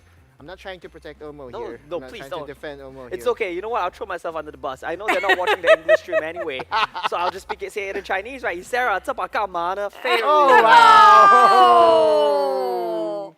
I didn't understand that. I It's fine. understand that, but yeah, okay, it's okay. Ysera, they're gonna show you. You're gonna just, throw you under the bus again by telling them and showing Omo that game number 2 will work quite right for the side of Flash. Maybe. I mean, I expect big things from him, right? I expect big Yeah. things from the veterans. Sometimes Lock King can slip up. Sometimes Cookie can slip up. When Eason, Ysera, and Bruce slip up, Well, it just breaks my heart, right? Because these are the big name players. These are the legends of the scene. I expect so much more from them. I expect them to come and lead the charge here. Ysera was definitely leading the charge, but not in a good way that game. It's really bitter when it comes to expectation, not up to par. Pulling it all off. Not up to, we can feel the All right. bitterness. Let's jump into our game 2 draft here There'll be a between swap? Cerberus versus No Flash swap. Wolf. Blue side Blue. for CES. But so. CS really loving the blue most of the time. I mean, actually. yesterday, Grandin and Omo has been very well documented in saying that the blue team is always winning, right? Especially for CS, because I can actually count. It's like what 10 games actually CS plays on red, unless if like most of the games they won is actually on blue. I agree. I just would love their first picks. All right, so, okay, heading into the draft, we have Gamil and Jace being banned away. 100% sure that Flash will shake things up. But for Cerberus Esports, again, same win conditions for my takes is for them to target down at least one champion of Cookie. This is still, you know, a target unlocking, but for Cookie, no Riven for you. Please, Cerberus Esports. Also, you mentioned about Bruce just now. Previous game, he's not playing something that kind of assassin attribute, and that might be one of the reasons. And Play FW style. That's it. there you go. Then the question also is, what is FW style, right? So to answer that, I think it really comes down to mid-jungle being very impactful, playing together with Eason's Trash. The 3-man unit set up by Bruce, Cookie, and Eason should be leading the charge there. With the comp that they had, the Rengar, the Kai'Sa, it's a bit too slow. The tempo was all over the place. I want to see them swap it up. Karma. They should still ban left Karma, open, right? yeah. This is not a Lucian ban angle. You should just ban the Karma, I think. Yeah, there you go. Testing it out for one game. Just go for the set, though. Right away, set has been so huge for Taku for the entirety of the tournament. Ooh, Senna mixing it up. Now that opens Varus. Yeah, it just goes for a different approach here, and I think this does, like you said, set up for a very good Varus angle. I do believe Flash Wolves will just lock in a Varus Gragas here. Again, no reason to deviate from that one. That's not the problem with the draft last game, right? Definitely not. Now, set is still open, but that's genius from CES because they knew that set will still be left open and they would still be able to pick it now. This is not scripted, by the way, Oma. I think we just understand these teams. We understand the power of these picks. That's exactly why they're being picked up in the order that, you know, they are. Corki being locked in now is a bit interesting for me here, right? It's still technically a flex, but I do believe this just signals 90% chance it's going to go over to the mid lane, which is odd because why are you picking this so early? Now Boost can counter pick it, surely. Lucian is up. Unless this is some sort of bait. But I don't know. What kind of bait could this be? There's no way there will be a bait anywhere, right? Okay. So this is so interesting. From banning Lucian first phase to just not even picking it in the first phase. Exactly. Now it opens up CES to just ban it outright, right? What's going on here? Darius is okay, but I believe that, you know, if you're Ysera, you still have your Garen anyway. Yeah. And Darius... You got your Renekton anyway. Oh, that's true. That's true. Renekton has been so huge during the play-ins tournament. FW really loves their Renektons. So I don't understand the priority for the draft is very odd. Very, very odd. The Jax, like you talked about, being banned away, targeted against Cookie. Yep. I'm waiting if they're gonna use Lee Sin for mass, especially at this stage, if they want to go all aggressive. With the 3 picks that you have, basically you can just have anything from That's the kind jungle. of true. That's what I mentioned. Because we saw Mass haven't been playing a lot of Lee Sin recently, but when it comes to the regional, he always spams it so much. And also, there you go. Yep. No blind. Oh, spoilers. Wow. Scripted. That's it. Ow. Nah. It's just a bug, all right? The Blind Monk is banned away, like you mentioned. Yep. So what options does this leave you with? Kha'Zix is still available. I think the draft is just so different from last game because the priority picks just got dropped, right? Lucian, Kha'Zix now. This is a big question. I feel there's no reason to not pick a Lucian here for the side of Flash Wolves, but who knows? Well, maybe there's you know what? no Let me real consult my good answer crystal to the ball. Lucian. Maybe they do just pick, Xin Zhao Yasuo here. I feel like Xin Zhao is a possibility. Wasn't that what flashed on the screen just now? Mass's jump is mostly I been think banned so. out here. Maybe see. he'll be being forced to use Xin Zhao if he wants to, but Why though? Why are they back to the Rengar? It's a little bit. They're running back the same comp. Flash Wolves are running back the exact same comp, just picked in a different order. The only thing that could possibly change is Bruce's pick now. Senna Nasus, which sets up for the set Darius matchup. This is winnable for both sides of the matchup. A bit of a skill matchup. And what's scary for FW is if they go for another Lucian for Lucian in the mid lane. I think it's Lucian. Nasus really just would, you know, Sure. chop off with That the is Wither. true. That is true, but I think the Lucian just has so much value here. It gives you early game control. You do so well into the Corki. You set up for your Rengar. You get prio for your Rengar, rather. Do you swap over, or just play it outright? Okay, Double- not a Lucian. Double marksman again. Yeah, I but don't know about definitely this. better than the double marksman we saw last game, though. With That's the the key Tristana? difference. Yeah, This is the way better. debut Tristana, by the way. This is the first Tristana we've had the entire tournament. Laning phase though. But Tristana has a very good laning phase against Corki. I agree. Tristana has a very aggressive just mid so lane. good. Early game? Yeah, because you just jump on them at level 2. You literally just jump on them at level 2, and that is Tristana's trading pattern. You know what? I beg to differ. Okay. With phosphorus bombs and Gatling gun being available, if she jumps in, Yeah. I'll go for the trade right away. I don't know if Corki wins that. Maybe in the minion wave he wins that. But if it's a pure 1v1, I'm pretty sure Tristana will win that. Right. Second We to have to assume that it's in the mid lane, right? Yeah, so we'll have to see how it plays out. I mean, there are definitely timing windows because Trist trims the wave so well as well. Of course, it depends on how BMM plays the wave state. We'll need to look out This for that. is so strange, though. Of It's having really a strange. Tristana. It's really strange, isn't it? Is this an It's so AP weird. AP Tristana? Definitely not. Definitely not. Of course. It's really weird to me because I don't understand why Flash Wolves are changing their style up going to CEC Finals. Why aren't they playing what works for them? Maybe this might be something that really works. they That lost it's game just 1. we never actually see Oh, it. no. And this Tristana pick will change maybe a tiny bit when it comes to comparison to the first match. Yeah. But definitely we're waiting for the second match and not gonna waste any more time. I want to see how this goes. Casas, take it away. And ito na nga, nagbabalik na tayo dito sa game natin uli. Ito ay again, CES versus Flash Wolves. Paglalaban na sila ulit and tutuloy-tuloy na tayo dito everyone. Kasi ito, again, kami yung shoutcasters nyo. Ako nga pala si Dash. Kasama ko dito si Crazy Apple. Woohoo! At ito na nga tayo, no, paring Dash, bumabalik ang Flash Wolves. Similar sa Game 1. Marksman mid sila ulit at imbis Kaysa, nilabas naman nila dito ay Tristana. ADC ulit. Oh, ADC nga ulit. At sabi kanina ni Papi Otto doon sa panel, no, sabi niya baka AP Tristana pero nakita natin longsword. So, hindi. Ano to, AD Tristana itong nakikita natin dito. I can see an angle in a way dito, Crazy Apple. Okay, na gusto ng sige. Flash Wolves mag-lower bracket.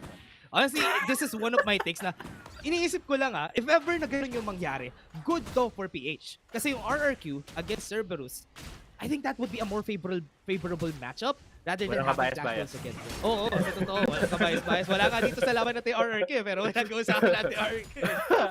welcome sa crazy commentating na parte dito sa Filipino broadcast kung saan walang kabias-bias lagi ang thumbs na makakastel. Pero yun na nga, topside. Oy, Isa na. na-ignite na nga agad yung topside face breaker pero may bone plating kaya mabubuhay siya with the barrier. That is a nice way to bait out yung flash ignite na tatako. Binate out nga niya kaya kasay ko natapik sa likod pero nagkaroon ng shield kaya nga hindi namatay dito si Isera. At least medyo paras ba yun sa top side at lamang pa nga ang flash dito ni Isera. Cookie though. Okay. Wala siyang hirap dito kay Kukoy, wala siyang dash kaya pag nakikita siya ni Shin Zhao na lumalapit ng ganun, medyo delikado ata tong si Cookie. Oo. At the same note sa top side na to, kung ako yung... Okay, kasi hindi mga pro player Pero kita kasi itong ganito. Alam mo, may innate regeneration kasi ang set. Kaya mas mabilis siya mag-regen kahit pero kayo nakakain ng prutas, ng honey fruit. Pero nakita nga natin dito, tinulungan ng set yung pagkuha ng Scuttle Crab. And mukhang magpapalitan ng Scuttle Crab dito, pero pakontest. Oo, pero hindi nila kaya ito i-contest If ever tinry nila makipaglaban doon, that would be hard kasi wala pa silang, ang sisi lang nila dito i-wither, tsaka yung hold. Pag nawala na yun, pwede sila pasukin ng body slam ni Eson. Yun na. Pero going back dito, no, Flash Wolves, talagang may gusto sila ding ipatunayan. Other naman na yung angle natin kanina, kabilang angle naman tayo ngayon dito with Flash Wolves, no. It's in the Masters meta. Kumbaga, nakita natin from play-ins na mahilig silang maglagay ng marksman sa mid lane. Nakita natin yun with one team. Pero nga lang, hindi mid lane nila yung pinapalaro nila ng marksman. Si Yumao naglalaro nun ng Kaysa sa mid lane. Pinagsaswap nila si Shu at si Yumao. Dito naman, Flash Wolves took it to the next level. Kumbaga, yung si mid Bruce lane talaga, nila, no? naglalaro din ngayon ng marksman dito sa mid lane. So, tingnan natin kasi nakita ko din isang angle dito. Meron silang poke galing sa Varus. So, pwedeng mabawas-bawasan at nagiging dalawa yung reset potential dito ng Flash Wolves. Yung jumping ng Tristana at yung another jumping na dumadakdak na itong Darius. Tingnan natin ito yung mangyari. Pero okay, ito, explosive cast agad dito kay Genza. Tatamaan na ata siya. Nag-ult pa siya pero parang wala siyang magagawa dito kasi naka-ignite na siya. Nagtitik na sa uling niya pero hindi pa siya mamamatay. Na-dodge siya yung piercing arrow. Ito na si Mes. Meron silang flash. Meron silang hold. Walang flash ito si Lucky kaya papasok na sila si Lucky. And a turnaround pa nga. Nakuha ng CES yung first blood. Oo nga, nakuha na CES dito ang first blood. Ang ganda ng iwas doon ni Genza. Hindi siya nagpatama doon sa piercing arrow at first blood went to the side dito ng ating Vietnamese squad. So sila ulo makaka-recall habang lilitaw na nga sa mapa ang ating unang malaking objective which are the Infernal Blade at yung Whip Herald. Madalas tayo nakakita ng laban dito at with that slight advantage para sa CES, makakuha sila dito ng early items, pwede sila mag-recall at pwede pa sila makakuha ng control sa mga lanes para ma-shove out at ito at magkaroon ng mas madaling easier time para makapwesto dito sa Dragon. Yeah, Genza, I only know the Genza. Kasi ang ganda ng dodge niya dun sa piercing arrow niya dun kanina, right? Yung locking. Pero ito, meron tayong Infernal Drake na meron package kay Corky. So saktong-sakto yung timing nila dito sa objective natin sa bottom side of the map. Si Corky nag-aabang dito, si Fly. Kung merong ward dito, kanina pa tinalunan to si Fly eh. Nakatakot yun ah. Nakatakot pero alam mo to si Fly medyo lumilipad lang dyan sa gilid-gilid sa gedli-gedli. Pero let's top side bro. 5 stocks to. 5 stocks to kay Taco. Meron siya 5 stocks pero meron tayong Haymaker kaya alam namang hindi ko contest na ni Spicera. Yung sa bot lane, ito yung mahirap eh. What's great about a Tristana is that yes, meron siyang range against control mages. Ang lakas ng Tristana pick. Nakikita natin to sa PC. Pero ito, dahil Corky rin yung kalaban niya na naka-hull breaker din sila pareho. Mas malaki advantage si Corky dito. Nga, mas malaki advantage pero nahatak dito si Taco. Wala namang 5 stocks so hindi pa niya dinakdakan, no? Pero yun na, hull breaker pareho. Ang Marks 1, Corky and Tristana. Sabi mo nga na medyo mas may advantage dito yung Corky dahil medyo mas may wave kill siya eh. Meron siyang mga abilities na pwedeng gawin niya at makakashove nga siya. Pero same day, hindi pwede naman. Pero din yung trabaho gagawin nila dito. Hintayin lang nila magkaroon ng up to 3, 4, 5 items bago talaga makikita natin yung full potential ng dalawang champion na ito. Yeah. And habang tumatagal yung laro, mas lalong lumalakas itong si Bruce. Kaya yun yung nakakata. I mean, same thing kay PMM. Pero si Bruce talaga, yung mas malaking potential ni Lake kasi it's the classic crit marksman eh. Ito, kinukuha nila Infernal Drake. Meron silang Eson, Explosive Cast, tumama na nga. Ito, backline, tinatamaan nila. Tinatry nila mag-damage pero wala masyado nakikita.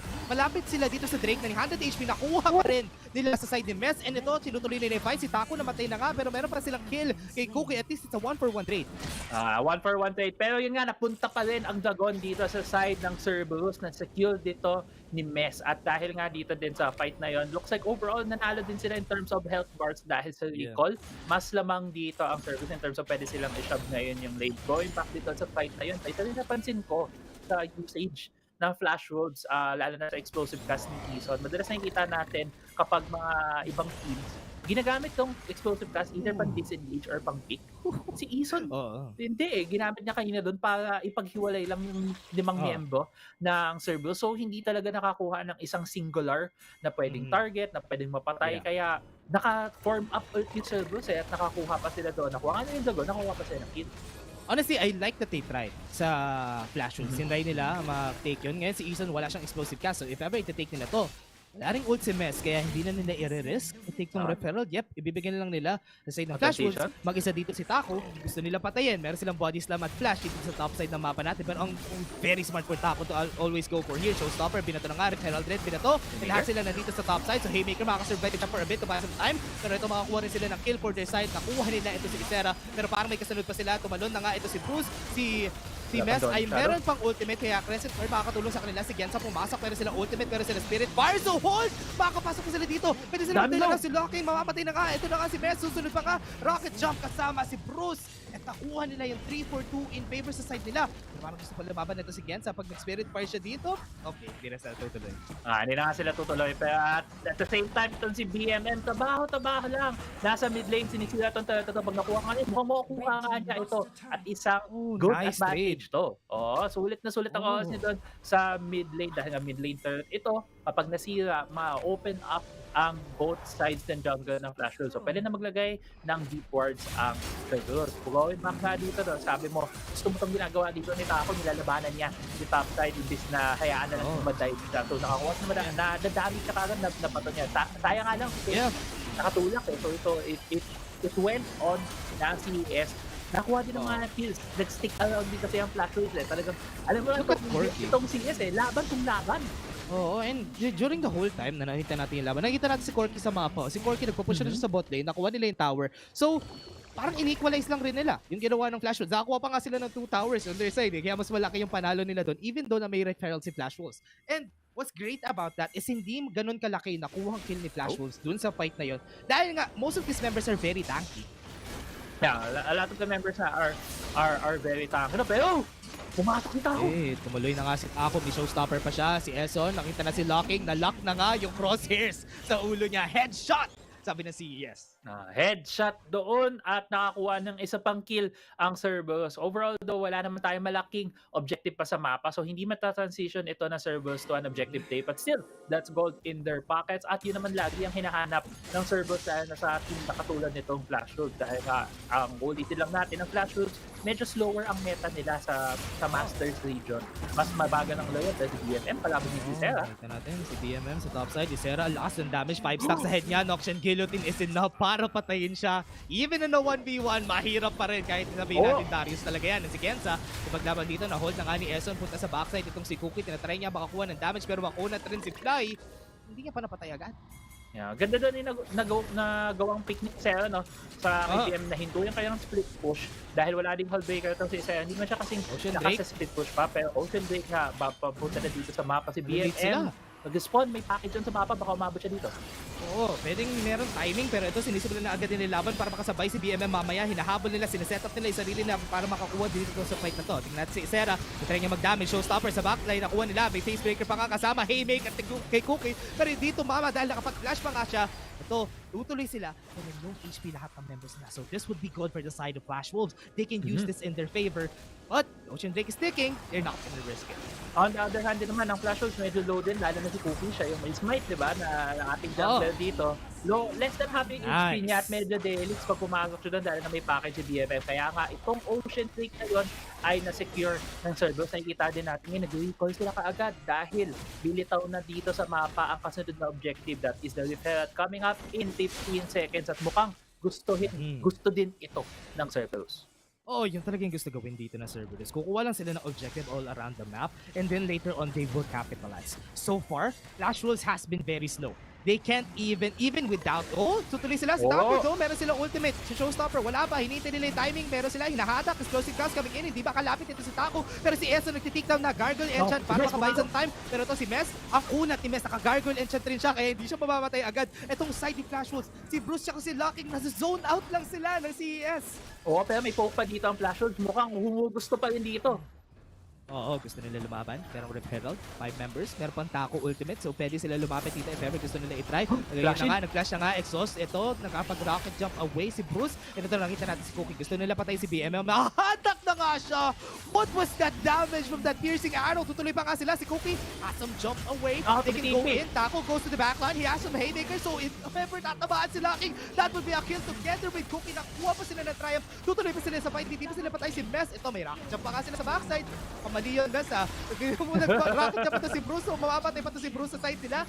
Makuha sila na at least isa pa. Hindi tumuloy. Hindi nila nakuha yung kill. Tutuloy pa sila sa isang fight. Si Esso nagtitake down. Ang lakas ng damage ito ni Fly. Hindi nila matamaan ni Sarah. Nahatak pa nga siya na apprehend. Meron sila 5 stacks pero wala ito. Hindi nila makukuha yung kill. And nag-flash in si Fly pero hindi enough. At least nakakuha sila ng mas maraming kill kaysa sa Flash Wolves. Oo nga, at the end of that fight, no, ang CES, ang CERBERUS, ang nagwagi doon. Nakakuha sila mas maraming kills. Nakuha pa nila ang Rift Herald. At ang tagal na nabuhay doon ni Fly on this Sena. Yung Sena natin ngayon, 415 na. Yung, hindi pa niya nga nabubuo yung mana, yung mana niya, yung mana muna pa rin. Pero nakita natin na dahan-dahan, hindi po nakuha niya yung bawas. Ito nga lang nakita natin dito sa replay na to. Si BMM medyo lumayo medyo masyadong nakaharap sa kaya natin siya kaagad dito.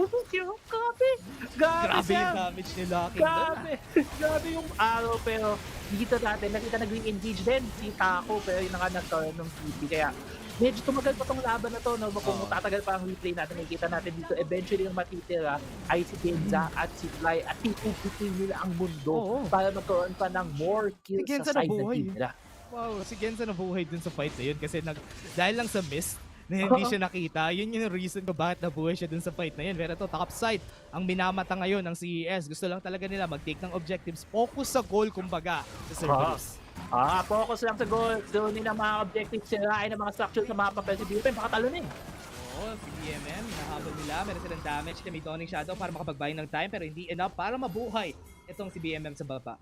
Hinabol talaga nila, talagang pinilit pa makakuha doon na isa pang kill pa may bawi kasi nga yung Herald sinaman sa top side. Depensahan din naman ng flash shots. Nakita natin si Bruce ay nandoon. So yun ang naging trade ng teams natin. Looking at the map right now though, tatlong outer turret ay wala na sa side ng flash room. So medyo mas open map. Fly! Oh, yung flash to apprehend, tumama. Si Fly ay mamamatay. And wala na silang maire-react pa sa flash balls. Nag-fly away siya doon. Nung nahatak siya ni Isaiah, nag-flash in. Sige, susubok mag-defend pero mukhang huli ng lahat pa sa depensa dyan.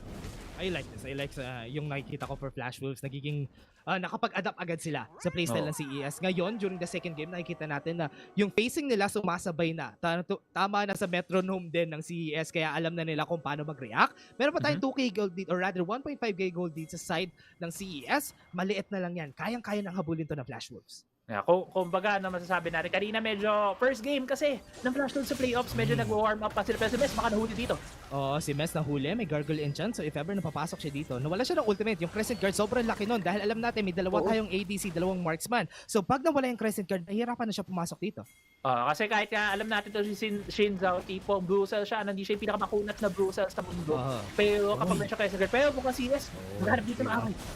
They want to give her a fight. And ito sa backline, Valkyrie agad to the package, Isera. Low HP agad, nakapulin na nga ni BMM pero tumalon. Ito si Bruce, hindi niya alam na doon lahat ng members may wither pa nakasama. May kasama pang Hata at may kasama pang hampas from Genza. Susunod na hampas, may refer na siya later on kaya hindi niya siya tutuloy. And ito, showstopper sa backside, nahabol pa nga si Locking, kasama pa sa slow. And si Cookie na wither pa. So mamamatay na siya, na-hold pa nga, nag-buy some time with the golden time.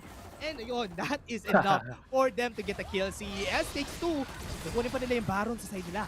Ngayon nga yung golden time doon ni Cookie pero nagdadasal lang siya doon dahil he was taken down din ng Cerberus. 2-4-0 in kills at imbis yung Zagon.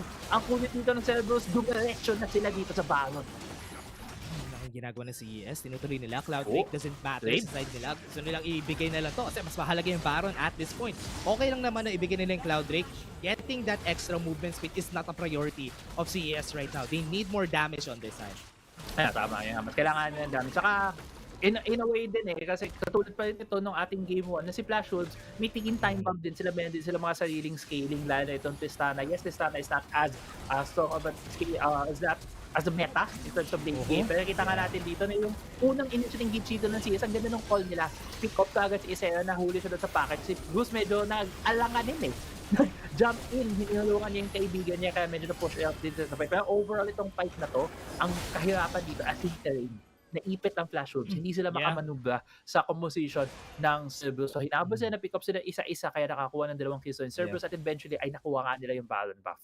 Yeah, and alam naman natin playground talaga ni Cookie yung jungle. Every time na nasa jungle yung fight, very great yun for Cookie. Territorial of the Hunt sa top side, si BMM, yung target nila. Si Mes, nakikita rin nila dito sa may bottom side of the map natin. Pero wala makakapag-react dito. Explosive gas coming in, merong apprehend, nakasama, nag-zonyas, nag-stasis, pero wala na magagawa sa si BMM. What's good here is that pinupush na yung mid lane. Kailangan galang gawin dito ni Mes ay stop niya yung back timings. Tama yung timing nila. Cold 4 talaga yung ginawa nila na to. Nakuha nila. Sige, if ever makill sila, okay lang. Nakuha nila yung inhibitor turret dito sa mid lane. Makakapag-back away sila sa Mes.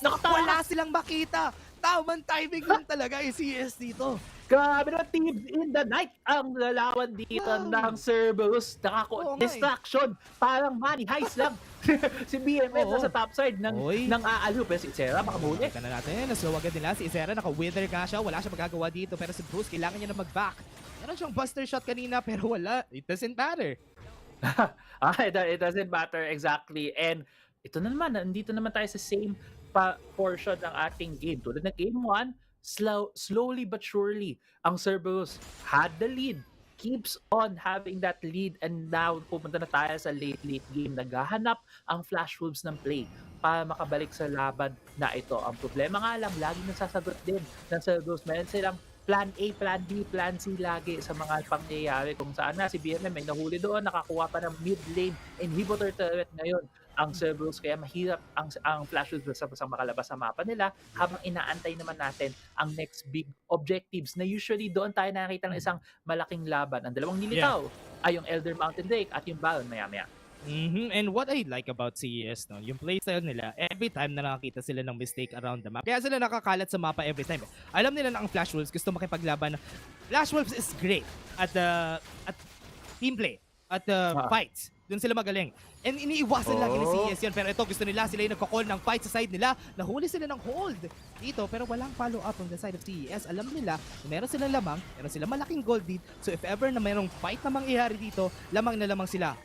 What's nakakatakot lang, sorry, pero yung nakakatakot lang dito sa side ng CES ay yung hull breaker and 4 items na dito si Bruce. Kaya if ever makikipag-fight sila, kailangan nila maging careful sa long drag-on fights.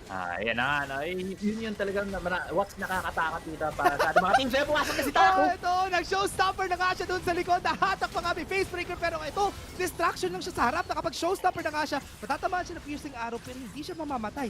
Gusto lang talaga nila makuha yung objectives on their side. Nakikita nila dito si Cookie pero magbaback away sila ng sabay-sabay. May Baron na nagtitik sa mid lane pero walang Trail of the Hunt si Cookie. So pwede sila mag-back.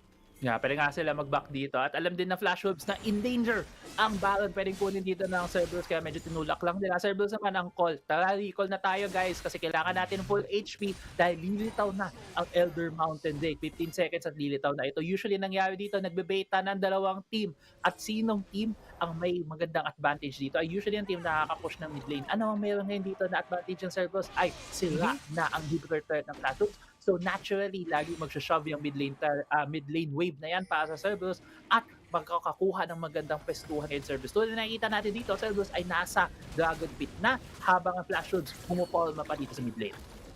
Gusto na sila dito sa mid lane and nakikita na natin to side ng CES. Gusto nila mag-push dito sa mid lane. Si Isera, humahabol. Tinatry nila makakuha ng damage. Si Talon Strike, tumama na nga. And ito, meron pa silang Chain of Corruption. Wala silang bawas kay Meso. Tignan mo, nasarap siya kanina pa. Siya yung superhero na team dito. Yung Kappa, nakahawak na nga siya dito. And ito, kinukuha nila with Showstopper sa backside. Red Durako!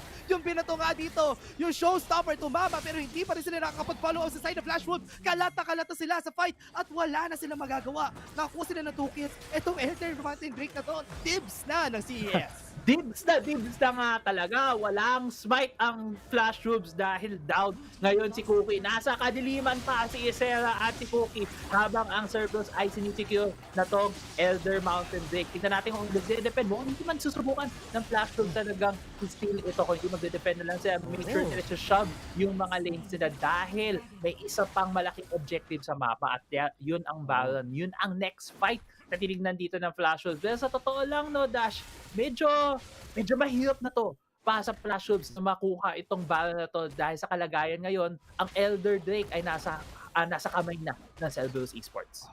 Grabe nga talaga. Yung nakikita natin dito sa CERBERUS Esports, ha? Yung fight takings nila, yung punishments nila against Flash Wolves, laging on point. Kaya CES ngayon, laki ng expectations natin sa kanila kasi sa mga ginagawa nila, parang ito sa mid lane, gusto nila uli kumuha ng kill. Pero remember, sabi mo nga kanina, pero sila Elder Mountain Drake, so mas malaki yung chance nila, mas malaki yung damage nila dun sa fight. Nakakatakot dito is pag si Mess humarap ulit, feel ko wala pa rin damage na maibibigay yung Flash Wolves sa kanila. Yan, nagmamalaniyo siya sa Matrix, no? Kapag pinapak yung ulti niya, lahat ng range, iniiwasan lahat ng projectile, lahat ng bullet. Hindi tumatama sa kanya doon. Kaya nga, iba din tong Shinzo. Kaya nagustuhan din natin yung Shinzo pick kanina sa draft, no? Dahil nga sa nilalabas dito na Flash Wolves na double marksman composition sila. Pinakikita natin dito, CS hindi nagko-commit, pero mukhang mapipik. Okay, tumuloy pa nga sila, nahatak pa nga si Isera, wala siyang Flash. So pag mamamatay siya, mamamatay na talaga siya dito. Wala siyang magagawa. So CES, kumuha na isang kill para makuha nila yung Baron. Wala na silang frontline na pwedeng mag-start ng fight, mag-engage sa side nila. Proto Belt Apprehend, wala na yun sa options ng Flash Wolves. Wala na nga sa options sila. Meron na lang si Cookie. Kung meron pa siya Team of the Hat dito, pinap na nga niya. Meron pa siyang spine pero hinahanap. Gusto nila na laban. Ahok na nga. Tumama pa nga. Gusto nila umalis with rocket jump pero wala magagawa tong si Bruce Almighty. Naging Bruce Clues lang siya. Si Cookie gagawing merienda ng side ng CES. And yun, nakuha na nga nila. Yummy, sabi na CES. Salamat sa cookies! Salamat sa kape! Ito na nga, 40 seconds sa death time ng tatlong miyembro ng Flash Wolves. Hindi na ang Baron tinitingnan dito ng Vietnam ng CES ko, hindi ang Dexco. Nakita na nga nila si CES. Gusto na nila tapusin. Nakita pa nila si Locking. Nakalock pa yung mga crosshairs nila and gusto nila ng swipe pa. Pero that is it. Another win from CES against Flash Wolves. And grabe, sobrang decisive nitong victory ng CERBERUS Esports. 2-0 na sila sa best of 5 series na to. paalala sa ating mga viewers kung sino ang mananalo dito, ang makakalaban ng RRQ sa next round ng ating playoffs. At sabi kanina ng RRQ, di ba, ang gusto nila makalaban, Flash Wolves, kasi gusto nila yun yung may challenge. Pero mukhang may gustong patunayan din dito ang CERBERUS. Oo, gutom sa bawi ang CES sa PH teams. Kaya gusto nila lumaban agad sa RRQ. Kaya ito, nakikita natin 2-0 agad ang Flash Wolves. Hindi ito yung ine-expect natin. Most of us, even us casters here sa PH Broadcast, ine-expect natin na Flash Wolves isa sa mga pinakamalakas na teams dito sa playoffs. Totoo. And honestly, may ibang pinaglalaban kasi ang Flash Wolves sa tingin natin na double marksman ang meta ng region natin, ang gusto nila ipakita dito sa WCS Finals. Unfortunately ka lang, it doesn't work out dahil nakita din natin dito paano pinapunish ng CERBERUS, no? Mas decisive ang mga call nila at mahirap kasi wala ganong utility ang pinibring ng second marksman to your team. Kaya tuloy ngayon, dinadagdagan lang din ng utility, dinadagdagan na CC na CERBERUS, kaya sila nakakalamang lalo na sa mga prolonged fight na nakikita natin.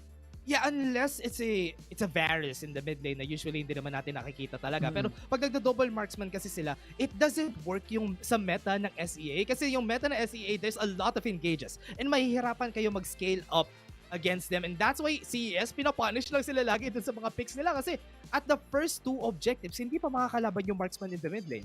Exactly. At kahit na 'di ba sa PH lagi nating hina-highlight na ito na yung lalabas na unang objective sa 4-minute mark kasi usually doon natin nakikita ang first decisive lead at hindi doon nakukomit ng Flash Wolves. Pero bago tayo pumasok sa game 3, ipapasa natin pabalik sa panel. I've been talking about it for Flash Wolf right now seems a big week fighting against CERBERUS, or will it be a reverse sweep? I don't understand. Well, it's very clear what it is, right? I kind of expected that I would be using this emoji a lot more. I'm surprised it's the first time I've used this. And I can tell you what the problem here is. My heart always tells me that Vietnam is stronger than Masters, by far. But Grandin has been doing a number on me. He keeps saying, Masters is so good, Masters is so good. And eventually I just snapped. I just listened to that crap and I bought it. And I also figured out what's wrong. I told you guys it's going to be a trio, right? I figured out that my crystal ball was a bit smudged. My script was a bit smudged there. It's actually a trio. But for CS. For CS. Yeah. Oh my god. Masters is the past. Vietnam is the future. He's just, you know what? He's in denial right now. We're just gonna leave Homo in his own world. But out of those, he's been in my ear, like complaining a lot about Masters. He's saying, 38 wins to 2 losses. And Cerberus Esports was able to equal that just now in just one season alone, right? One season versus one series of losses. Exactly. like, I love the Masters region has been playing with our feelings so much for the past few days.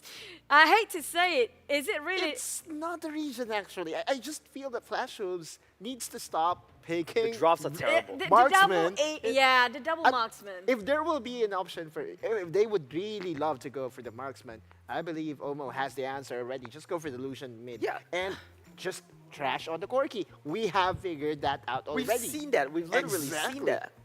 It's just so odd to me that Flash Wolves understand the priority of Lucian. They banned away a Lucian first pick potential from CES in Game 1, but in Game 2, they absolutely refuse to pick the Lucian, even on 5th pick red side. If you're looking at the blue comp right now, Lucian, I think, is immensely, has way more value than a Tristana. Tristana can never AA against an Assus, but Lucian always has the culling counterplay option. Exactly.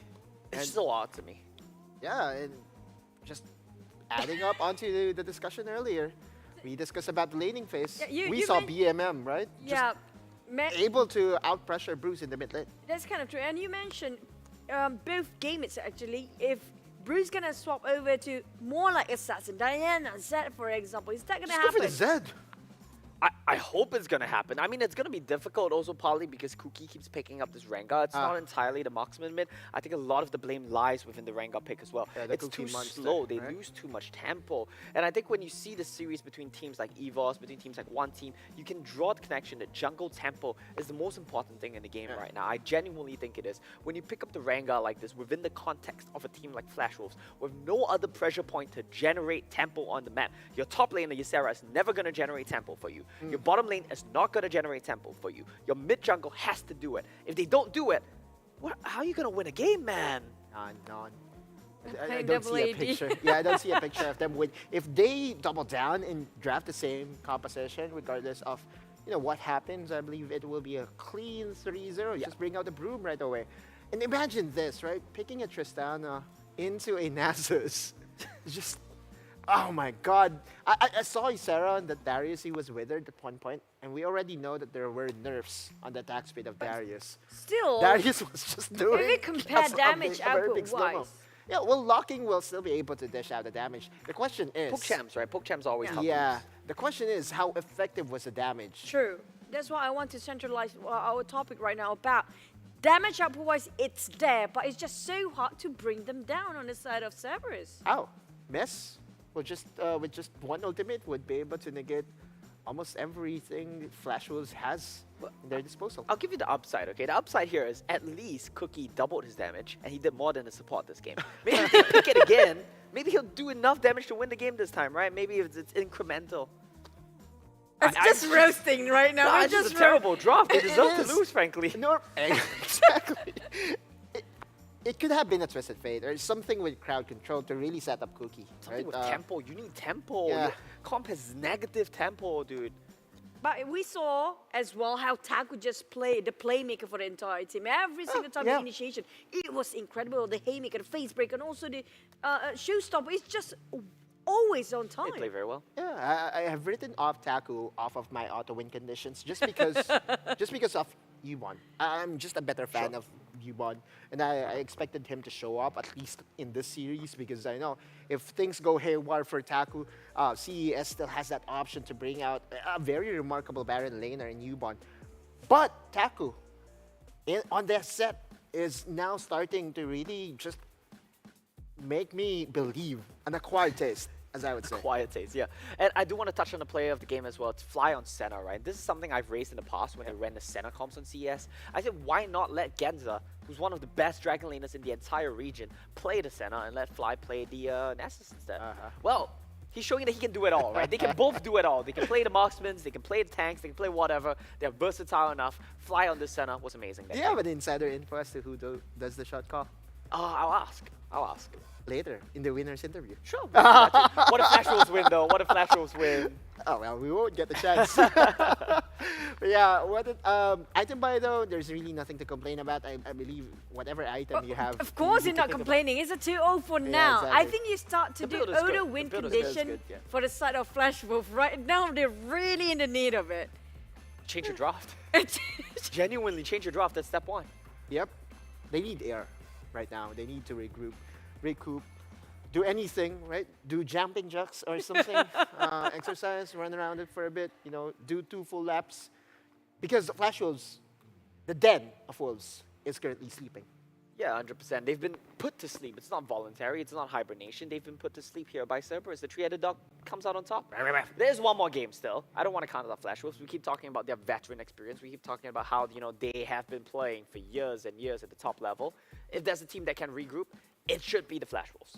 Just to rewatch our highlights about regarding the second game just now, winning a 2-0 for the side of Cerberus Esports. Flash Wolf just couldn't take. They almost sometimes there's a time they almost turn it around, but it's just always so good for the timing of it, especially when the Fly coming in.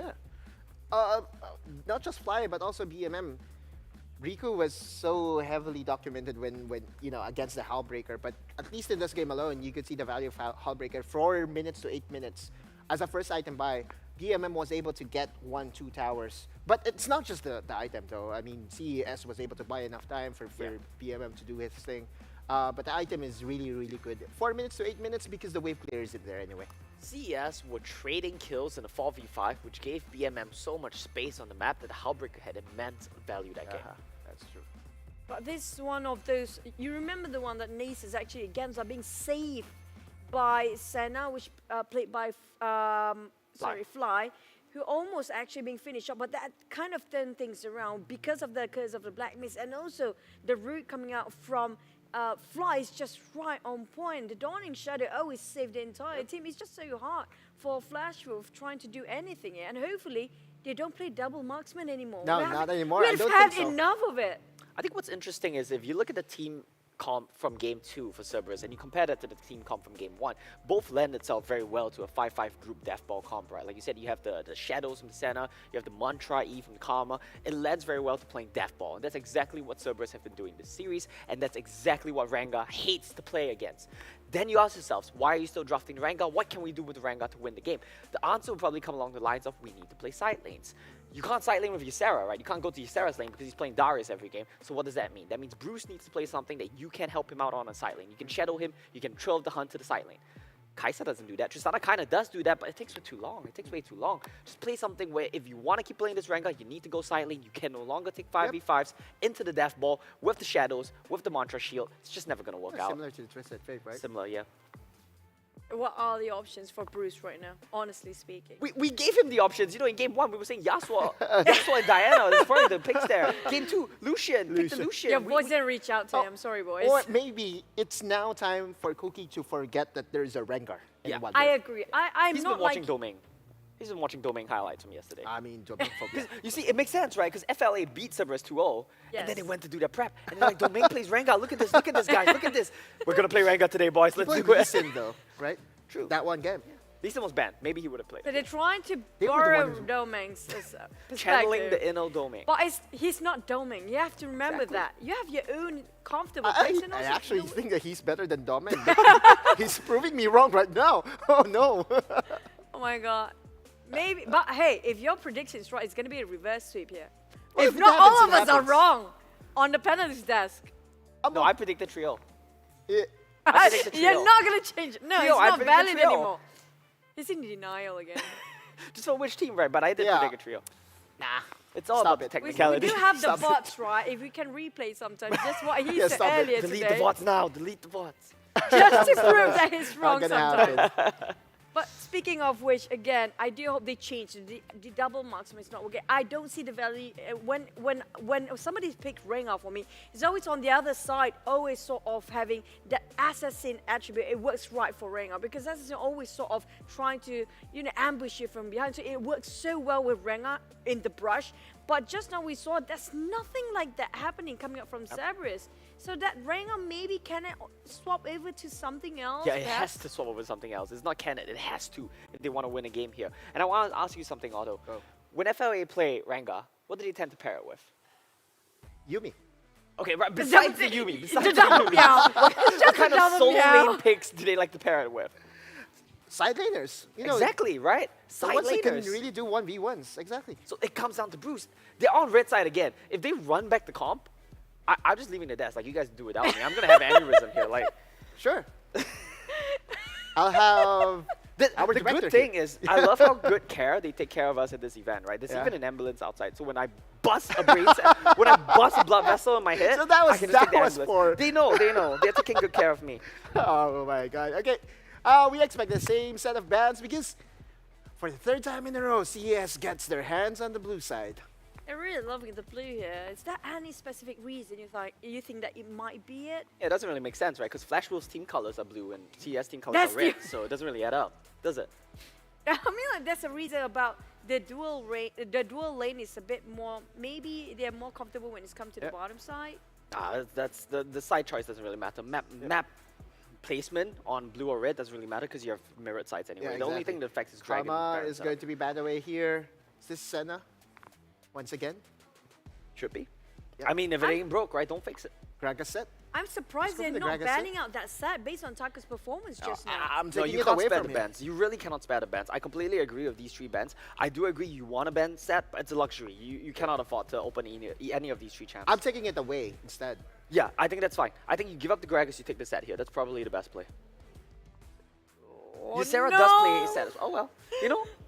This is the thing. This is the thing about regions like Masters, right? They like to stick to what works. Yeah. They hate to deviate from the The script. door is that way. Just in Call case. get the ambulance ready. Where's the paramedic at? Well, as they say, it's not the champions, it's the players. The players, it's a mindset, whatever it is, right? I'm not here to diagnose the problem, but Same this is a set. recurring thing. Of the first 3 picks for CES. I don't Going know for the about first this. Don't you love it? Don't you love the salty ego run back 3rd game in a row? Don't you love to see it? But we'll see. Our gripe was about Cookie. and Bruce is champion. Right now, So Flash Rules, they're saying, guys, listen, it's not the draft, okay? We just need to play better. Exactly. We just need to play better. It's not the It's not the champion. draft, okay? But I'm saying it's 2 games in a row now. Is that not No, it's enough? definitely the draft. It's just stubbornness. No, the mindset that a lot of okay, genuinely, right? No, This that's is not a not joke, bad. right? The mindset of a lot of like these East Asian teams is genuinely like, guys, if the best team in the world was playing this team comp, could they win? They would win. They would win. yeah. So then it's not the draft. We just need to play better. And that's exactly what Flash Rules are probably saying right now. I hope they still change their 4-5. It's not too late for that, but you know. This is we'll not the see. screen, It's by the just way. that they're It's not the prepared to playoffs. play. I know. Yeah, but the mindset is that's their mindset for a reason. Galio and Nasus being bad away. They're saying right now, if we were a WRL team and we were playing this team comp against Cerberus, would we win? It's And the answer is Revolution here, yeah? 100%. See. Please, if I see a Renga, okay, Okay, we take okay. that, we take that. We Okay, take those, right? this it's is good better. enough. This is Yes, better. that's good. That's a start. Now, you Because can that's still tempo play for the Cookie. double marksman composition. You have taken away the Nasus. You also have taken away the Sinjao. You could, So you could. effectively, this is an angle for Bruce's solution.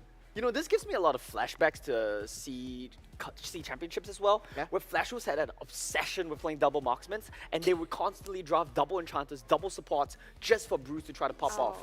I mean, at the end of the day, it's still a draft cap, right? Like, they still got out drafted here. Like, it's Flash Rules are just so stubborn. I didn't mention about Mass Masters having are so been... stubborn. Calm down. Calm down, Omo. Take your... I'll be take calm. a bit- I'll be calm soon because it's gonna be trio soon. The ambulance is just outside. Just outside. So, yeah, so it's okay. I think I need one of those bags we- for my anxiety right now. We got your back.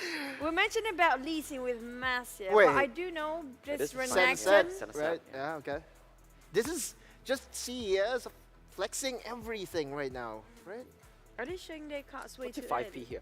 Maybe you take an Orianna here? I'm not sure. No I feel like you way. need to play something slower.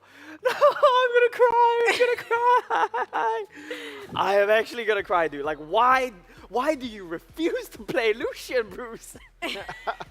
In C championships. That was his best champion, by Yeah, the way. exactly. In C championships, when no one was playing Lucian, Bruce would lock in Lucian over and over, pair it with a Lulu. But now that everyone's playing Lucian, he's gonna be a hipster. I'm gonna play Graves, guys.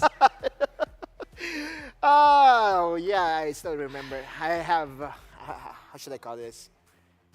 Bad memories about Bruce's Lucian. Because when it gets picked against the Orianna wasn't able to do a thing. Same thing for the Corki matchup. Corki, No yeah, counterplay. exactly. And now BMM will have a field day in the mid lane. They So the really Cookie want their monster double. and the Bruce being, you know, the Superman. or the hero. I don't know about this. Feels Going like straight down the drain. another deja vu here we're talking This is about. a very strong top side, though. Very strong, right? Yeah. Lee Sin Renekton. Hey, Grandin, can you hear me over there? What does Lee Sin Renekton do? They one-shot a target, right? They stun a target, they one-shot the target, right? Now, you compare the draft that Flash Rules has. I will give you one caveat to the one we've been saying. At least Graves Sin has tempo. Yeah. We might hate it, but at least it has tempo. And that's what we said Cookie and Bruce need to do. Is this a Graves Hallbreaker first item? Yeah, and I Definitely, mean, right? regardless of what he builds, right, Graves will always get lane push. Just because, you know, buckshot. He will always push the wave. Well, Casas, we cannot get enough yet. Take it away. And everybody, we're back in the game. This is again between Cerberus versus Flash Wolves. This is the game 2-0. Ilista mo na ata to, Crazy Apple. Kasi since kanina pa, nakikita na natin yung plays ng Cerberus Esports. Pero again, we're gonna be your shoutcasters for today. I'm Dash and I'm here with Crazy Apple. Mukhang Rekni, kung narinig mo kami, natalapasin yung graphic ng playoffs bracket kasi mukhang out yung sunod na kalaban ng CS. Pero kidding aside, wala ka bias. Kidding aside naman, ito naman medyo may, para sa akin, slight adaptation ang Flash Wolves. In the sense no, na hindi na purely late game yung marksman nila. So, pinahaba ko yun ng konti kasi baka magandang laban. Pero dito yung usual na nakikita natin ang gawain ng mga teams pag Sena at kung sino man ang kasama niya na na support sa bot side ng mapa kung saan sinasama na mid lane na para ma-escort lang sila at magkaroon ng konting advantage in terms of experience dahil nga naka-leech sila sa mid lane. Pero going back no, to my point dito sa Graves, at least hindi siya Tristana or Kaisa na late game lang kung saan may epektibo ang damage. Ito naman si Graves, pwede humarap, may true grit, may konting may konti siyang may konti siyang tigas kumbaga pag humaharap at meron siya nitong smoke screen. At to be honest, very minimal. Wishful thinking kumbaga tayo ngayon. Pero it's the same thing, di ba? Parang ganun din eh. Yung ginagawa kanina pa ng Flash Wolves. Same draft, same champions, mid lane. Kung di ADC, pseudo ADC, something close to that. Na takes a long... For me, I think Graves also takes a long time. Para magkaroon ng... Sige, sabihin natin 2 items. Pero still, it's a lot of time. And his range is minuscule. So mas mahirap siya palakasin compared dun sa Tristana and Kai'Sa. Oo nga. Sa akin, kakait lang siya dito, no? Ng Senna. True. Saka ng Koki si Zera. Baka i-dive dito. Oo, dive nga sila. Wala siyang flash si Zera, pero meron siya apprehend later. Oh, pero first blood, rotation again from CES. Lista mo na. At kakuha si CES ka. Pero anyway, first blood. Ay, nakuha ni BMM. Good rotation. Pero si Mes, kita si Bruce. Oo, nakita na nga sila si Bruce. Ito, si Bruce, meron flash, meron exhaust pa nga nakasama. Wala pa silang Dragon Stage, pero may flash coming from Taku. Eason, may siya tutuloy dito kasi babak na rin sila. Magta-try lang sila mag-do ng damage, pero yeah, nothing else. At least may first blood sa CES. Yes, Taku, slicing and dicing. Naghahanap ng takoyaki na gagawin doon sa top side. Pero going back na medyo malma, nakawata na ng first blood dito si BMM dahil nga sa good rotation niya. Nagkaroon na medyo nagtinginan sila doon kung magkakaroon ba ng away. Pero so far, looking at the items din, mukhang babalik tayo doon sa usual na nakikita natin sa ating mga solo lane na Corki, which has been that hull breaker na nakikita natin itong BF Sword. But at least, okay, at another caveat dito, kasi kanina pa natin nakikita ang Flash Wolves, ang mga item build path nila, papuntang late game talaga. Kasi that's where they excel eh. Yun ang identity ng region nila, kumbaga. And for them, it worked. That's why tinutuloy pa rin nila dito. Although ngayon hindi nag-work against CES, still, Black Label ang mukhang unahin nila. Taku? Yeah.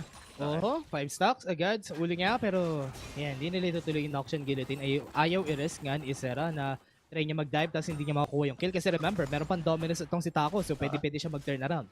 Saka wala din flash eh. Si Isaiah wala din siyang barrier. Kung nandoon si Miss, medyo madelihado siya. Isa na namang kill lang ibibigay niya sa side ng CS dito. Looking at the compositions din, para sa ating mga viewers, kung kayo ay nagbabalik lamang, kung kaka-join nyo lang sa ating broadcast ngayon. 2-0 in the lead na CES. Kung sino manalo dito ay lalaban sa RRQ. At sino matatalo ay mapupunta naman sa lower bracket. So may chance pa rin naman ng Flash Wolves na makabawi sa ating lower bracket dito. At may chance pa rin sila makarating sa icons.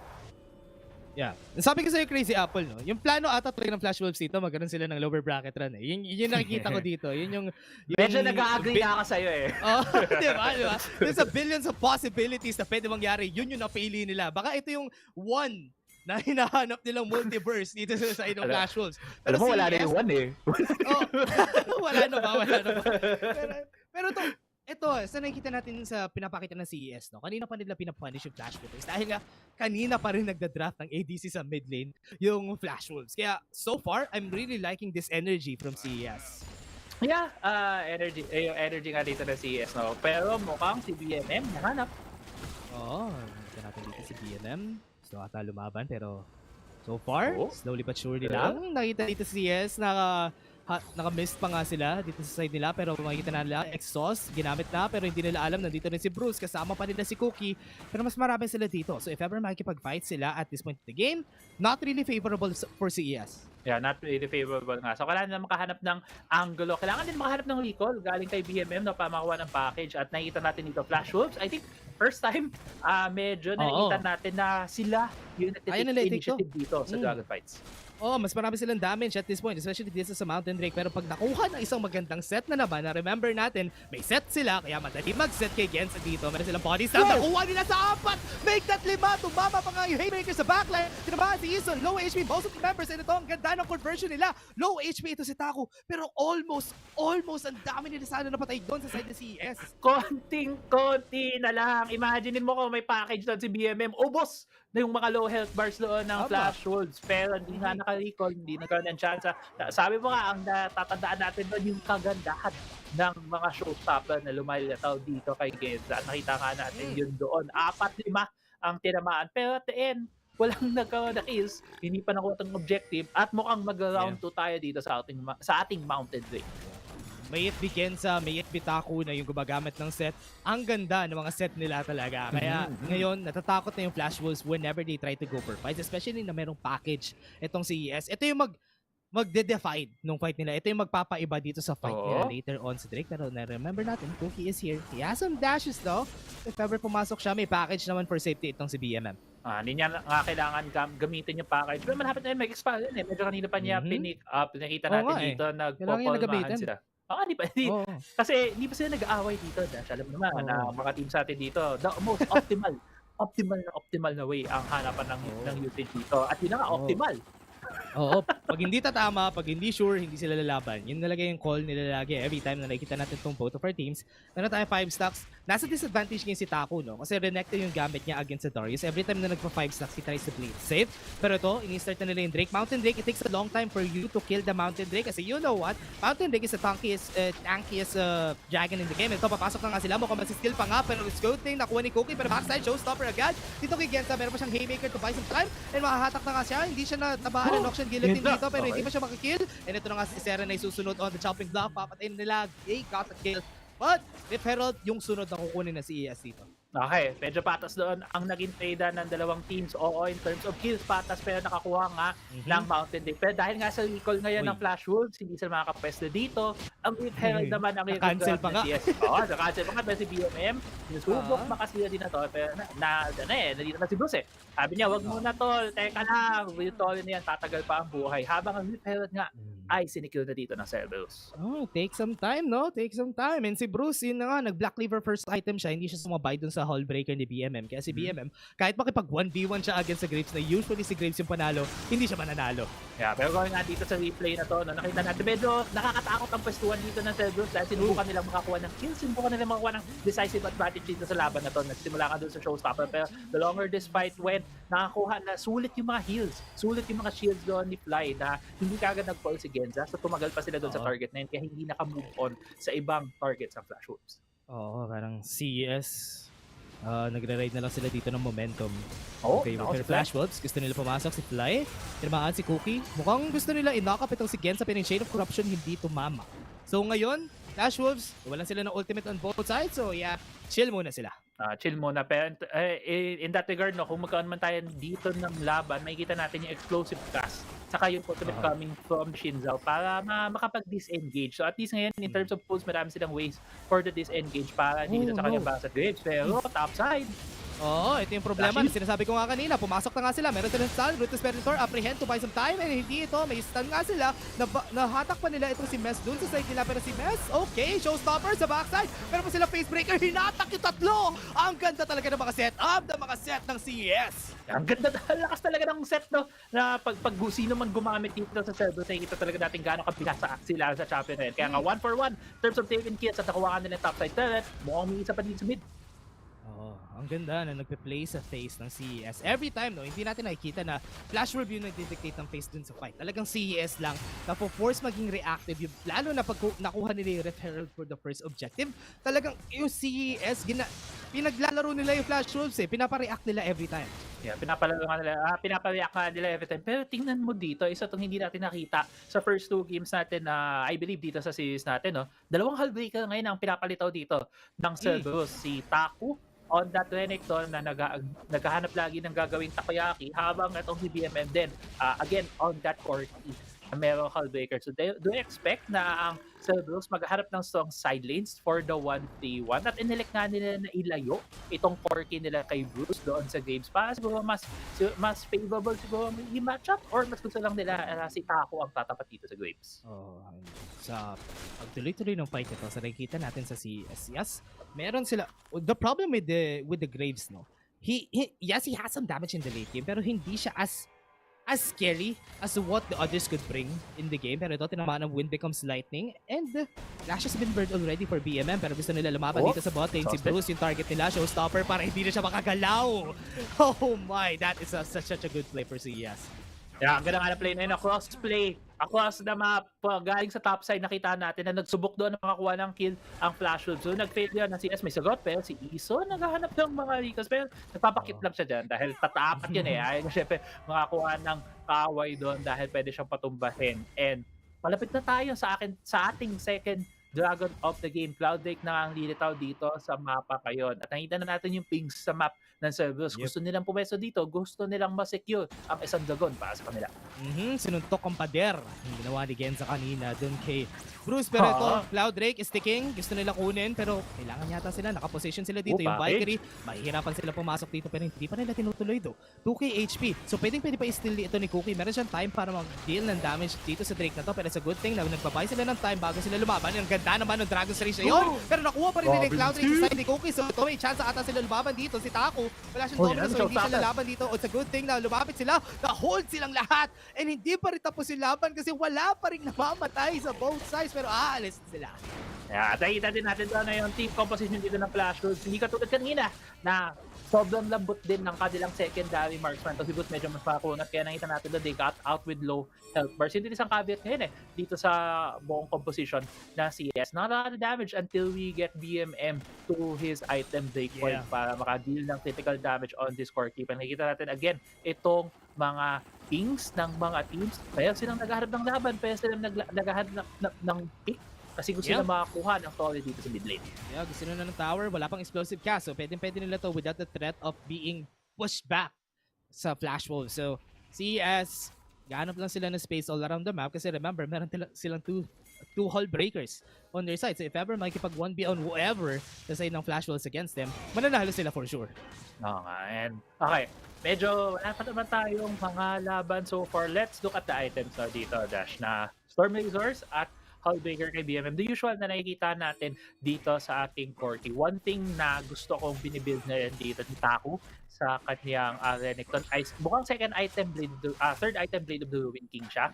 That shows talaga full intent na gusto kong maging malakas sa split push para pag nahatak namin ng Flash Wolves sa isang parte ng mapa, pwede ko i-diretso hanggang second or third or hanggang inhibitor turret ang makukuha para sa CS. Pero dito sa mid lane, medyo may sayawan, medyo may laruan dito. Dahil 1-3-1 ang setup, itong tatlong miyembro ng Cerberus ang nasa mid lane ngayon. What I like about this Drakes na nakuha ng Flash Wolves is that dahil nga meron silang Cloud Drake, mas madali sila makapag-rotate around the map, lalo na pag pinapareact sila na CS. This is basically the best one na pwede na makuha against a team like CES. Pero what's good here is hindi kailangan na CES yung Drake na yun. So pwede pa lumaban yung CES dito like ginagawa nila ngayon. 5 silang nasa top side. So yung punishment is si BMM, ipapush yung tower sa bot lane. It will take a bit of time para makapag-recall sila. So this will be an easy tower. Yeah, so bago nga sila makarating dito sa bot side ng mapa, kailangan din nila i-take care itong mid lane kasi low. Bilas. Corky yan. Alam naman natin, ang auto-attacks ng Corky talagang dumidikit. At itong turret dito, mid lane. Mukha isa pa. Chain of Corruption, tumama, explosive cast para ma-push back siya, showstopper para hindi sila makatama doon. Cookie, yung target nila, gusto nila mawalan sila ng jungler. And si Cookie yung magiging trade dito kay Genza, which is support lang, no? So, yun yung maganda doon, kuha na CS yung jungler nila. Pero at least walang objective, which is good for Flash Wolves. Yeah, medyo greedy doon nakakatakot yung ginawa doon nila King. Namasok siya ng death, wala siya masyadong safety grab. Pero nahatak dito. Nahatak, walang Valkyrie itong si BMM pero meron siya flash, nagamit niya yung stasis para makapag-buy some time. Pero si Flash Wolves, okay, hindi sila tutuloy sa laban na to. Yeah, napindot na doon ni Esera yung kanyang Noxian Guillotine. Saktong nag-stasis si BMM, kaya tuloy ang tinamaan si Fly, imbis si BMM. So naka-dungeon damage, wala nakuhang resets doon. Great job actually, no? Para dito kay BMM para hindi nga siya matamaan. Pero going back in this game right now, ang ating first Drake about to come up in less than a minute. Kaka-pick up lang ng package nito ni BMM. Titignan ko din, wala siyang teleport. So, dahil papunta siya dito sa top side ng mapa, isa-shove niya ito. It will help him to get back to the Dragon faster dahil naman siyang package. Pero still, kung itutuloy-tuloy niya, walang tool ang Cerberus dito kung gusto nilang maghanap ng fight. Kung wala itong package sa kamay nila. Nasa-smell na natin yung desperation from Flash Wolves to get a fight in their hands. Kasi you know nga, sinabi rin naman namin during the first 2 games na they like fighting. They like big team fights kasi they're good at that. Pero si ES, hindi nila binibigay lagi sa kanila yun eh. Kaya naghahanap lagi sila at any point in the game. Before they start this Infernal Break, they want to go for a fight. Ito nakita natin sa mid lane. They're starting to be a bit iffy, pero yeah, chill muna daw. Chill muna. At mukhang bago tayo makakita ng fight. Wait a minute, si Taku. May miss na nakuha. Nahatak pa nga. And ito, gusto nila mag-body slam. So, at gonna continue na wala na yung package. So, that's a big thing for Flash Wolves. Yan, wala na yung package at nakita natin ngayon si Genza ay gumagawa ng paglilinis sa bot side na tagal yung mga Isan pumasok. Flash body slam onto the right target, but the fly has been used, and that's going to be the flash, and this is going to be the stasis. Look at that, they're trying to take down mid lane, and they're going to be taking him down. Mess is down also, so this is going to be good for the team here. Showstopper has been used onto the backside, but not enough damage. Look at the backside though. They're being taken down one by one, but the triple kill onto the hands of Pizarra, and that's the timing that they want. Ngayon timing no, sinugod ng Flashwood. Medyo napamali pa doon yung explosive kasi dahil hindi napunta sa pinakaagad ng target. Pero mukhang kaya na natapusin. Gusto nilang i-end na. So ito, nag-work na. Yung composition na hinahanap nilang gamitin kanina pa. Pero look mo, naka-45 pa. So it will take a bit of time. Pero 20 seconds, it's a time that they're buying for themselves. So kaya na nila ito. Flash Wolves wants to end this game. And they proved us all wrong kasi gusto na nila tapusin. And this is game 2-1 right now. Alam mo naman dito, Dak, pagkasama mo si Crazy Apple mag-cast, kapag nagda-doubt, yung team na dinadoubt ang nananalo. At pinakita nga doon ng Flash Wolves na they are not out of this best of 5 yet. Meron pa silang ilalaban, meron pa silang ipapakita at ang Game 3 natin ay napunta sa Flash Wolves. Yun nga the interesting part dito is naubos yung members ng Cerberus during that fight, and I wasn't expecting that to happen talaga. Flash Wolves does have the advantage when it comes to the early game parts of the game. Kaya kita mo, naka-45 pa yung most of the turrets ng time na yun, kaya tinapos na nila kasi alam nila pag tumagal pa yung laban, lalamang yung Cerberus just based on their composition. Exactly. And grabe din, no? Yung decisive din kanina pa si Isa naghahanap ng mga ganong plays yung body slam flash to get those picks. Unfortunately lang, usually pag nagyayari yun, hindi na play sa tamang lugar yung natatamaan na explosive cast. At ako, panako ako doon kanina kasi hindi din tama talaga nagilid. Malayo yung team niya, pero ang isang bagay pa doon, kaya talaga napunta sa side ng Flash Wolves ay si Genza na mention natin na sa bot side. Nagsha-shove siya, nagpo-push siya. Kaya 4v5 ang simula ng laban na yun at take full advantage ng Flash Wolves. Yun nga hindi dapat binibigyan ng Flash Wolves ng isang big team fight. And ito, dahil nga doon, nabigyan sila ng isang big team fight. Kasi nagtitik yung time nila Dahil nga si Genza nagpo-push sa bot lane, nagtitik yung time nila kaya they needed to make a play somewhere. And yun yung nagawa nilang play, which is great. Now, pwede pa nila pala ma-turn around to kasi yung nag-shift na yung momentum after taking that next game. Game 3, may chance pa sila maka-comeback from this series. Yan. Sabi nga kanina ni Omo sa panel, no, the Salty Ego Draft. At eventually, gumana ang Salty Ego Draft dito ng Flash Wolves. And yun na, sabi mo, the momentum has turned para dito sa Flash Wolves na stop nila at least ang Malcha ng CERBERUS Esports. So, baka nagbabadya tayo dito ng isang possible reverse sweep, no, para sa Flash Wolves. Pero bago natin makita ang ating game 4, tayo ay babalik muna sa panel. This is like CS. You got it. What happened? And you know what? Taku and Renekton happens.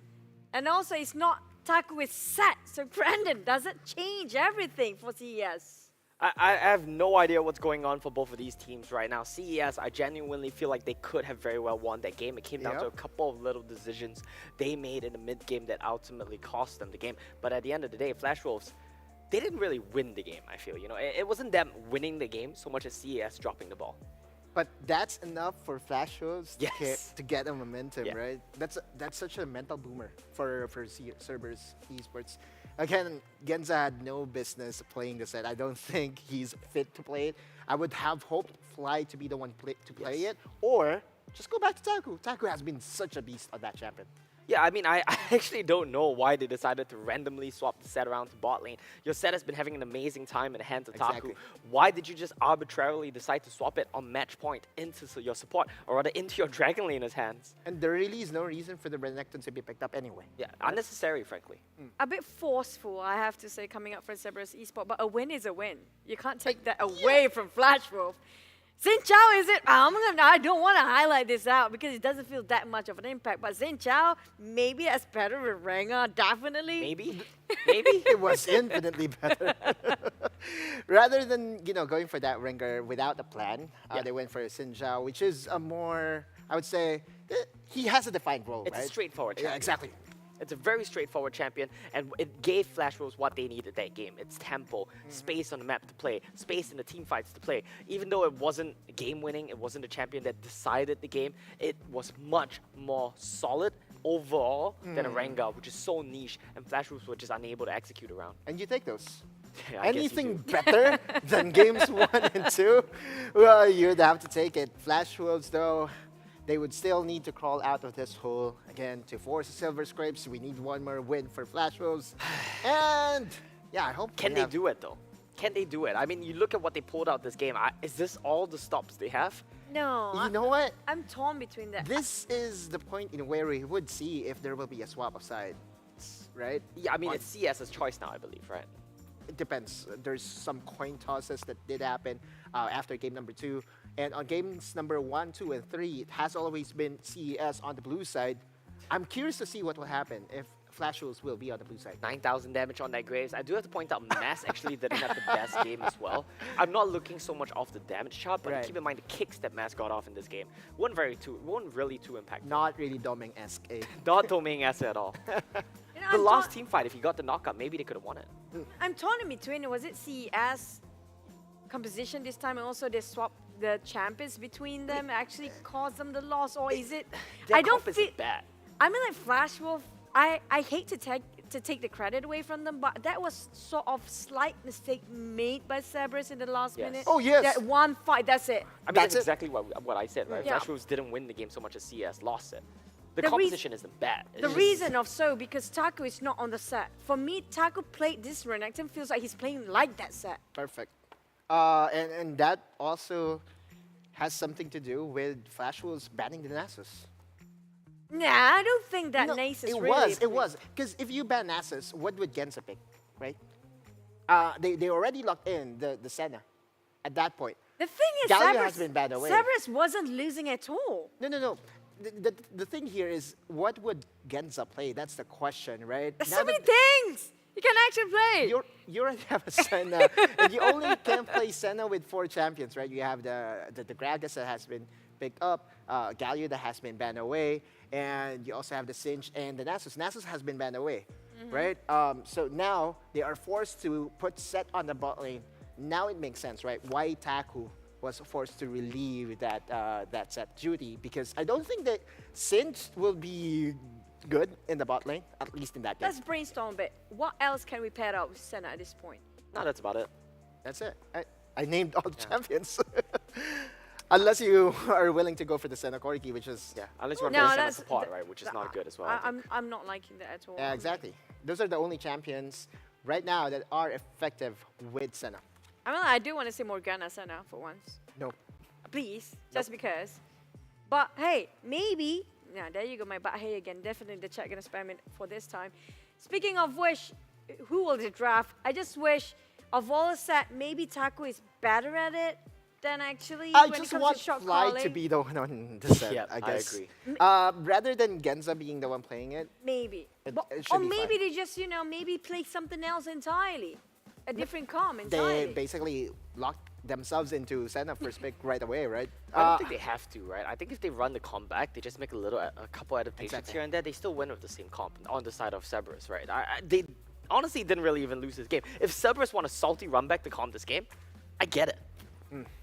It's not too bad. Player of the game, though, Eason.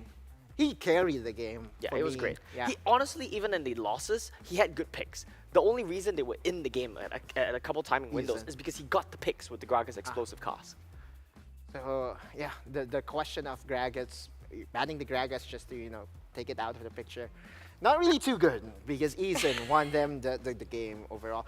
More so, yeah, again, Genza was so late during that last team Yes. fight, and I hope that we could bring up that particular highlight alone, because there's so many things to uncover from that fight alone. And I want to voice out, is it really they just want to go for Senna composition all the way? There's so many options. to- CERBERUS Esports, why fix what's not broken? Send all the way. Go ahead. There you go. You But can make the one- argument that sure, they lost that game, right? But like I said, I don't really think you lose. You play that game out 100 times. You probably win it 80 times, 70 times. So I feel like you just run it back. I genuinely think you can run it back this time. I think maybe the one that actually really have to change right now is actually Flash Wolf. Yeah, I mean, the point still stands, right? yeah. It just doesn't work right. They Cerberus were Esports was not still winning. They were not dominating in the last match, even though they won that. Yes, we're not taking the credit away, but they were maybe. I don't want to say luck because there's definitely Yeah, skills don't really in want to it. say it, but it was a fluke. I think it was because of the set came in very late.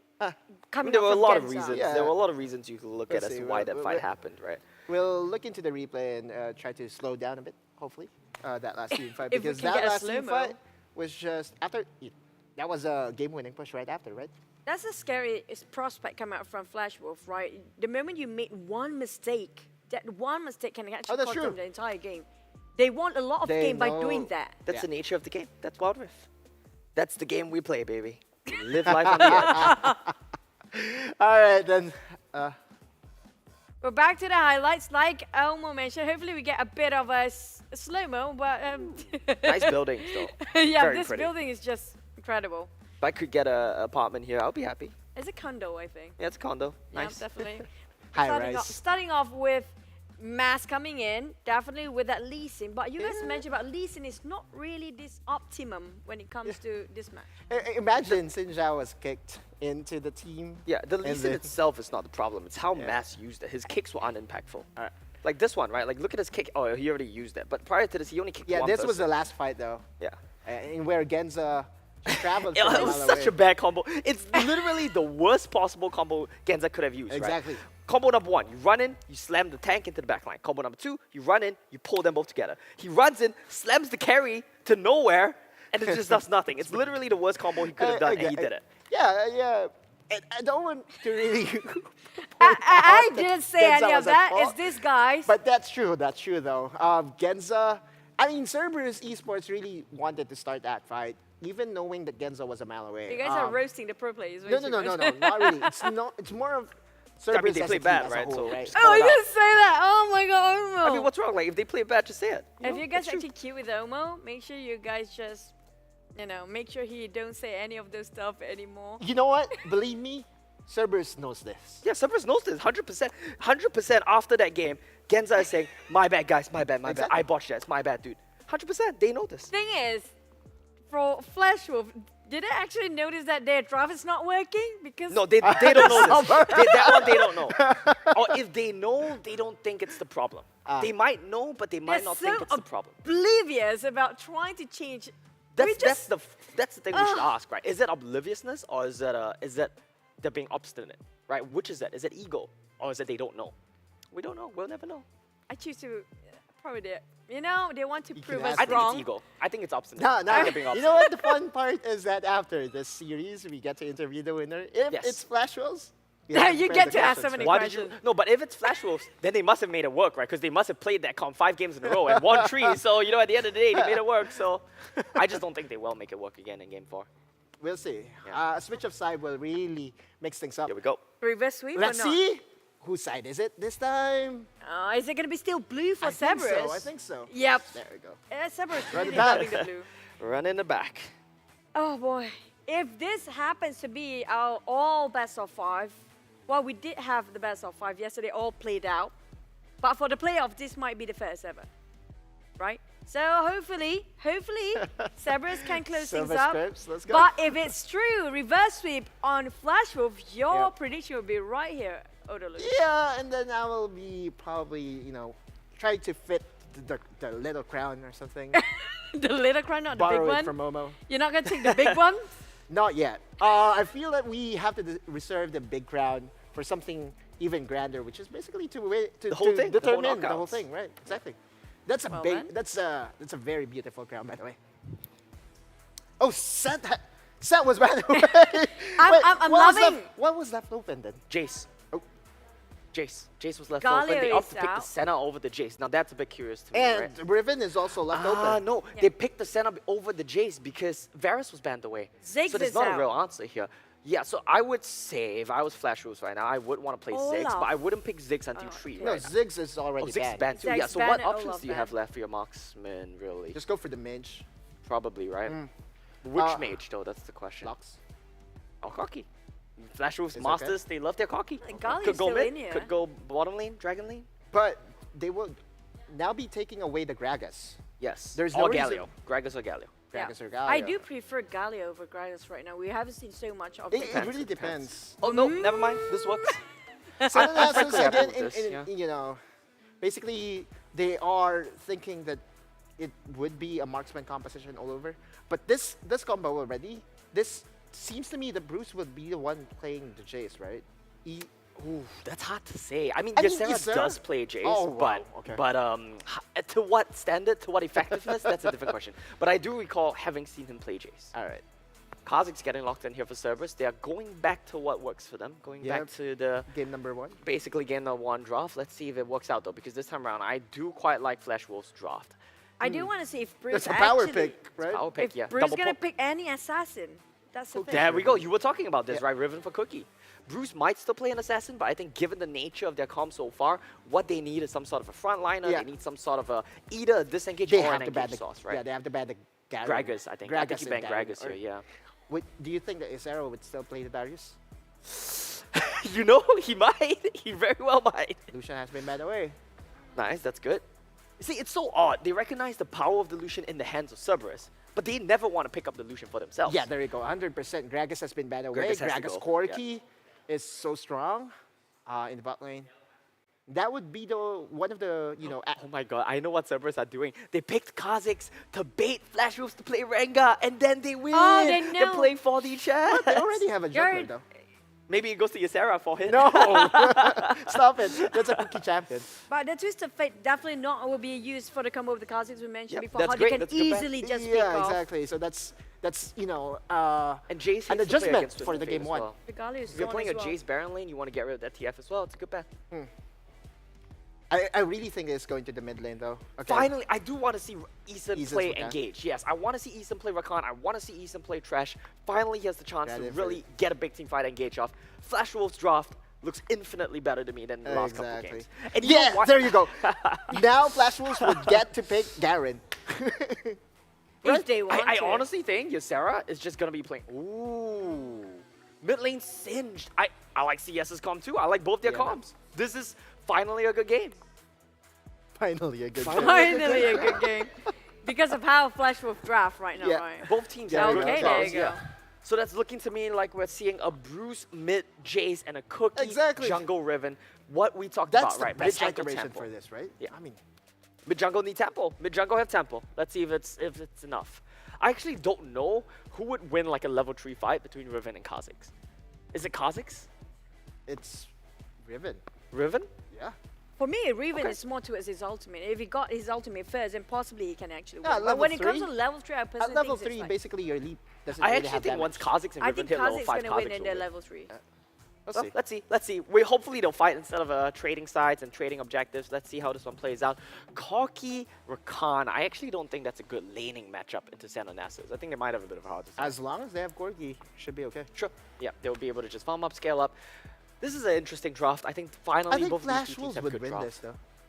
It's very possible. It's entirely possible that Flash Wolves win this, but I would still give it to Cerberus because Flash Wolves, they're playing on a bit of a timer. Their late game options, I think they're very reliant on the Corki.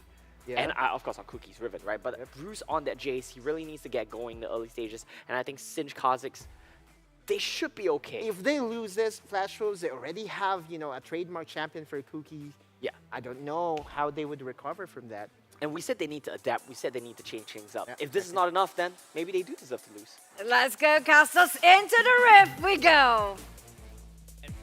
And ito na nga, balik tayo. Maraming salamat, panel. And this is gonna be the Game 4 of Cerberus versus Flash Wolves. Kami uli yung magiging casters nyo. I'm Dash and I'm here with Crazy Apple. Pero ito si Bruce, of course, agad yung flash. And nahatak pa nga na-apprehend. Meron pa silang fling na pwede gamitin. And that's gonna be first blood for the side of CES. Wala pang 1 minute. Wala pang 10 segundo nun. Dash na burn tayo, flash that, takedown siya ng CES ng Cerberus Esports. At kakapasok lang natin sa game. Dash, ano ba sinabi ng panel? Kailangan si Bruce mag-get ahead dito sa lane niya at wala na posisyon doon. So si BMM, bakit? Oo, gusto pa nila ng isa pang kill. Meron pa silang apprehend na pwedeng gamitin. Pero okay, babak na sila. Should have been a fling to apprehend, no? Para makuha nila yung kill na yun. Sobrang aggressive ng CES ngayon. Oh, parang sabi ni BMM, ano ko kasi? Wala akong katapat. mga top side title natin kung makakuha tayo ng cheeky play kay Sera. Pero hindi nga niya nakuha yun. Ngayon nandito na siya sa mid lane at binabati lang siya. Oy, maligayang pagbabalik, Bruce. Oo, ito, mapipiling pa nga siya. Nandito na nga si Mes para pumunta and wala siyang flash. Remember, if ever lalaban sila dito, okay, hindi sila tutuloy. That's good.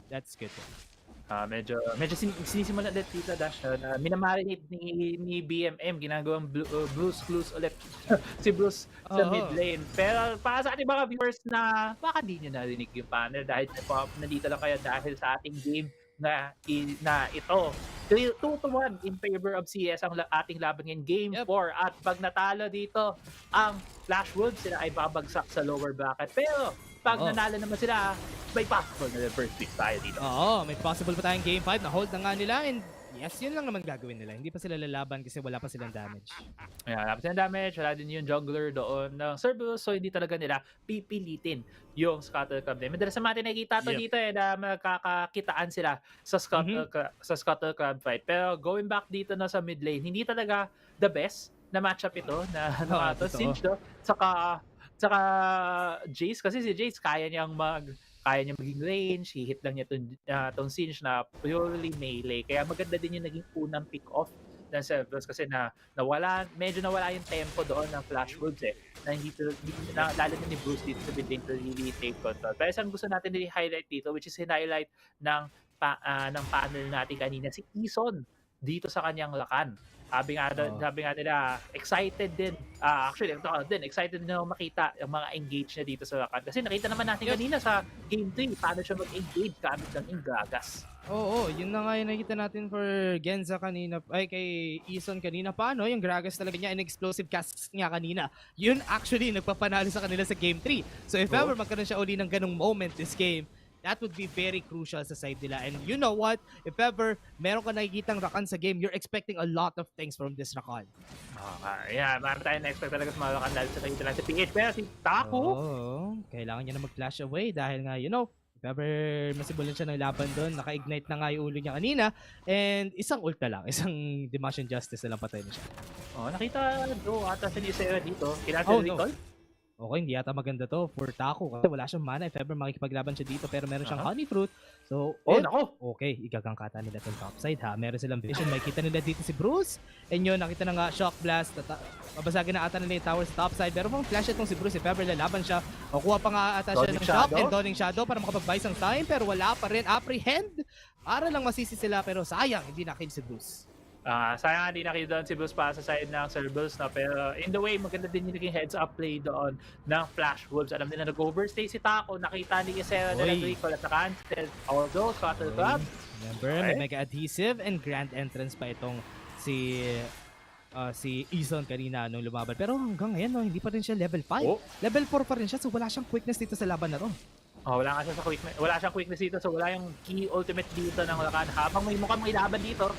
4v5, hindi gusto lumaban ng Flash Wolves pero nahatak na nila ito si Isera. Meron silang flash, so ginamit agad ni Isera, nakaalis pa nga siya. So good thing na nawala siya dun sa pwesto niya kanina dahil kung nag-stay siya dun, easy kill na yun for CES. Muntikan nga maging easy kill pero nakataka siya gamit ng Dimash Justice, nakatalon siya over that wall. Pero mukhang magkakantay dito ng 5v5. Flash Wolves gusto ng laban dito sa Terrace. Remember, 5v5, gusto ng Flash Wolves yung mga ganitong laban. Si Cookie, meron pa ultimate na may quickness na hinahanap natin. Nakuha nila na skill ba nila, pero the 5-man! Grand entrance in Flash Wolves! That is when they converge to their targets at CES. Oh no! They lost a lot of people sa fight na yun. Yan yung Flash Wolves na inaantay natin dito. Tama! Yung Flash Wolves na sinasabi natin na where were you nung game 1 and 2? Pero they're here to play sa ating game 4. Ison, binigyan ng quickness. Ganda, likot pero 5-man na grand entrance. Lahat tuloy. 4 ang nakuhang kills doon ng Flash Wolves. Ison, chill lang naman tayo dyan. Yung grand entrance, kahit gap siya kanina kasi wala pa siyang quickness kanina during that during a bit of time nakakuha siya ng XP kaya nagkaroon siya ng quickness grand entrance. Saktong-sakto pa yung timing. So meron pa tayong isang Drake, nakakuha sila ng maraming kill. May item advantage itong Flash Wolves dito sa fight na to kaya kailangan na CES maging careful. Yeah, and ito na nga, no, malaki ang tiwala ng panel natin sa CERBERUS. Pero when in doubt, yung team na dinadoubt ang nakakabawi. Yun ang naging Totoo. pattern natin since yesterday, no, kasama ko si Yaso Mukhang doon tayo ulit yung Flashwood. Oo, kahit naman sa WCS PH, ganyan tayo. When in doubt sa team, sila yung nananalo in the end. Pero ito, nakita na nga natin, no? Ang ginagawa ng CES, tinatry nilang i-distract yung Flash Wolves dito sa objective na to, kaya hindi nila matik. And remember, hindi pa nila matatik ng sobrang bilis itong objective na to eh. Kaya ang Flash Wolves, nire-respect lang nila yung timing na to na binibigyan ng CES sa kanila. Yeah, pero kung attrition lang ang usapan dito, less na, mababa na yung mana bar season against. Pero mapapasok na dito. Remember, makukunat nga yung members of Flash Wolves. Nalaban na nga sila dito. Remember, may grand entrance to the quickness pa sila. Nakuha nila yung backside. Pero Devotion Justice onto Taku. Hindi pa tapos yung laban kasi low HP pa yung Flash Wolves. Na-try lang nila mag-cooldown ng mga skills nila bago sila lumaban ulit. Remember, 2k HP. Pwede pa sila lumaban. Si Isera, low HP. Pwede na siya sumabog dito. So, makukuha ba nila ito? Let's fight. Hindi ba? Still, ito. Na CES. Nakuha nila yung Drake. Pero on what cost? Everything is the cost, and ito, nakuha nila 1-for-2 in advantage of CES kasi nakuha pa nila yung Drake. Yeah, pwede na yun. Dahil nga nakita natin doon ng Flash Wolves kanina, malaki na naging angat in terms of the goal, in terms of the kill. So, just giving 2 more kills to the side of Flash Wolves habang nakakuha naman ng the goal ang CERBERUS. At least may nakuha siya, pero although, no, dahil nga, ang namatay ay ulit itong Kha'Zix, medyo malaki na nagiging behind niya compared kay Gowi. Tignan mo naman, 006 na yung Riven at 4,800 na yung gold niya kanina doon. At alam naman natin pag ang Kha'Zix na Pekbahay, medyo mahirap makadeal ng damage. So going back dito sa ating replay, no? Nag-start ulit yung fight, nag-engage ang Flash Wolves. Sila nga, nandun ang ult sa kanila yung pag-engage dito. CERBERUS tinay ng ma-absorb. Pero the longer this fight went, napapakita dito yung chip damage, yung poke ni Locking, yung poke ni Bruce. Kaya nakakuha sila ng 2 kills. And hindi na timing ni Meso. Siya yung unang smite. Kaya natamaan pa niya ng ability niya. Oo nga eh. Taste their fear, no? Oo, na-taste their fear pa. Natakot nga yung Dagon, 190 na pa HP niya eh. Kaya na-secure pa nila. Okay, so hindi natin nakikita nagsisnowball si Mess during this game. So ito yung isa sa mga kakaiba. Parang ito yung game 3 eh. Pag hindi nakakapag-snowball si Mess during the game, mahihirapan tong CES na maka-comeback from this. Kasi remember, it's a Kha'Zix. Kailangan maka-snowball ng Kha'Zix para maging effective siya. Pero dahil na puro fights yung nakikita natin, puro 5v5, hindi na bibigyan ng tsansa na magkaroon siya ng way makapag-assassinate ng anyone sa Flash Wolves. Oo nga, yun din niya sa isa, no? Yun yung naging style din ng game 3. Although, iba ang naging opinion natin ng game 3. Medyo feeling natin si CERBERUS ang nagkamali doon. At sadly nga, kung natapos yun CERBERUS, feeling natin baka 3-0. At ito na bigyan ng opportunity, ng another chance ang Flash Wolves dito na mag-hopes for that reverse comeback. Ang lalim dito ni Iso na mag-isa lang siya sa deep into enemy territory. Na-breach niya na yung territory niya, hindi na nga niya kailangan kumatok pa dun sa gates nila eh. Talagang dumiretso na lang siya. Kaya ito, nakikita natin, Ref Herald is gonna be up in just a bit. Dito sila naglaban kanina. Dito una natalo yung CES. And remember, nagawa niya yung quickness to grand entrance. So confident pa si Iso na pwede niya pang gawin nila yun. Sobrang low ng HP and hindi nila makukuha. Wala sila makukuha. And ito na nga, na-target na sila ni Fly. Nahatak na nila and patay na nga ito si Fly. CES, mawala na ata yung momentum nila. Talagang nawala nga yung momentum nila sa ating games 1 and 2. Nasira yung momentum ng game 3 nitong Flash Wolves. Habang lahat ng momentum naman ay nandito na ngayon sa Flash Wolves. Almost, actually, 4,000 gold in the lead sila 9 minutes into the game. Ang susunod na ating gagawin ay Infernal Drake. Hindi lang ito magkasunod na nag-i-spawn sa mapa kasi matagal bago nakuha yung first dragon dito. So medyo may katagalan, mag-recall muna itong Flash Wolves at makakabili ng items. And talking about items, tingnan naman natin, 2 completed items na si Bruce. May Hullbreaker, Black Libra na siya at i-compare mo kay BMM, kulang pa, 1.5 pa lang realize at yung hunting guys. Oo, no, yung mga items dito ng Flash Wolves, malapit na sila dun sa second item power spike, especially na nagmadali itong si Locking. Nag-Essence Reaver siya, hindi na siya nag-Black Reaver, so mas malakas yung damage niya later on. Nakita naman natin, topside, gagank na naman nila to si Taku. Pero hindi sila tutuloy kasi wala ng minions. Yeah, medyo desperation play doon gaming kay Taku. Naghahanap siya ng play, naghahanap siya ng pick-up kay Locking. After niya yun, pwede yun. Grabe yung bawag naman dun kay Miss. Oh my, yung shock blast lang na yun. Grabe naman yung damage. Pero ito, sa top side, gusto ata nila basagin yung turret. Ibigay nila yung Infernal Drake. Pero hindi nila kailangan ibigay ito Infernal Drake na to. Kung na-take nila yung Ref Herald, pwede nila gawin distraction. Ito, gamit sa CES, bago lumabas yung Infernal Drake. Yeah, sa totoo nga lang, pwede nga nilang gawin yun. Pero at this point in time, no, kung ikaw yung Flash Wolves, dahil nga malakas kayo sa team fighting, malakas ang composition nyo, at nahuhulin nyo ang CERBERUS gamit nitong Rakan pick ni Ison, gusto niyo lumaban dito sa teamfight, lalo na may package pa tong si Lakin on that 4K. So tingnan natin kung ang CES ang mahuhuli dito, madidehado. Oo nga, distraction na naman. Nakita natin, Herald, dinaba na nga nila sa bottom lane. And ito yung shock blast talaga dito ni Bruce. Ang sakit ng damage. Hindi sila makalaban. Meron ng quickness. Grand Etas sa fling pa nga siya papunta sa likod para mapunta sa team. Pero walang follow-up. From the side of CES, wala na silang ultimate. Pwede sila lumaban dito. Side ng Flash Wolves. Oh no, this will be bad for them. Pero meron silang Valkyrie. May package sila on their hands. And mas steal pa na naman yung Drake. CES, si Mess. Kanina niya pa nagagawa yan. Nakadalawang Drake na siya agad. Tinakbo pa nga niya. Bumabawi dito si Mess. Sabi nga niya, 2 deaths ako at hindi ako nagsusnowball. Pero jungle pa rin ako. Jungle ako, may smite ako at gagawin ko ang trabaho ko sa mga objective fights na steal niya gamit ng smite. And yun na nga, nakuha yung dragon doon. Dalawa na ang ng Cerberus dito. Lumalay. Nagkakaroon sila ng timer, nagkakaroon sila sariling victory condition kasi the longer this game goes, the more dragons on the map, and if they get more dragons, the more benefits for them, especially dito sa Elder Drake. But looking back at the map na, itong with Herald, nakakuha na nito at the bottom. And remember, yung composition nila, hindi pang late game. Ito, nakikita na natin si Genza, hinahabol na nila. Dimash Justice onto the ultimate, ginamit na nga nila. Pero pang Rip Herald na nag-take down. Makakahampas kaya itong si Shelly. Yes, makakahampas dahil nga sa redemption na ginamit nila. So that is really big. Nakakuha pa sila ng plating sa bot side. Hindi pa sila tapos. Magpapakata nila lumaban kasi magkakaroon na ng quickness itong si Eson. So if ever papasok siya, pwede yung timing na to. Itong likod, nakuha na nga niya. Nahabol na nga ng Grand Entrance. Sa force pa siya mag-flash. Nakuha pa sila ng tower.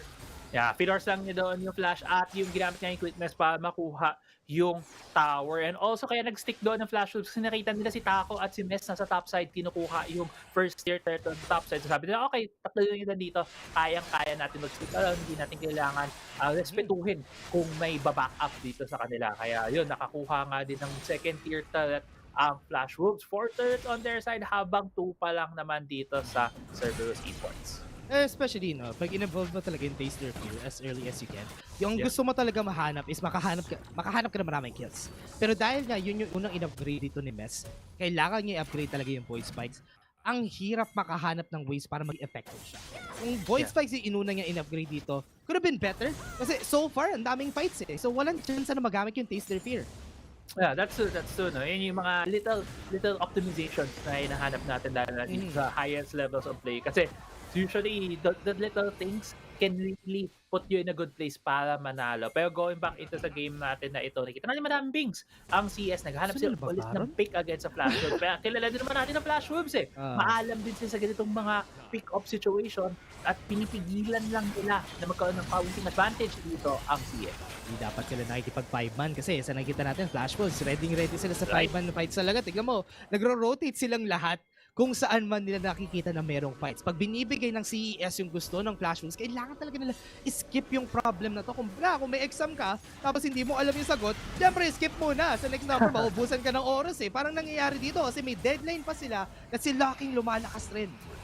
Balikan mo na lang, no? Lalo na kung multiple choice naman. Baka maalala pa eh. Minsan ganun, may ganun ako eh. Minsan pag di mo alam yung sagot, pag di mo alam, nakakalimutan mo yung memorize. Pag hindi mo alam yung sagot, C para correct, di ba? Tama sa multiple choice. For CERBERUS din. C for CERBERUS. C for CERBERUS. Ito na naman tayo. Dash, walang kabayas-bayas dito. Oo naman. Pero ito, nako. Sa mid lane, Fear of the Suns, ginamit na nga nila, wala na HP. Dimash Justice, patay na patay agad. Members of Flash Wolves, damang na sila agad sa fight na to.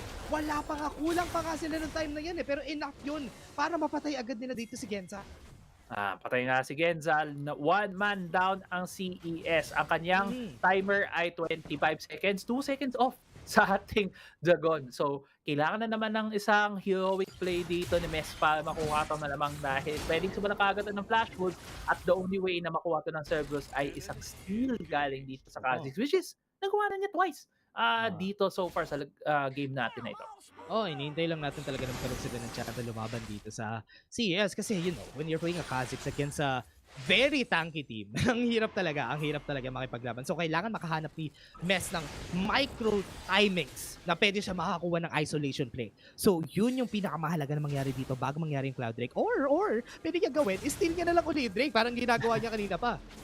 Thanks for the leash, di ba? Kung pero dito magkakalaban dito, Dash. Okay, gusto nila makapag-duel dito. Dito yung fight na to. Skirmish is gonna happen for sure. 4k HP, half HP na itong Cloud Drake natin. So if ever makipaglaban sila dito, magandang timing ito. Pero ito, nakita natin si Mess. Malapit na naman. Gusto niya naman mag-steal, pero hindi niya na-steal. Nakuha ng Flash Wolves. After a long time na sila yung nagsistart, nakuha na rin nila yung objective nila.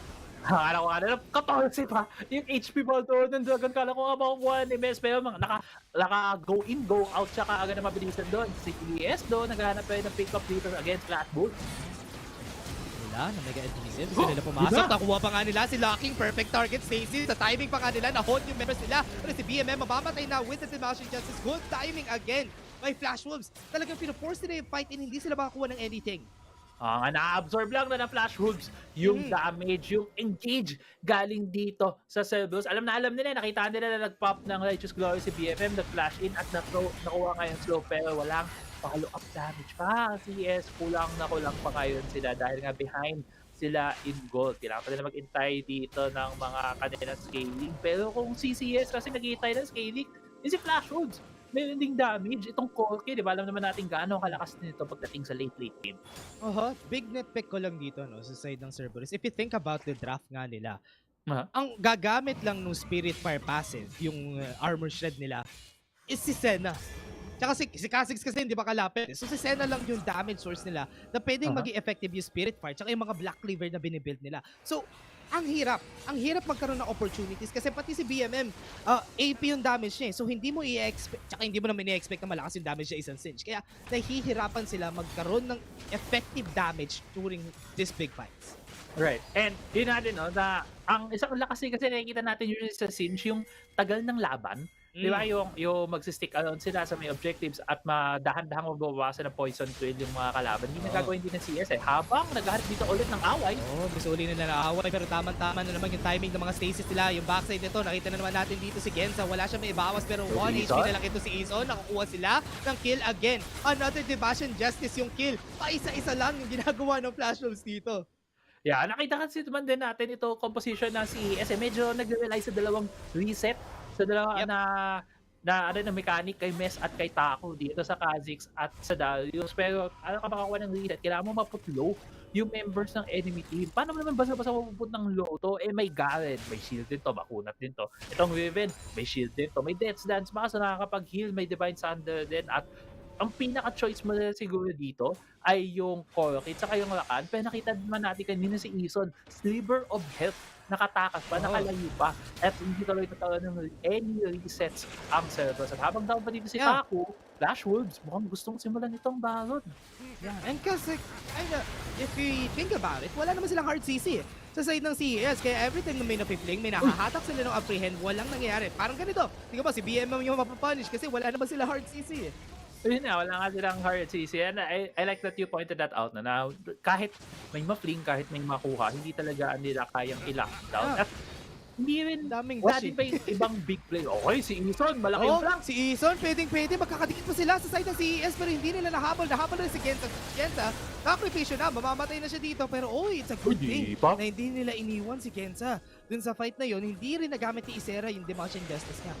Pag sama-sama talaga, mas malakas ang mga players natin dahil na team game ang Wild Rift. Kaya nakita natin na tinulungan nila si Genza, hindi sila pag-iwanan at siya ay nakakatakas ngayon para makapag-recall. Makapag-regen lang naman. And he's still, alam naman natin, late game, ano ba ang objective? This is the Elder Mountain Drake na lilitaw na in mga 10 seconds dito sa Wild Rift. And itong so far, no, kalmi ng mga laban na nakikita natin goes into the favor of Flash Wolves dahil team fight, max-tell sila nun, magaling sila sa team fight. And pinapakita nila dito paano nila ginagawa yun. Yeah, hindi dapat, honestly, kanina ko pa nakikita na CES had a lot of chance para mag-try na kumuha ng ibang objective around the map pero pinuforce nila lagi dahil nga composition nila wants to go for this. Pero Mess can't even do anything sa mga fight na yun. Ang ginagawa lang niya, Void Spike lang. Every time na nagsisimula yung fight, Void Spike lang yung nagagawa ni Mess. Which is why it's hard. If they try to buy sana na maka-teleport sa side nila, that could have been better kasi kailangan nila iwasan yung mga big fights. Oo nga, pero bago natin tingnan man yun, possibility na pwede natin magkaroon ng teleport. Let's look at where the HP bar din ng Elder Drake. Nakita ko lang sa gilid natin, nasa mga 8,000 na lang ata, 7,000 na lang ata ito. Tinutuloy pa ng flashes. Pero maganda yung poke kay Bruce dito. Oo, hindi nila tinutuloy yung fight na to. Nagkakaroon na ng damage si Fly, kaya natatakot rin sila on the side ng Isera. Si Genza, nagbabato-bato lang ng mga Spirit Fire, pero hindi na ganun kalakas yung damage niya. Ito, nakita natin, gusto i-start ni Isera, pero hindi yata siya yung right target para i-fling, pero ito, nawala na yung package. So ito, narinig ata ako ni Mes. Maghahanap siya ng isolation play. If ever na mapatay niya dito si Cookie, big chance. Pero you know, it's a rhythm. You don't want to have a chance na makipag 1v1 sa kanila. Ito, tinatry nila yung start the fight.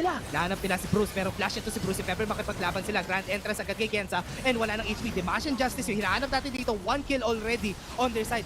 1 big win, pero meron sila damage, 4v4. Ito na yung chance nila, wala sila Demacian Justice sa side ng Flash Moves. If ever makikipaglaban sila dito sa side ng CES, gusto nila, i-try to. Ito na yung chance nila, kasi wala na yung Eson, wala na yung engaged potential ng Flash Moves. Yeah, tatandaan din natin what's at stake here para sa Flash Wolves. Kung gaano kainit ang laban natin, gaano ka-tensionado. If Flash Wolves loses here, they'll be dropped to the lower bracket. Habang if CS wins here, they will still keep moving forward sa ating winners bracket. Ang daming alam din Kautilya dito sa top side. Pero going back, ang isang sabi din ng panel kanina, if these teams win 2 best of 5 straight, rekta na sila.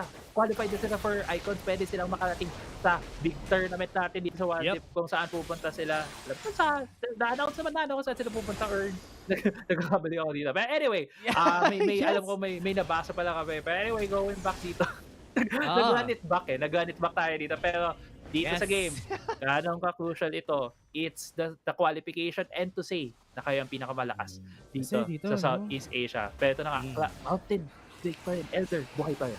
Slowly, kumukuha na lang sila ng turret sa side ng CES, pero si BMM gusto yata lumaban dito. Meron tayong Righteous Glory na pa, pero Hisera hindi siya yata yung big target na kailangan nyo hanapin. I mean, he's big and makunat, pero don't ever try to put him in front of the squishy sa side ng CES. Kasi pag nilagay mo siya doon, isang Demacian Justice lang would be dead. Pero nakita natin, no, si Ison, naghahanap siya ng chance niya. Gusto niyang lumapit, gusto niya kumuha ng kill, pero dahil kinamot niya yun, lumipad na siya palapit sa teammate sila. Hihirapan na siya. Hintay lang nila yung mga cooldown sila. Buy some time. Wala ng ultimate si BMM. So ito yung chance. Yung small time na to ng Flash Wolves. Walang ultimate si BMM. So pag pumasok siya, malambot lang siya. Yeah, tsaka may pa silang opening. Pumunta ng bot side, pero sinisimulan na nila ngayon ito dash habang wala pang ultimate si BMM. Ito na nga yung grand entrance na sinasabi ko, tamang timing lang sa fling, pero ito si Fly, yung gaging target nila sa backline, si Cookie, Donning Shadow para magamit nila, wala ng HP, ito si Taco sa backline, ito tumama na nga yung Devotion Justice again and again kanina pa ha, ito nakakakuha ng kill sa side ng Flash Wolves. So, dahil nawala sila ng Genza, kailangan nila i-respeto na makakuha itong Mountain Drake. So, alam naman natin si Ness, nagsiset up siya na naman, nakikita na naman natin, meron siyang vision dito sa side na to. So si BMM, talagang dinidistract lang sila, kailangan nila i-respeto yung damage supply at this point in the game. Ang layo ng range supply, hindi na nila malapitan, nakikita naman natin yun sa game natin right now. Ito, nakahold na sila ng isa, hinatak na nga nila si Zero, pero may Guardian Angel yan, nakapag-back silang lahat. Ito si Taco, yung magiging target nila. Ito na, respect nila si Lucky kasi ang lakas na ng damage si Lucky. At this point, hindi tumama yung Shock Plus, kala ko mamamatay na si BMM. Munti ka na pero after that very long fight na Papi Dash, hindi pa rin nakuha yung Elder Mountain Drake. The Elder Mountain Drake still stands dito sa Wild Rift and sa late wave na tayo, nearing 24 minutes. Sabi mo na nga si Fly, ang dami na niyang stacks, hindi na nga niya kinuha yun eh. Hindi na niya kailangan. Hindi niya na kailangan eh. Hindi na niya kailangan, barya na lang yan paa sa kanya, pero going into the tweet play right here sa Isera. Ito na yung re-engage eh, as far as I know. At dito nga, yung medyo decisive ang naging panalo ng Flash Wolves, natulak nila pala yung ang CS, pero enough para sa CS doon ng trabaho nila na maitanggal ang Flash Wolves dito sa Elder Mountain Drake. Going back into live here, si Taku, pabuhay pa lang, cooldown ng kanyang teleport and chance so kumikon ng laban dito, hindi siya makakarating agad habang kasi CS naghahanap ng pick. Comfort zone ng Flash Wolves yung mga ganito matatagal na game. Yung mga umaabot ng 25 minutes, 26 minutes. Ito yung mga games na one mistake could lead you to death, could lead you to lose the game. Kaya at this point, both of our teams, kahit nasabihin natin may advantages pero may tumatakbo, nakita natin para si Forrest Gump, si BMM, pero hindi ito tutuloy kasi wala na nga yung Righteous Glory. Pero may insanity potion kasi si Genza yung magiging target nila. Pero sila quick na sa backside, mapapatay agad data nila ito, pero hindi sila nakapag-Demacian Justice, so that's good for their side. So now, pwede ba nila i-turn around to? Pero mahirap kasi na may half HP sa kanila and si Isera, meron pa Demacian Justice, meron pang Guardian Angel. So natatakot yung CES na i-try uli, i-risk yung susunod na fight. Yeah, pero ang bilis din nakaka-legion dito na Genza dahil nga sa pot of life niya. Sinisimulan na ni Cookie yung Elder! Kanina pa itong Elder Mountain Drake na ito na hindi pa rin nila nakukuha talaga. naaambahan lang eh. Si Elder Mountain Drake, naiinis na siguro to. Takbo na takbo eh. Yung flash roll after nila start. Gabi na! Oo nga eh. Kanina pa siya ginigising. No? Flash roll pa rin to. Alam naman natin, may respect pa rin yung flash rolls. Kasi one mistake could lead to losses. Kaya ito, may vision sila dito. Walang vision yung flash rolls. Papasok na siya with the mega adhesive. Oo, hindi nila gusto ituloy. Oo. Mid lane. Okay. Ay, dash kinapir rin na kasi nakikita ko na pwedeng umikot-ikot doon eh. Nakita mo naman, di ba? Flash Wolves tinutulak ng papunta doon sa blue side jungle nila at nakuha na yung mid lane. Pero si Isa naghanap doon ng engage. Mukhang hindi nga lang nangyari kasi kailangan mag-maintenance work dito ng CES. Yung side lane sila sinashove na at babalik na naman tayo dito sa Elder Mountain Drake Part 2. Oh, remember natin, tumatagal yung laban. Lumalakas si Senna, lumalakas si Locking. So ito, nakita na nila yung target nila, nahanap nila, pwede mamatay ata si Gensa dito. Isang Devotion Justice, mamamatay na siya, pero it took some time. And look at that, wala na sila maibawas sa both sides. Ang kunat ng lahat ng members dito, pero ito natamaan nila ng hold ito, backside. Gensa almost mamamatay, 1 HP agad. And ito, tinamaan na ganit Devotion Justice. Ito na yung chance na Flash Wolves para makaturn around sa fight to. 4v5, nawala na sa position yung members sa CES, so this would be good for the team. And Flash Wolves, oh no, magbaback pa uli sila, magre-reset na naman yung fight natin. Hindi. Diretso na! Oh my God.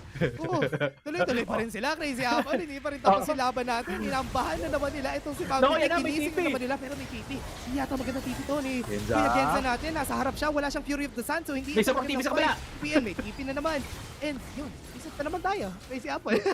Reset na naman tayo, pero ay okay, kala ko sisimulan.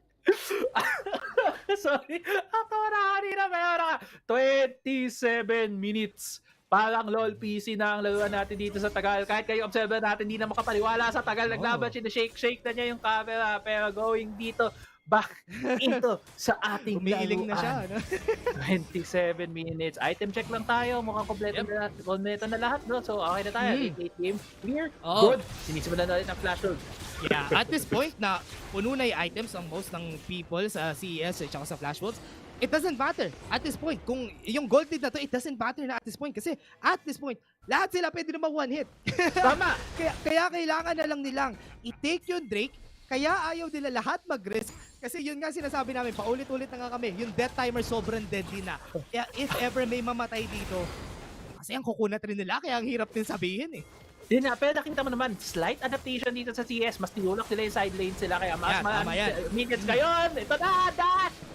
Mabilis, tinatapos na agad. May TP na tayo. Kasi nga, lakas na ng damage si Locking dito. Kaya nire-respeto pa rin nila, do. Even though na meron tayong half HP na Mountain Drake, kanina pa siya nagiging half HP. Nag-increase na nga yung HP nito ni Mountain Drake. Pero hanggang half HP lang siya lagi. Pero itong Flash Wolves, talagang ayaw nilang ibigay to. Kasi nga sila yung, iba naman if ever matalo, if ever matalo sila dito, sila yung mapupunta sa lower brackets. Kaya ayaw na din na mag-take risk eh.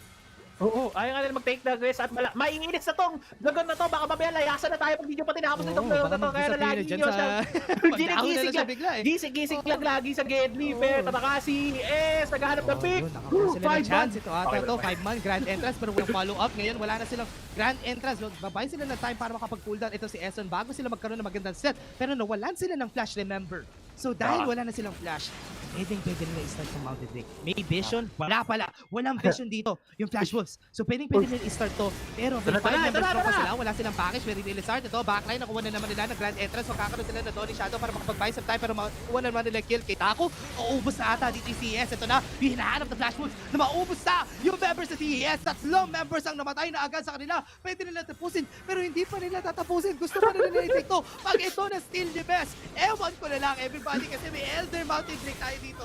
And gustong-gusto ni Mesco nito. Remember, may Guardian Angel siya pero 5 months pa sila po kung mamamatay si Mes. Kaya kailangan nila mag-back.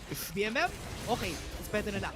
So yan, dahil nakuha nila yung Elder Mountain Drake, Crazy Apple, hindi nila tatapusin yung game. Uy, nabar nila yung Guardian Angel. Nako, pwedeng mamatay dito si Mes. Pwede na tapusin yung game. Pag namatay si Mes dito, kailangan niya tumakbo. May Void Assault pa siya para mag-buy ng time pero hindi. Kailangan niyang tumakbo. Mag-buy ng time para mabuhay pa yung teammates niya para may isang flash pa na mangyayari. Okay. Teka, mapatay ata siya dito na siya. Pinatagalan ako. Pinagdasal mo na siya habang nadalin siya sa kadiliman dito sa Flash Wolves. At tayo ay hitting the 30-minute mark dito. Elder Dragon na secure sa wakas. ng Flash Wolves. Buti na lang hindi pa tayo layasan ng ating Elder Drake doon kasi ilang beses ginicheck. Pero hindi pa tatapusin ang laro dito, Dash, dahil may bagon pa pala kukunin ng Flash Wolves. Oo, gustong-gusto pa nila kunin to kasi nga naman, meron pa silang time para kunin to. Pero nga, walang jungler eh. So si Mess, walang timing para makuha to. Pero pwede i-risk ng CES na i-try i-take to para, para lang hindi sila magkabaron. Kasi pag nagkabaron, yan na yung icing on top of the cake sa side na. Pero ito si na naman nila. Ito na naman yung maganda set ni Ison kanina pa nga siya nakakatuman set up sa grand entrance and mamamatay na si Taku. Yung ignite nagtitik and mamamatay na nga siya. Susunod dito si Fly. Lakas ng damage si Fly. Nakikita mo ba yan? Pero hindi. Nagmamatter yon in the end kasi yon nga naubos na sila. It's a 2v5 pero hindi pa nila tatapusin. Gusto pa nila i-take yung baron ulit. Flash Wolves, hindi objective. Hindi yan yung biggest objective. Hindi yan yung win condition. Ang win condition ay sirain yung mag-structure sa mapa. Hindi yung dragon. Sige na, pero mukhang Flash Wolves dito. Naghahanap pa rin ng 50-50 dito sa baron na to. Ganun na nga nila no? Kasi kanina pa sila nag-set up. Si Mess mamamatay na, makakapag-leap away. Pero wow, what was that damage from Loki? So yun na, most likely, wait, yun na yung nag-call? Hindi pa nila tinuloy itong barang. Yun na yung call para kumuha sila ng end. Eh yun na nga, pinatay nila si BMM. So yes, this is the game everybody. Umabot tayo sa 31-minute mark. Umabot tayo sa 100k gold sa side ng Flash Wolves. So ito na, dahil nga wala na yung death timers natin, may mabubuhay ng 3. Pero remember, Baron buff, si Elder pa sila. Kung tatapusin na nila ito, magpa-flash na sila papunta sa backline na quickest grand entrance sa si Flies. Wala nang damage yung CAS. This would be the game, everybody. That is it. Flash Wolves, 3-26 yung kill, pero ang close pa rin ng laban natin. Ang close! I mean, yung kill count does not give justice kung paano naging ka-grindy yung laruan na yon. Walang gustong magbigay ng any inch ng ground. Pero Flash Wolves keeping the dream alive para dito sa ating reverse sweep. Game 5! Sa ating best of 5. At grabe namang game 4 yun, paring Dash. 32 minutes. Record to ata dito kay WCS. Ito yung pinakamatagal na game, no, Apuro? Kasi sa nakita nating game na to, even though na walang kills, yung side ng Flash Wolves during that, yung side ng CES during that time, pinahirapan pa rin nila yung Flash Wolves kasi based on their composition, sa nakita natin doon, the only problem na nakita ko is dahil nga may presence ng Demacian Justice, kaya ang bilis nila makakuha ng kill lagi. Meron silang damage from locking, meron silang damage from the ribbon. Pag nakita nilang half HP, patay na agad yon sa Demacian Justice for sure. Yun na na talagang mabilis may isa silang maibubugang burst kaagad para makakuha ng isang target. And yun yung naging, pansin din naman natin na laging yung Galen yung unang nakakakuha ng kill or rather than yung Flash Wolves yung unang nakakakuha ng kill just because of that slight edge. And also, it helps na si Ison nag-beast mode. Sa simula pa lang ang laro, yung sabi mo ay level 4 siya, behind siya sa XP, pero sabi niya, teka lang tol, magle-level 5 na ako soon, makuha ka na yung quickness. Ako, quickness 5-man gun entrance. And that's where we started off. Sobrang hype, sobrang feeling natin. Okay, Flash Wolves, ganda na pwesto niya sa simula. Pero, tumagal nga lang tayo ng mahigit 30 minuto. Naging, ang tagal nga nung game nila, no? Kasi nga, nagsiset up sila, tinatry lagi nila mag-set up. Ang ganda ng mga sets si Ison every time.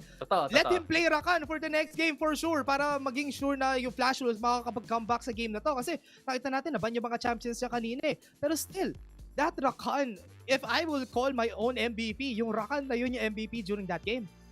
I agree. Sobrang nga. And hopefully, makita natin sa panel, no, kung siya nga ang ating MVP.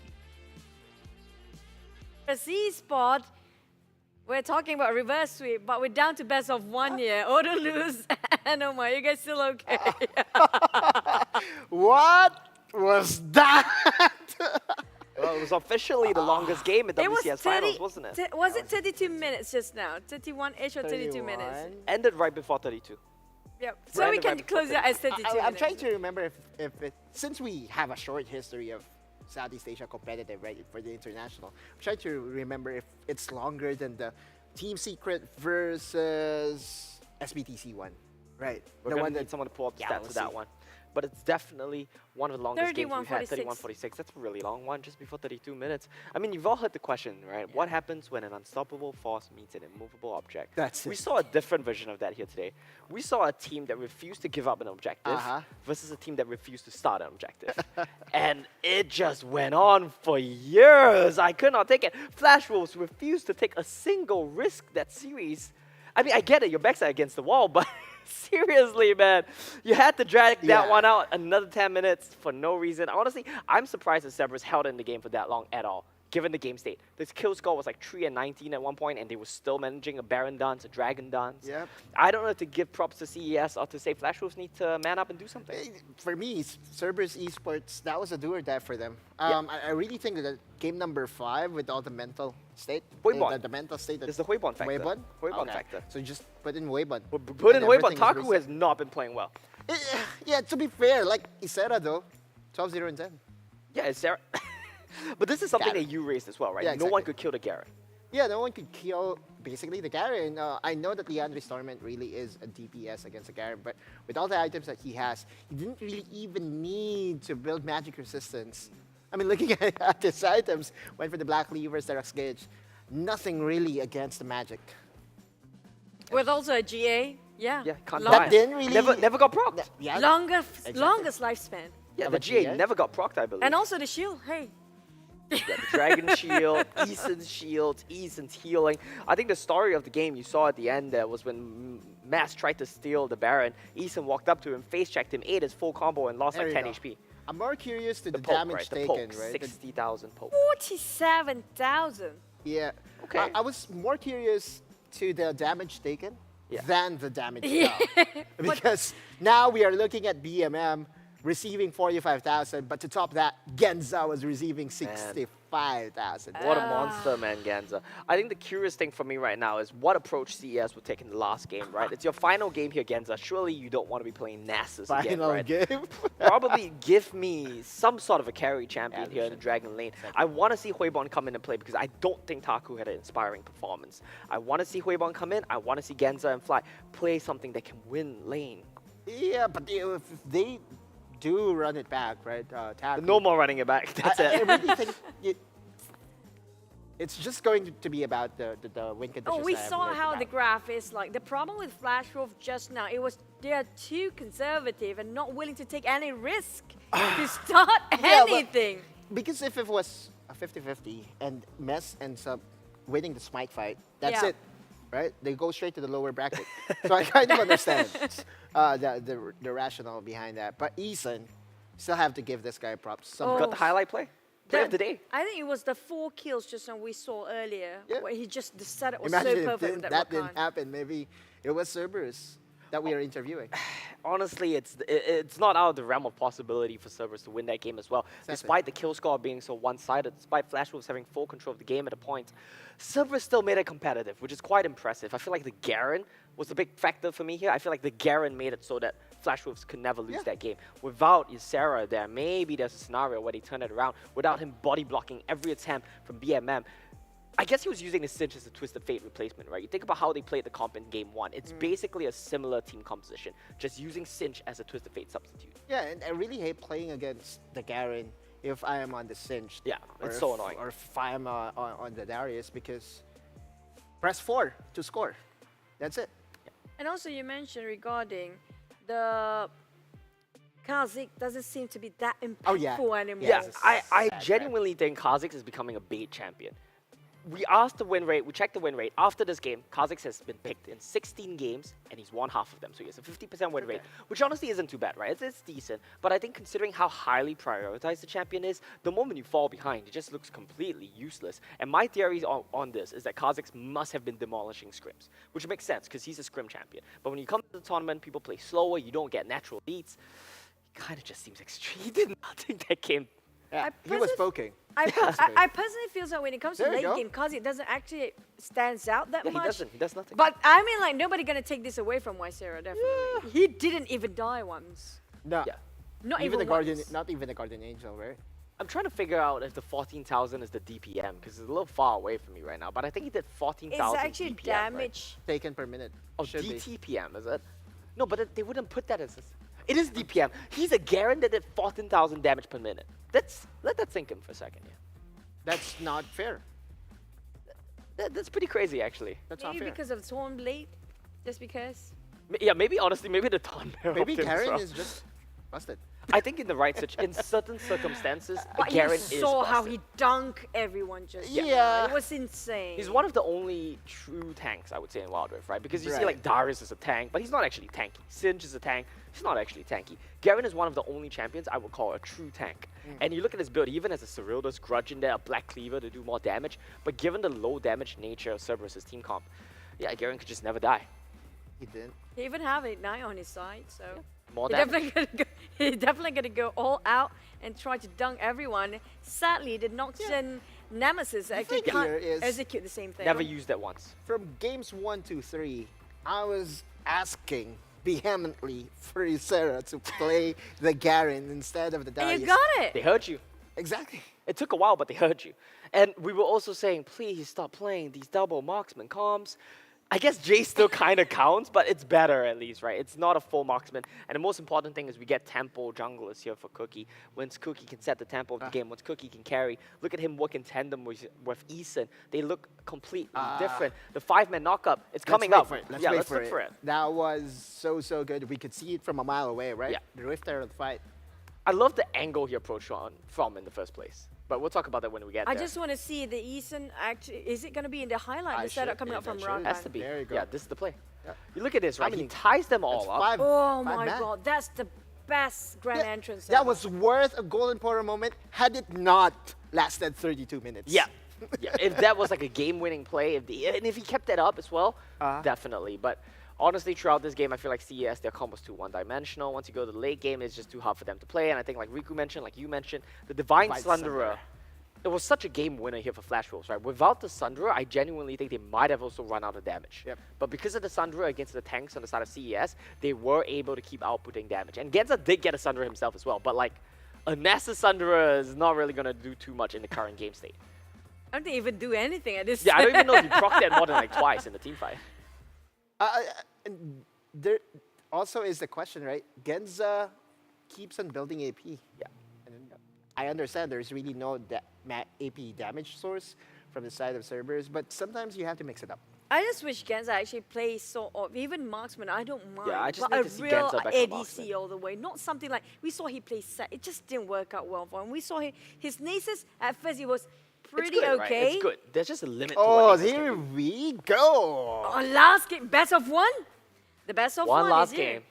5 games, blue side Cerberus, why not? But think about it this way, okay? If Flash Wolves win, I did predict Flash Wolves to win, so it's not bad. Oh, now right? you're So taking I'll it take back?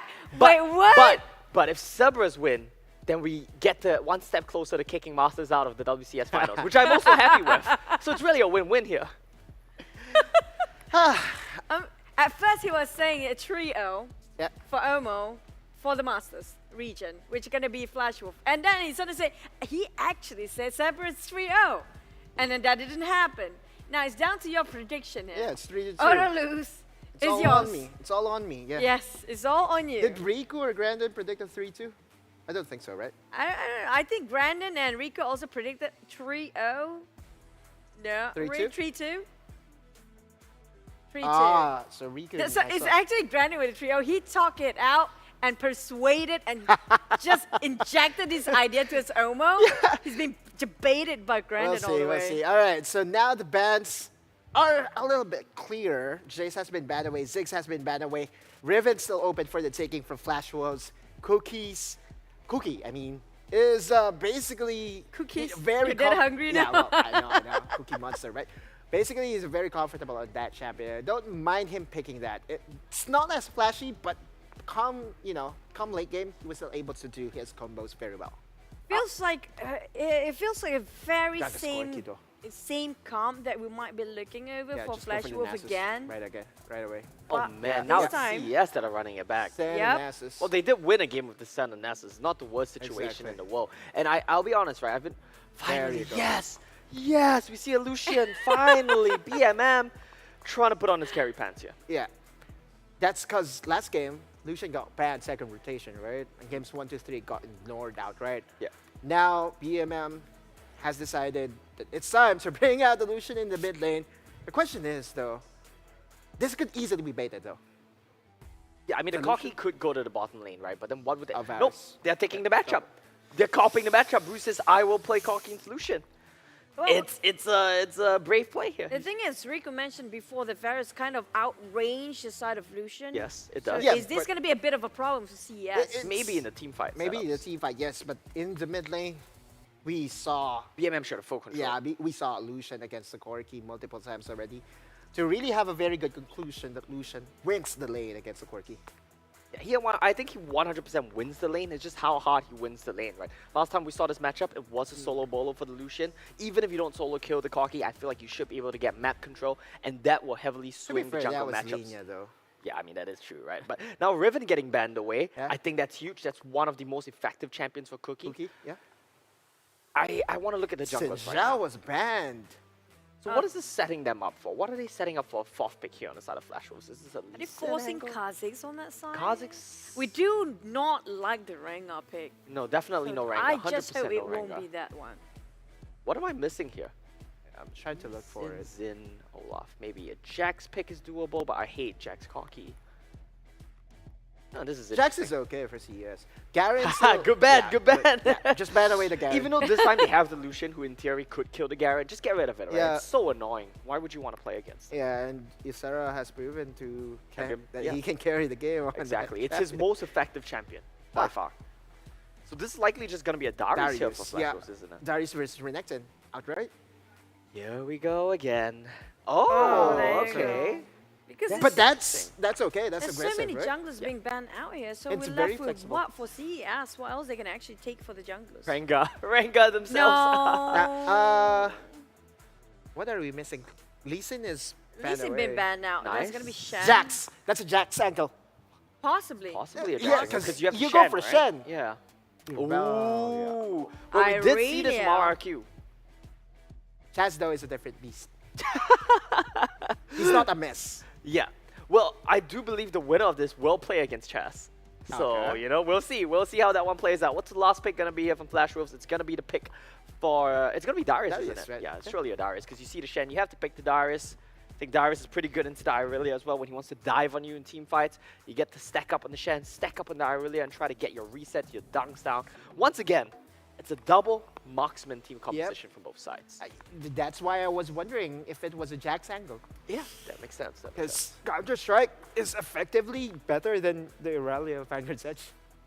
I think in Game 5, you want to play for comfort, you want to see what your players are confident on, you say to them, what do you feel the most confident to play this game out on?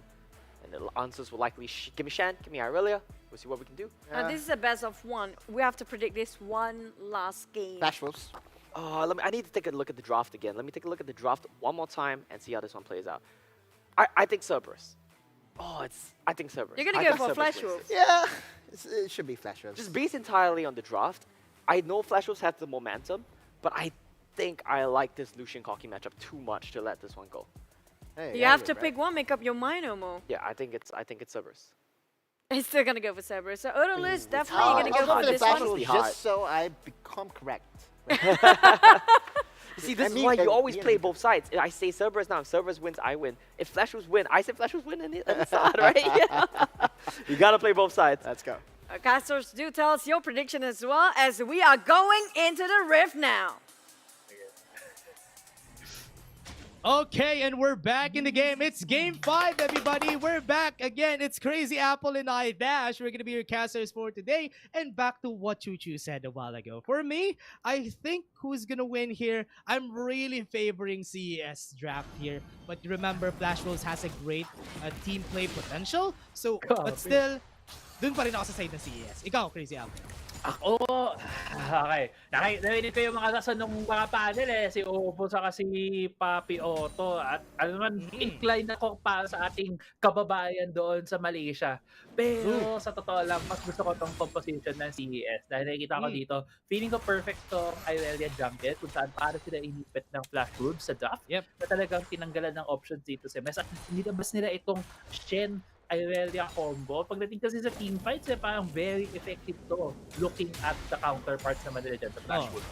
ang pinaka nakita natin sa drafting na yun, no, parang yun nga, sinabi mo nga, inipit sila kasi tinanggal yung other options, assassin sa jungle, kaya na-force talaga sila kumuha ng isang carry, which is usually, ang tatlo lang na may iniisip ko dun Irelia, Graves, o kaya Jax. Pero Irelia yung na-pick nila dito. So, what's hard about an Irelia, especially with the team composition na pinut out ng Flash Wolves, maraming disruption sa Blade Surge. Kaya baka mahirapan dito na ma-pull off ni Masyon.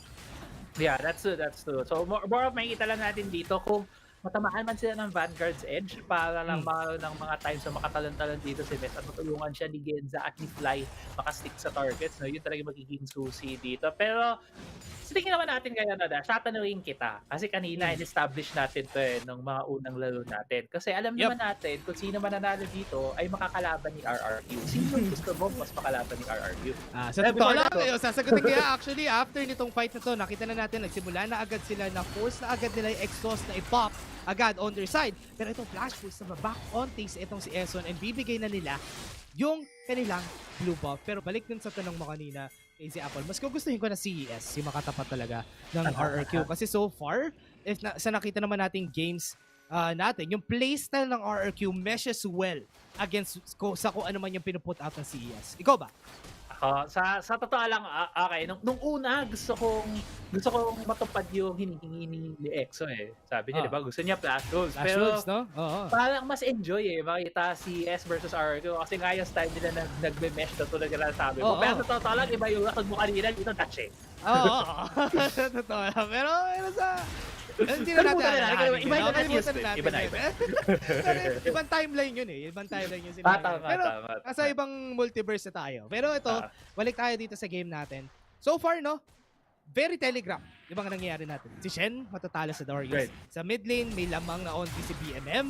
And very typical lang na stable yung bot lane natin. So hinihintay pa natin na magkaroon ng gank yung mga junglers. Si Cookie sa mess, pag gumak na sila, dun yung time na makikita natin magkakaroon ng disruption na.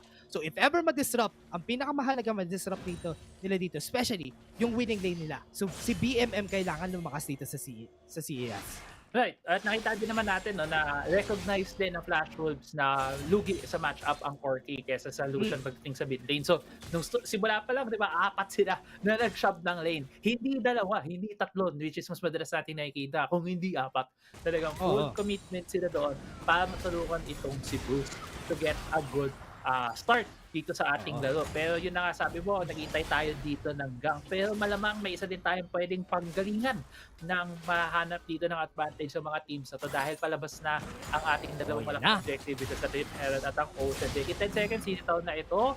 Nakikita natin kung sino unang makakapwesto. Bumabase ito usually sa box. Pero si Isela, 5 stacks. 5 stacks na naman sa head ni Taco. Pero hindi siya tutuloy syempre kasi nga meron pang flash, meron pang barrier. Hindi sila tutuloy sa mga fight. Nakita natin si Taco, kailangan niya mag-recall dito pero no problem kasi Shen naman siya. Pero dito naman sa side ng Flash Wolves, take sila ng time, hindi kinuha na CES yung timing na back ni Isera sa top lane para kumuha ng Ocean Drake. So ngayon, nakita natin dito sa fight na to, nakukuha sila ng Rip Herald sa side ng Flash Wolves ay ibibigay ata nila yung Ocean Drake. Yeah, baka nga na bibigay na yung Ocean Drake pero at the same time, ginawa din yung package ni Bruce at naka-hullbreaker siya ngayon. So kahit mag-isa siya dyan, medyo mas may lakas siyang makipag-away. Pero tuloy na sabi mo, mukhang magiging business proposal lang. Magkakaroon na handshake dito sa objective. Yun yung gusto nila dito. So makuha lang nila yung referral, makuha ng CS yung Ocean Drake. Kailangan rin naman talaga ng CS itong Ocean Drake na to kasi having that extra sustain sa bot side is very important. Pero yung tower talaga yung gusto agad kunin dito ng Flash Wolves. So kukunin nila yung top side tower. Never naman follow up dito kasi si Takot walang stand united. Siya yung may stand united kaya ibibigyan na lang to. Yeah, yun nga, di ba yung effective strategy pagkatapat po ay ang Shen, gank mo yung Shen lane para hindi siya makatulong. Hindi niya magagamit yung ultimate niya sa mga kanyang kakampi. Good job dyan para sa Flash Wolves at nakakuha sila ng early gold infusion sa kanilang side dahil nga nasira nila kagad yung top side. First blood pa on their side. Kaya lumamang sila ng konti dito sa gold nasa 2,000 gold lead na sila. Yung partida pa dun, hindi pa nila binabagsak yung Rip Herald. So pwede pa nila gamitin yun. Most likely sa mid lane, ito chain for action. Ginamit na nga together with the explosive gas. Pero si Genza, target na naman nila kanina pa. Pero ito, hindi na nila, ire-respeto nila yun at pagbabakawin na lang sila na force nila yung flash at exhaust. Yeah, na-force yung Flash and Exhaust ng mas kumukuha ng gold between the two players, between Nasus and the Senna. So masasabi mo medyo na-put behind mo yung isang carry dito ng Cerberus. At nasama na nga ito, nasabi mo itong defense, sinasama nila sa mid lane. Mukhang makakuha sila at least 2 plays dito. Oo, kukunin nila yung 2 plays pero ipa-follow up pa nila kasi nasa kanila yung wave 1K pero hindi sila magre-risk yung Vanguard's Edge. Kala ko tatama and nagulat ako doon medyo kagulat-gulat nga yun at napapapaniwala na ako sa sinabi ni Papi Otto na ito nga si Mes ay iba pa rin si Chance pag gumamit nitong Aelia, pero going back dito kita lang nag-go 1v1 si BMM at si Bruce, pero isa din hindi pa tinatapatan ni BMM yung item build ni Bruce kasi si Bruce dito naka-Hullbreaker Corki ulit pero yung Lucia dito ni BMM mukhang hindi niya gagawin yun pagtapos itong Storm Razor na to, malamang Black Diva ang ibubuo niya. Baka saan na nakakuha siya ng mga skills ni Chaz kung double Z din yung dulo ng Mez niya, para makakuha siya, maka-absorb siya ng skills mula kay Chaz as an Irelia player nga. And ito, nakita natin, wala pa tayo nakita mga fights pa. Talagang chill lang, lalo na kung Flash Wolves, gusto nila yung play it safe lang kasi ayaw nila mag-take na risk. Pero ito, nag-take sila ng risk sa fight sa mid lane. Chain of Corruption, ginamit na nga. Pero nagpa-follow up sila ng damage pero wala pang nagka-come through kasi Stand United ginamit ni Taku sa mid lane. Yan, of course, yung Stand United doon, the burn ng Flash Wolves. At mga ganong usually play, binaburn lang para makahanap ng objective sa ibang parte ng mapa. Kaya nakita mo yung pings, ganong kalalim si BMM dito. Ito na yung Flash Wolves. BMM ang target, nakuha yung flash, hindi tinamaan ang explosive cast. Very important na nakuha nila yung flash na yan kasi off time siya. Nasusunod ng objective natin. Very good for Flash Wolves. Kaya nakita natin dito, step by step na nilalaro ng Flash Wolves ang laruang ito. They're thinking in the future, they're thinking in advance. At si BMM, sinalo pa niya yung big one doon kasi gusto niya makakuha ng halos kay Bruce pero hindi niya na-i-abot. Pero nga, dahil nga na-burn itong mga flashes, bilang yan ng Flash Wolves ngayon. Alam niyo walang flash itong si BMM. Alam niyo walang Stand United si Taku. So, if Flash Wolves, magpuwesto sila ngayon dyan sa Cloud Lake na paakit na less than a minute, pwede nilang i-force ang fight sa Cerberus. And remember, kinall out na nga natin kanina, Crazy Apple. Walang flash itong si BMM para sa mga fights na to. And kita mo naman yung Flash Wolves, kompletong-kompleto. Talagang Exodia, yung hawak-hawak nila sa kanilang mga summoner spells eh. If ever makikipaglaban sila, confident sila kasi pwede sila mag-engage, pwede sila mag-disengage. Kaya CES, sila yung nasa disadvantageous position dito. Kasi remember din, Blade of the Ruin King, Storm Razor build pa si BMM. Sige, yes, may damage siya, ma-establish natin yun, pero hindi pa rin enough. Nakikita natin sa mid lane, ginamit agad yung Chain of Corruption, na-force agad yung flash ni Gensa. Tamang-tama na naman yung timing nila para dito sa objective sa pag-burn ng mga flash. Lagi na lang nababurn itong flash ni Genzo. Pangalawang beses natin nakita sa laro ito. Pero yun na nga, ang Dagon ay lumilitaw na sa mapa, nakapwesto na dito ang Flash Wolves. So, nga nasabi natin. At walang flash si Genza, walang flash si BMM. Bilang yan ang Flash Wolves habang merong package dito. So lagi yung target dito, ginamit na nga nila yung Valkyrie kasi mag-expire na yung package. Ito na nga, siguro papasok yung Badger Sets, yung Mama Blazers, sa lakas naman ng damage. Pero sabi nga natin, ang damage disruption. Pero kung mapasok pa rin sila, gusto pa nila ng kill. Nakita naman natin yung backside, di nila makikill. Nakuha pa ni Locking yung first blood, or rather ni Ison yung first blood sa kanila. And ito na, naubos na yung members nila. Papalo pa si Isera, meron pa siyang ultimate. Kaya if ever papasok siya, good timing ito sa side nila. So at least that's a 1-for-1 nakuha ng CES, or rather, ang Flash Wolves yung break. Yan, nakuha nila yung second break of the game on that Cloud Drake. No, habang 1-for-1 nga naging exchange. Si Mes medyo nalalim ang pasok doon eh. Kala niya ma-finish off niya yung kill. Problema, nagkulang pa siya ng isang auto-attack. Siguro ko medyo slower or later ng konti yung timing ng Stand United para makatama yung decision doon sa layo na saan siya nag-dash. Pero yun nga lang ang nangyari para sa kanya dito. Nakatakas pa dito. Nakita ka natin going to this replay na nakuha ng Flash Wolves itong Dagon at nakakuha rin after that 1-for-1 for both. Exhaust siya twice. Maalala natin, exhaust twice itong si Irelia. Kaya pagpasok niya, wala siyang damage talaga kahit na ilang blade surge pa yung ginawa ni Mes during that time. Wala siyang naibigay na damage kasi ginamit ni Bruce pati ni Locking. Hinihintayin nila kasi na pumasok siya. Ginawa niya yun twice. Kaya in-exhaust rin siya twice. Tama. Yun na. Talaga nakakuha sila doon ng dalawang beses sa pampapagod dito kay Mes. Kaya wala siya gano'n nagawa. Pero nakita natin dito, nakuha na yung referral. Nakuha na dito ng Flash Wolves. So, in terms of objectives, mas nakakalamang ng slight dito ang Flash Wolves. Oo, lamang dito yung Flash Wolves. Nakukuha nila yung objectives. Lamang pa nga sila sa gold eh. May tower pa silang nakuha sa top side. So, ang laki-laki ng disadvantage ang Flash Wolves ng CES dito against them. Kasi, naghihintay pa sila na mag-scale itong si Mess. Pag nakakuha na si Mess ng at least if ever, na Divine Thunder yata yung nakikita ko dito na ibibuild niya, pero mas malaking chance na Triforce, mas maganda yung for your team. Ito, hold na nila. Itong si Eson, pero remember, may Gargoyle enchant. So, sobrang kunat yan. Kaya hindi na sila tutuloy sa laban. Yeah, ito talaga si Eson, isa to sa mga kailangan yung respetuhin dito sa Flash World. Kada up yung kanyang flash, siya ay mag-i-in. Pero itong Refelt namin sa mid lane, pag nakabunggo to, down na to. Oy! Kala ko makukuha pa nila. Binato pa nga yung Vanguard S ni Mess. Hindi sila tutuloy. Makukuha pa nila yung tower sa bot lane kasi yung rotation. Nakita natin, CES kanina, during the first 2 games, sila yung nagpo-force magpa-react sa Flash Wolves. Pero nakikita natin, iba yung nangyayari ngayon. Yeah, yung momentum din, di ba? Yun natin mapagkakaila, yun na nakukuha dito. Yun na ang meron ang Flash Wolves dito. They are on the warpath para sa ating reverse sweep dito sa ating playoffs. 2-0 early on ang CES habang ito, living the dream ang Flash Wolves para makakuha ng 3 straight wins para makompleto ang reverse sweep laban sa CERBERUS. Pinakamahalaga na lang dito, isang gawin ng CES is wait for them to scale up. Kasi nga si BMM nag-Storm Razor's build pero nag-Black Cleaver siya, hindi siya nagtuloy dun sa full crit marksman. So, mababawasan onti yung damage niya pero kailangan talaga nila yung Black Cleaver sa team nila eh. Kasi dahil nga madami silang AD sources, kailangan nila yun. So, right now, sa nakikita natin sa game, slowly but surely, yung Flash Wolves kumukuha lang na advantage all around the map and dahil nga hindi na makakapag-contest yung CES sa mga objectives, ang hirap for CES para makahanap pa ng resources around the map. Oo, pero habang di pa tayo nakakita dito ng laban na Dash, gusto ko lang tanongin din sa'yo kasi kanina diniskusyon natin to eh, na yung Spirit Fire nito ng, teka lang, mukhang magkakalaban muna. Ito nga, body slams, Gensa na naman yung huli, parang nung game 4 lang. Ito lagi yung target nila, pero yung The Calling ginagamit, wala Cleaver, naka 5 stacks na sa most of members, kaya itong Flash Wolves, okay, papak sila. Ang dami na naka-gargoyle enchant, kaya every time na may pumapasok, ang kunat eh. Oo, yun nga eh. Same pa rin, parang game 4 ka, ang daming makunat and Flash Wolves not really taking a lot of risk. Pag yung fight, hindi malaki ang lamang para sa kanila, hindi nila tinutuloy, humihinto sila, kinukuha lang nila yung counting advantage na kanilang nakakalap doon. Pero dito na nga, Infernal Drake about to come up in 2 seconds, nakapwesto na doon ulit ang Flash Wolves. Malamang magiging the same ang sayaw unless makahanap ng pick-off ang CERBERUS. Oo, nagiging aggressive na ang CES natin. Alam na nila, malapit na sila magkaroon ng mga items. Meron silang, si Genza wala pang damage item, naka-Pimble Winter pa lang siya. So if ever, makukuha the Infernal Drake pretty easily. Remember, it's a Kha'Zix.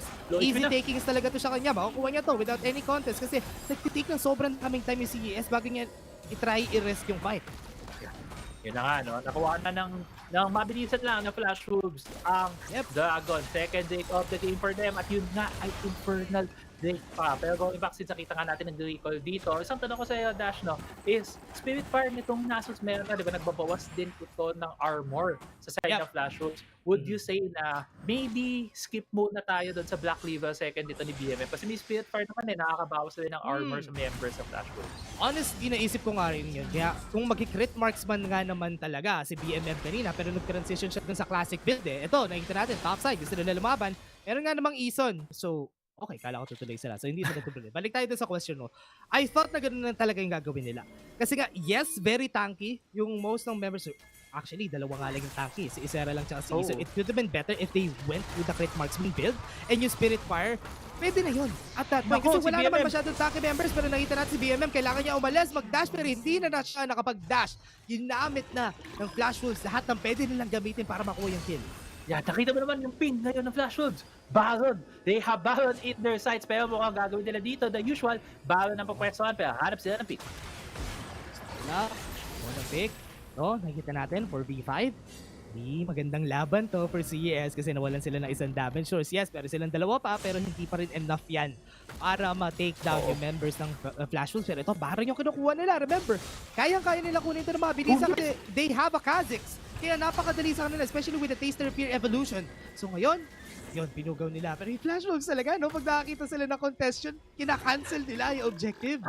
No risk itong Flash Wolves. Pero that has been the style that got them here into this spot and got them here in the WCS FINALS. Mid lane, dinedepensahan nila. Okay, of-force mag-flash itong si Mess kasi tinamaan nga siya ng chain of corruption ni Locking dun sa mid lane. Pero dahil nawala yun, laki rin yung chance nila na makapag-start ulit ng fights for their side kasi so far, no?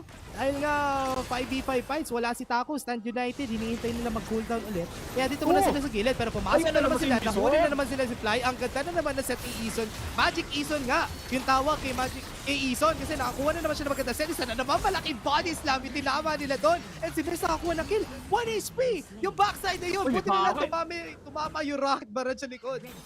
Nakabawi doon si Blue, sabi niya, you take our support, we also take your support. Kaya nakuha doon pa yung si Fly at si Ison. Pero on the other side din na mapa na nakakuha din ng isang turret ang Cerberus. So medyo nakakuha naman sila ng gold plate para sa kanila. Looking then at the map right now, nag-recall naman yung mga team. So actually going tayo into a replay right now. No, si Ison, wala na tayo mga magic.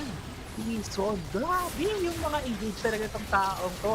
Para, kumbaga, ang isip ko na dapat ata gagas ang either pinapa-priority pick ng CES or binaba nila kasi grabe siya sa champion na to. Pati na nakita nga natin kanina sa Game 4 coming from Flash Wolves. So parang Dashes, I want to go back lang din doon sa una nating topic doon nga dito sa Black Label. I agree na maybe hindi nga ito yung best option dito ni BMM pero nag-standard play siya dito usually sa ating Lucian at binuo din niya itong Build the Ruin King which gives him a bit more of that kiting ability kasi alam naman natin kapag nakakuha ng pag nakahit ka ng champion, mababawasan siya ng HP at makakuha ka ng speed up. Pero si Ison lang Tinamaan nga ng ball pero may gargoyle enchant. Nakapagbayin ng time and explosive gas. Hindi nila nakuha yung kill. Ito na yung turnaround of Flash Wolves na hinahanap nila. Pero nag-flash away uli sila.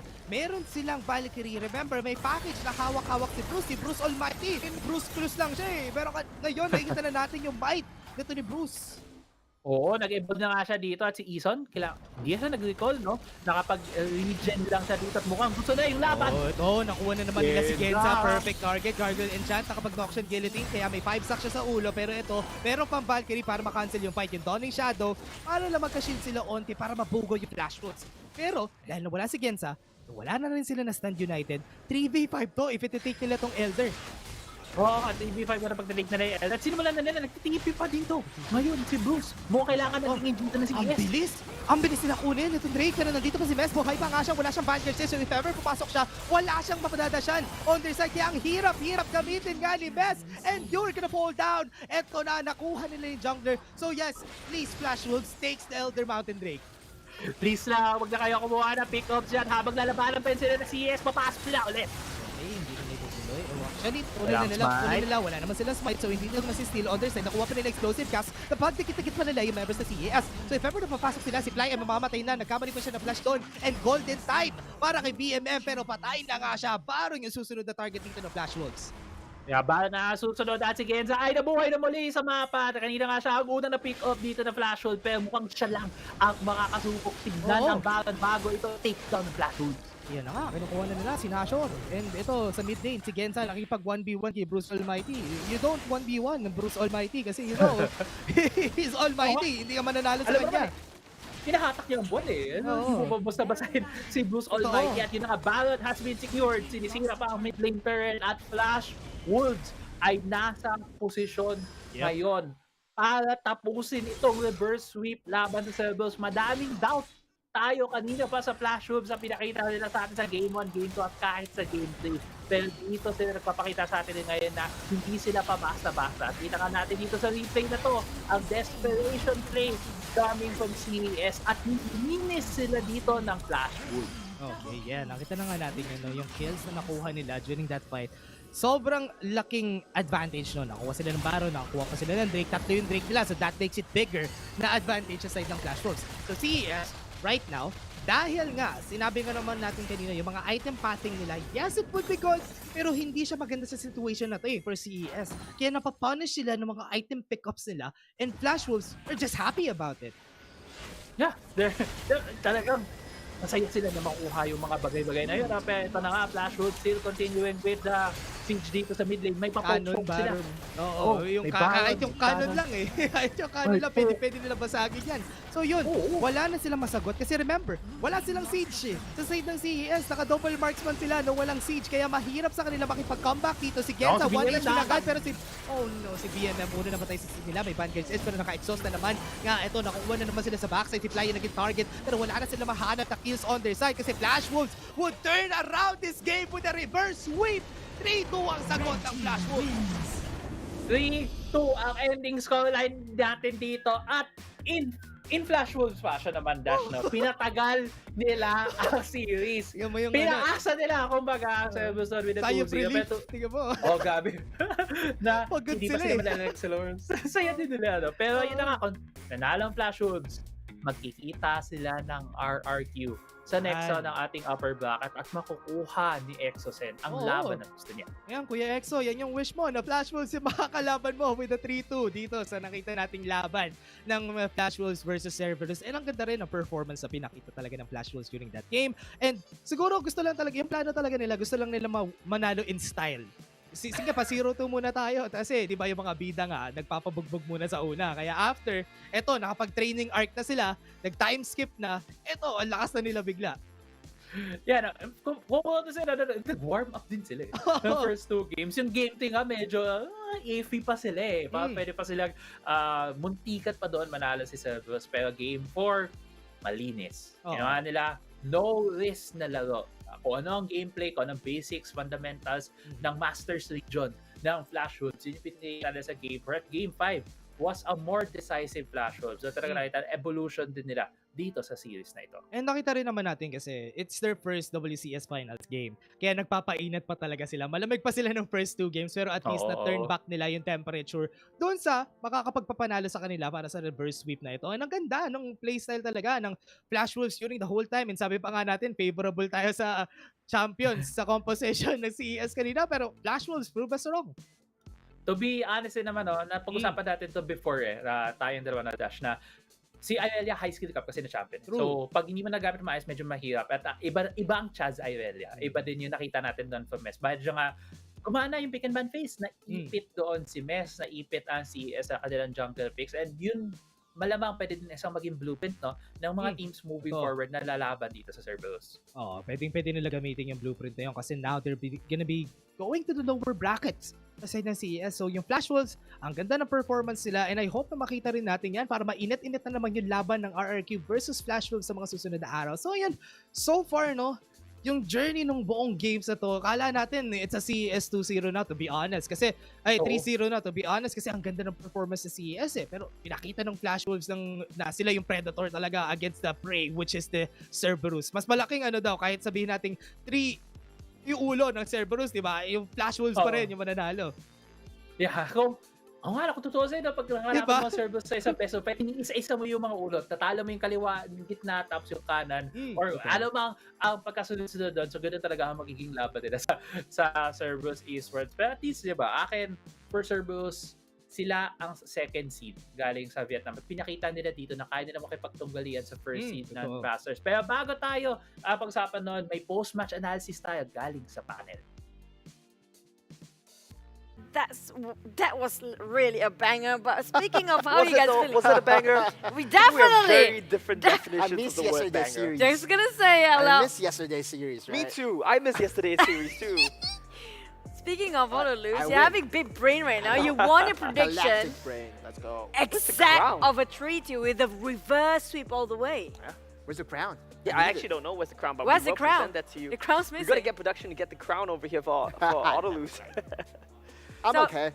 I have an imaginary crown over here anyway. Elmo, you didn't get the crown, but you got. I got 2 ticks on my report card so far. I didn't get the score, so that's half a mark.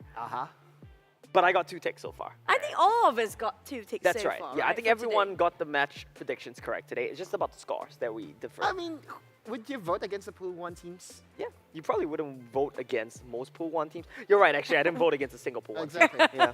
So the first match. First round is pretty straightforward, right? We'll see about the final adversity thing? I don't know. Okay, you're just saying that, right? But to anyone who's not from the Philippines, I think Team Flash has got that one in the bag.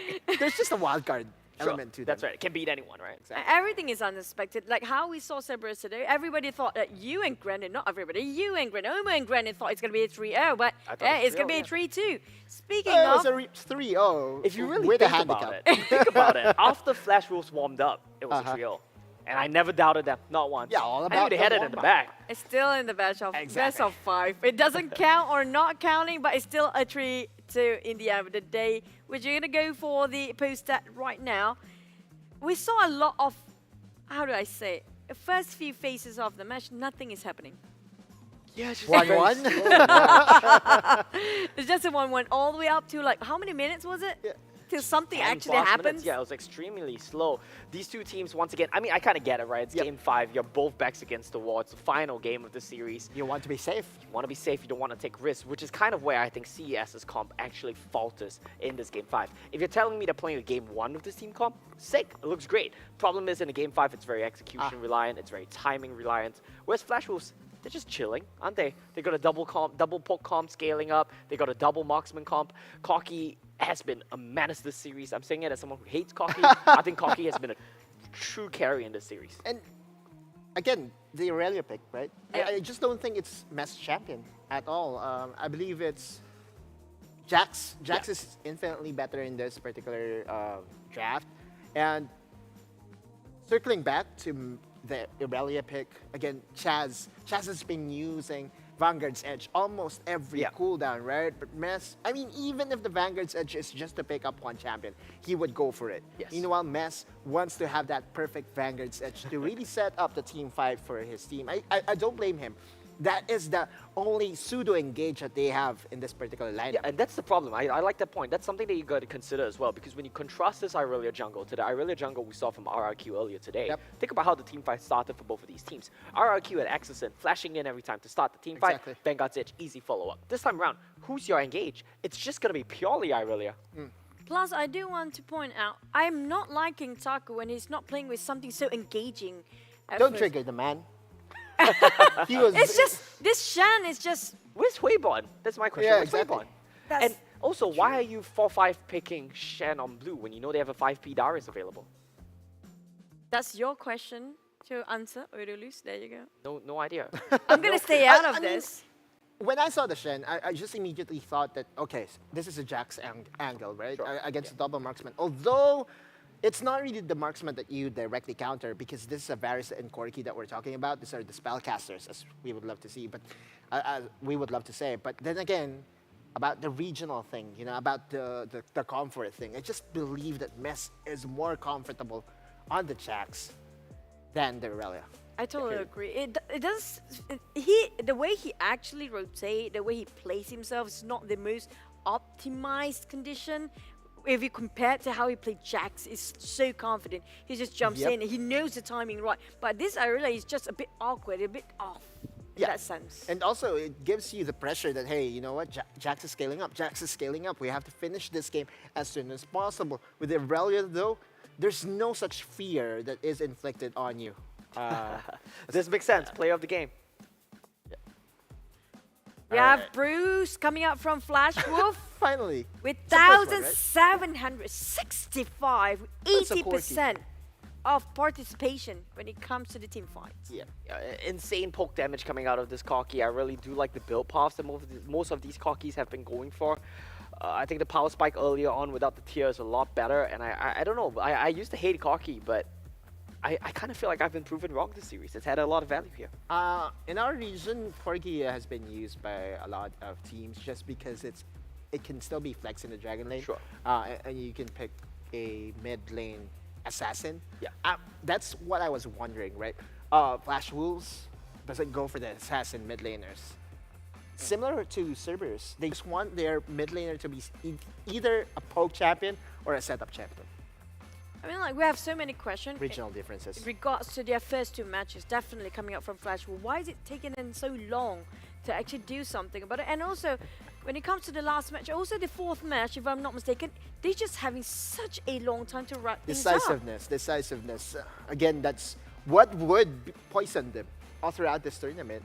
If they face a team, and I believe they would be facing a team in RRQ that is double the decisiveness that they have right now. The question really is there. Will they be able to win against RRQ's decisiveness? I think no, after what we've seen today. I mean, it Are you depends on going what you to think, change right? what you have written down?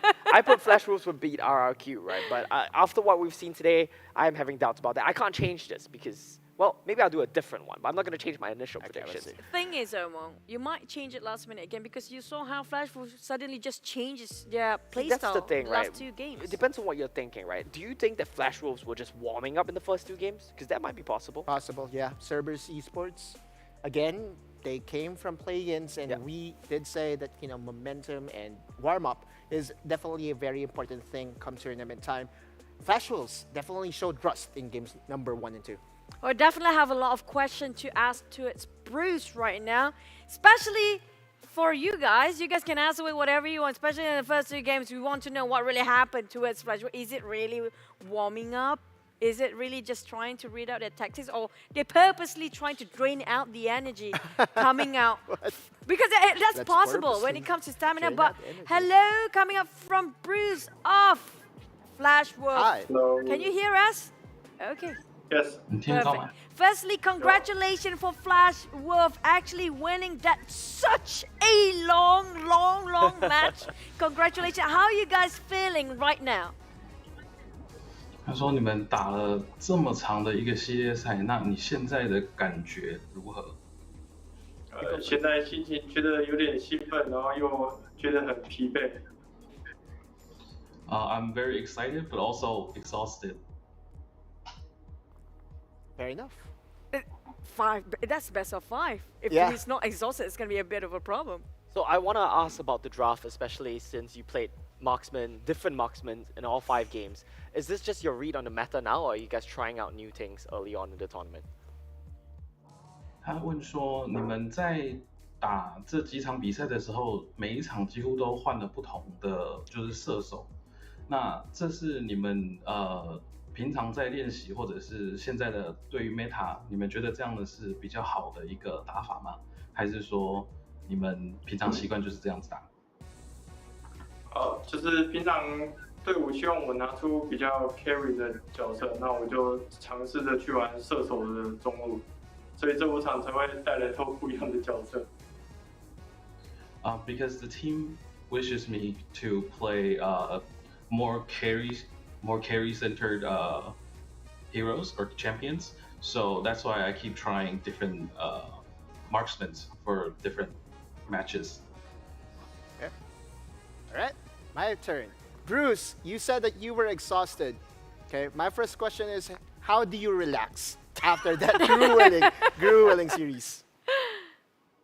他说：“你说你刚刚说你很就是虽然很兴奋，但是很累。那在打了这么长的一个系列赛以后，你平常会做些什么事情让你就是放轻松？”我会听点音乐，然后吃点零食来放松自己的心情。Usually I just listen to some music and eat some junk food or chips to relax my heart and souls. Heart and soul, okay. All right. Second question, Bruce. You will be facing against RRQ. Any prediction? What do you think will be the score?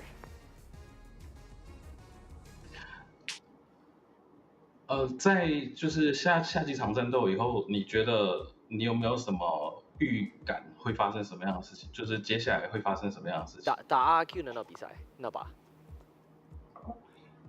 对上 RRQ， 我觉得他们是一个很强的对手，那我们要重新调整自己的状态 ，BP 包括我们的营运内容，然后去面对他们。We need to readjust our emotions and our strategies, also our ban pick and drafting strategies, to be able to face their team head on. Any more questions, guys? I'm okay. What do you think the score will be for that match? Do you think you guys can 3-0 3-0? 你觉得那一场比赛会是3-0吗？或者是你有没有什么预感会是什么样的一个结果？我当然是希望可以3-0，像今天打5场实在太累了。Hopefully it'll be 3-0 because a long series game like today is really exhausting. I can see it almost dying there. Any other questions you got? Okay. Now, to wrap things The up, rest. because Bruce mentioned he wants a 3-0 tomorrow. No, We're gonna not play really- a bit mental Not really game. tomorrow. Just Yeah, the next day time. after, next time, okay? So I do want to know if Bruce can actually say anything to us RRQ right now. If you can say anything RRQ, just to play the mental game, what would you say to RRQ for your next match? 如果你有一些话可以说，就是对你下那个 RIQ 讲的话，你会想跟他们说什么？希望我们两边都可以尽全力吧，然后带来一场精彩的比赛。So nice. I hope everyone can give their best and then give a 5 serious game or a very entertaining games for everyone. Okay.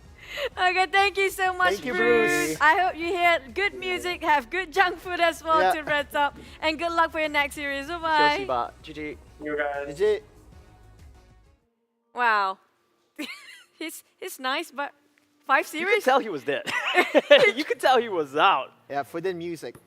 Yeah. Soon. Man has go bump some J Chow after this, chill out, eat some junk food. Can't blame him.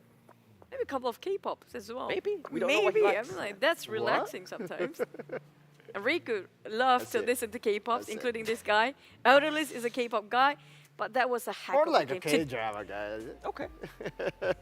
So we're gonna head the break for a bit before we wrap things up. So we still have a lot going on. You guys have to stay tuned with us. We're gonna be right back in a bit.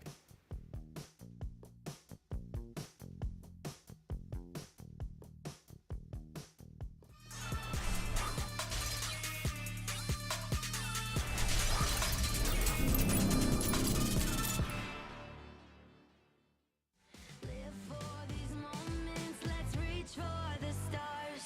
A million to one. Invincible, invincible. So wild and so young. 'Cause you and me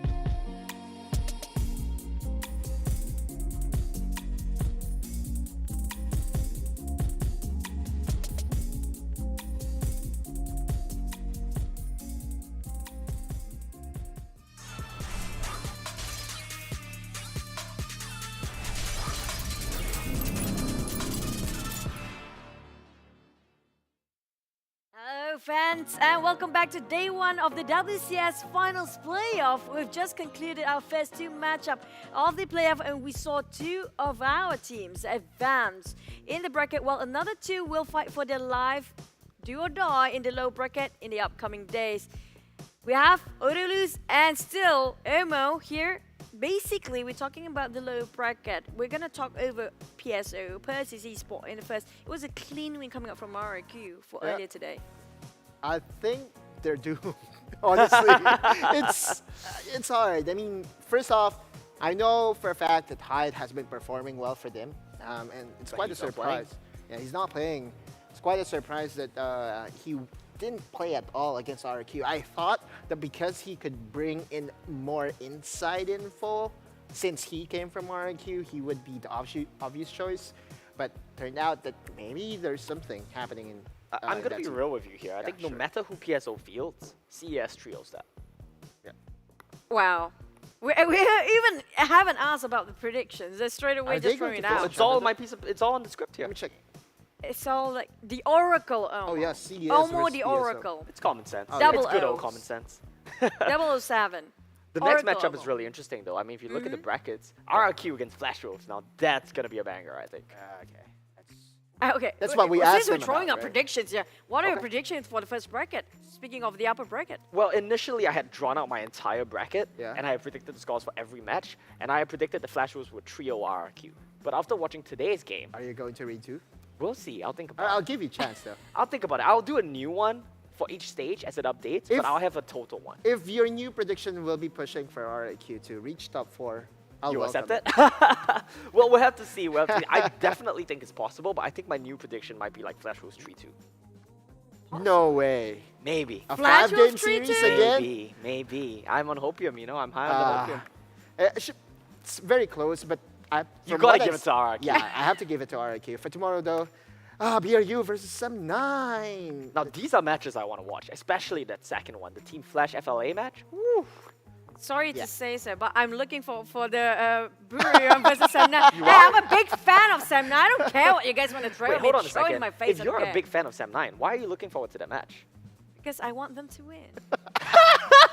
I know he's gonna say that's impossible. I know, and I just want to believe for once in miracle because I'm do a fan know. of Sem9 too. That's why I don't want to watch that match. But That's an Buriram is MYSG very team, strong. by the way. So Very is. No, they That's your haven't reason. lost. Your point? If I supported MYSG teams, I would be crying myself to sleep every night. But that's what we used to do. I with, prefer to cry. in the Philippines, right? Yeah. Back in LOL PC. But yeah, Hey, but you guys made it to Worlds in LoL PC. Yep. Yeah, And it's looking like you guys might make it to intro Icons boys, again. right? Yeah, to 2013. And then right afterwards, downhill from Hey, there. you guys beat Singapore Sentinels in 5 games to go to Worlds. Do you remember that? There. Chowie. Yeah, let's not. Why don't we bring this up Chowie? again? You Chowie? know, that was history. Now Yeah, this is the we're present. focused on the That was future. back in 2013. Team Flash versus FIL University. Just wanted to share my input there. I believe that there will Score. be a wild card happening. Again, they were able to 2-0 Cerberus. So at least in that light, we can say that, hey, Maybe they can beat Vietnamese teams. They can beat Vietnamese So teams. it's okay for him to say FLA versus Team Flash, possibly one of the strongest in the South I Asia. mean, we right now. have two regions that are the clear. It's not okay for me to say Sem9? Hey, No, hello? definitely not. Okay. We're gonna see. I mean, we were the reason why we have 4 Yeah. slots anyway. So. Team Secret. Wait, but quick question. What do you think is the score for Team Flash FLA? Hopium, 3-2. For FLA? Yeah, 3 for Team Flash FLA. 3-1. I'm gonna go 3-2 all the way for Okay, both let's series do anyway, it. because we saw Flash Wolf today, but we're done for today. We're done. You saw the breakout for tomorrow. Definitely, it's gonna be another series coming up, and that officially wraps up day number 1 of our playoff. Fans, the path to greatness has really just begun for the WCS final. Who will choose the right path or the wrong one? It depends on them tomorrow. Hope you guys to be with us again tomorrow. Stay tuned and stay safe. See you guys and have a good night.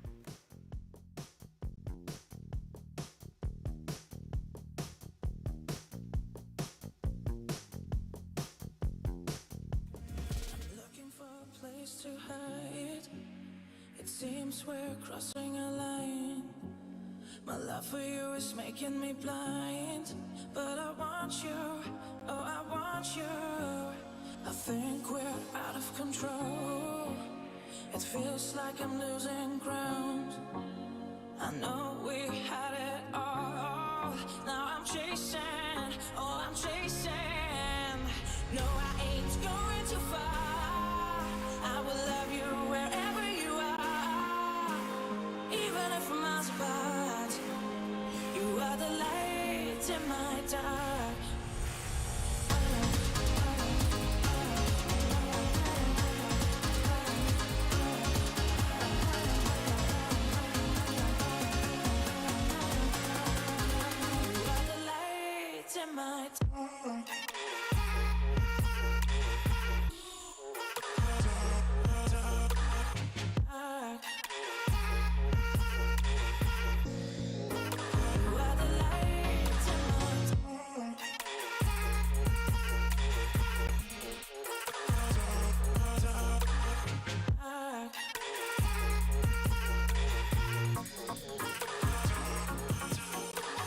Think we're out of control.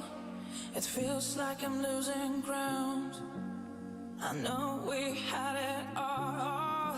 Now I'm chasing, oh, I'm chasing. We both know that our path is ended. It's time to say goodbye. Even if you're far away, we should give it another try. No, I ain't going too far. I will love you wherever you are, even if we're miles apart. You are the light in my dark.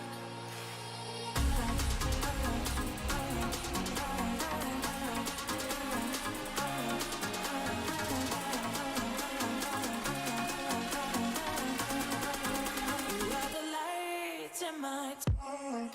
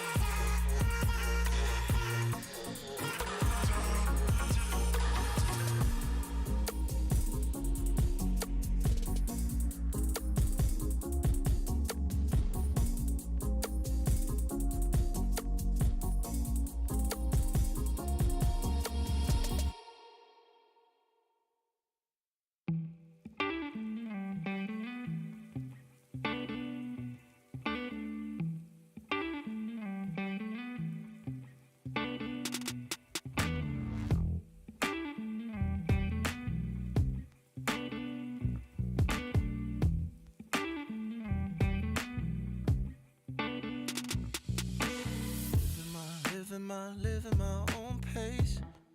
Ain't no running round, wrapping myself up. Ay, ay. Pulling me back up. Ain't no knocking down, healing my heartache. Ooh. Flying miles ahead on my shadow. Mojo. I'll be climbing up another level. Mojo. Flying miles ahead on my shadow. Mojo. I'll be climbing up another level. Mojo.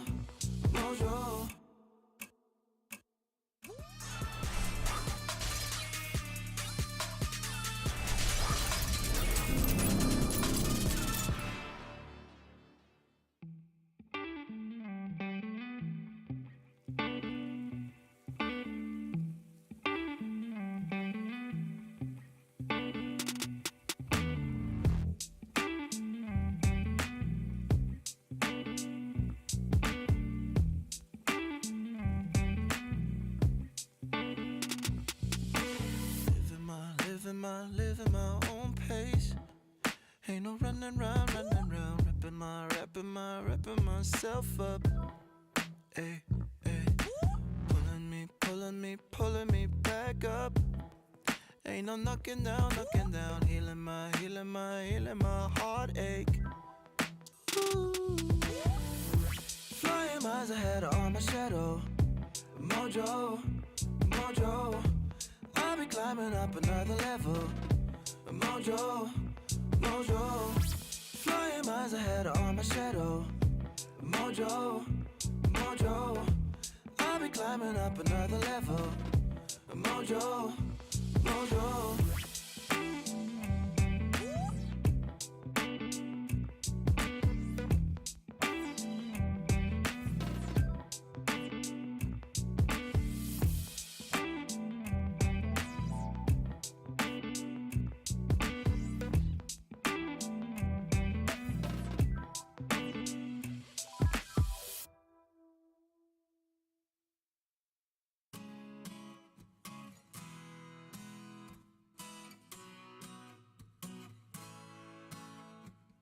Some days I just can't get up, comatose, stupid. Same old energy, scared of what the future holds for me and all my friends. We want so much better. We can only get there if we all just come together. So take my hand, let's own this moment. No one can stop us now, now. Your love is what's most important. No one's gonna take us down.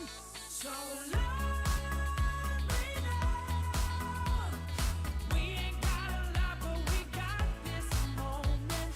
Love me now. We ain't got a lot, but we got each other. Recognition, demolition, I just need your light. Upside down, turn it around. I know you know I'm right. Take this love and give it, girl, your heartbeat, heartbeat. We can only get there, it's a two-way street. So take my hand, let's own this moment. No one can stop us now, now. Your love is what's most important. And no one's gonna take us down. So love me now.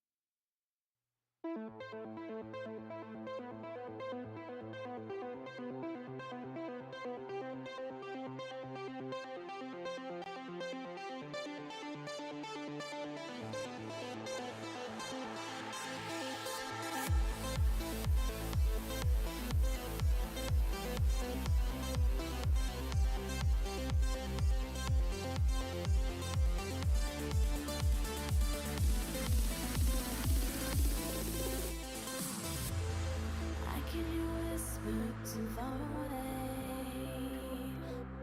I can hide, but I'll try. I see the walls are caving in. I can hear whispers too far away.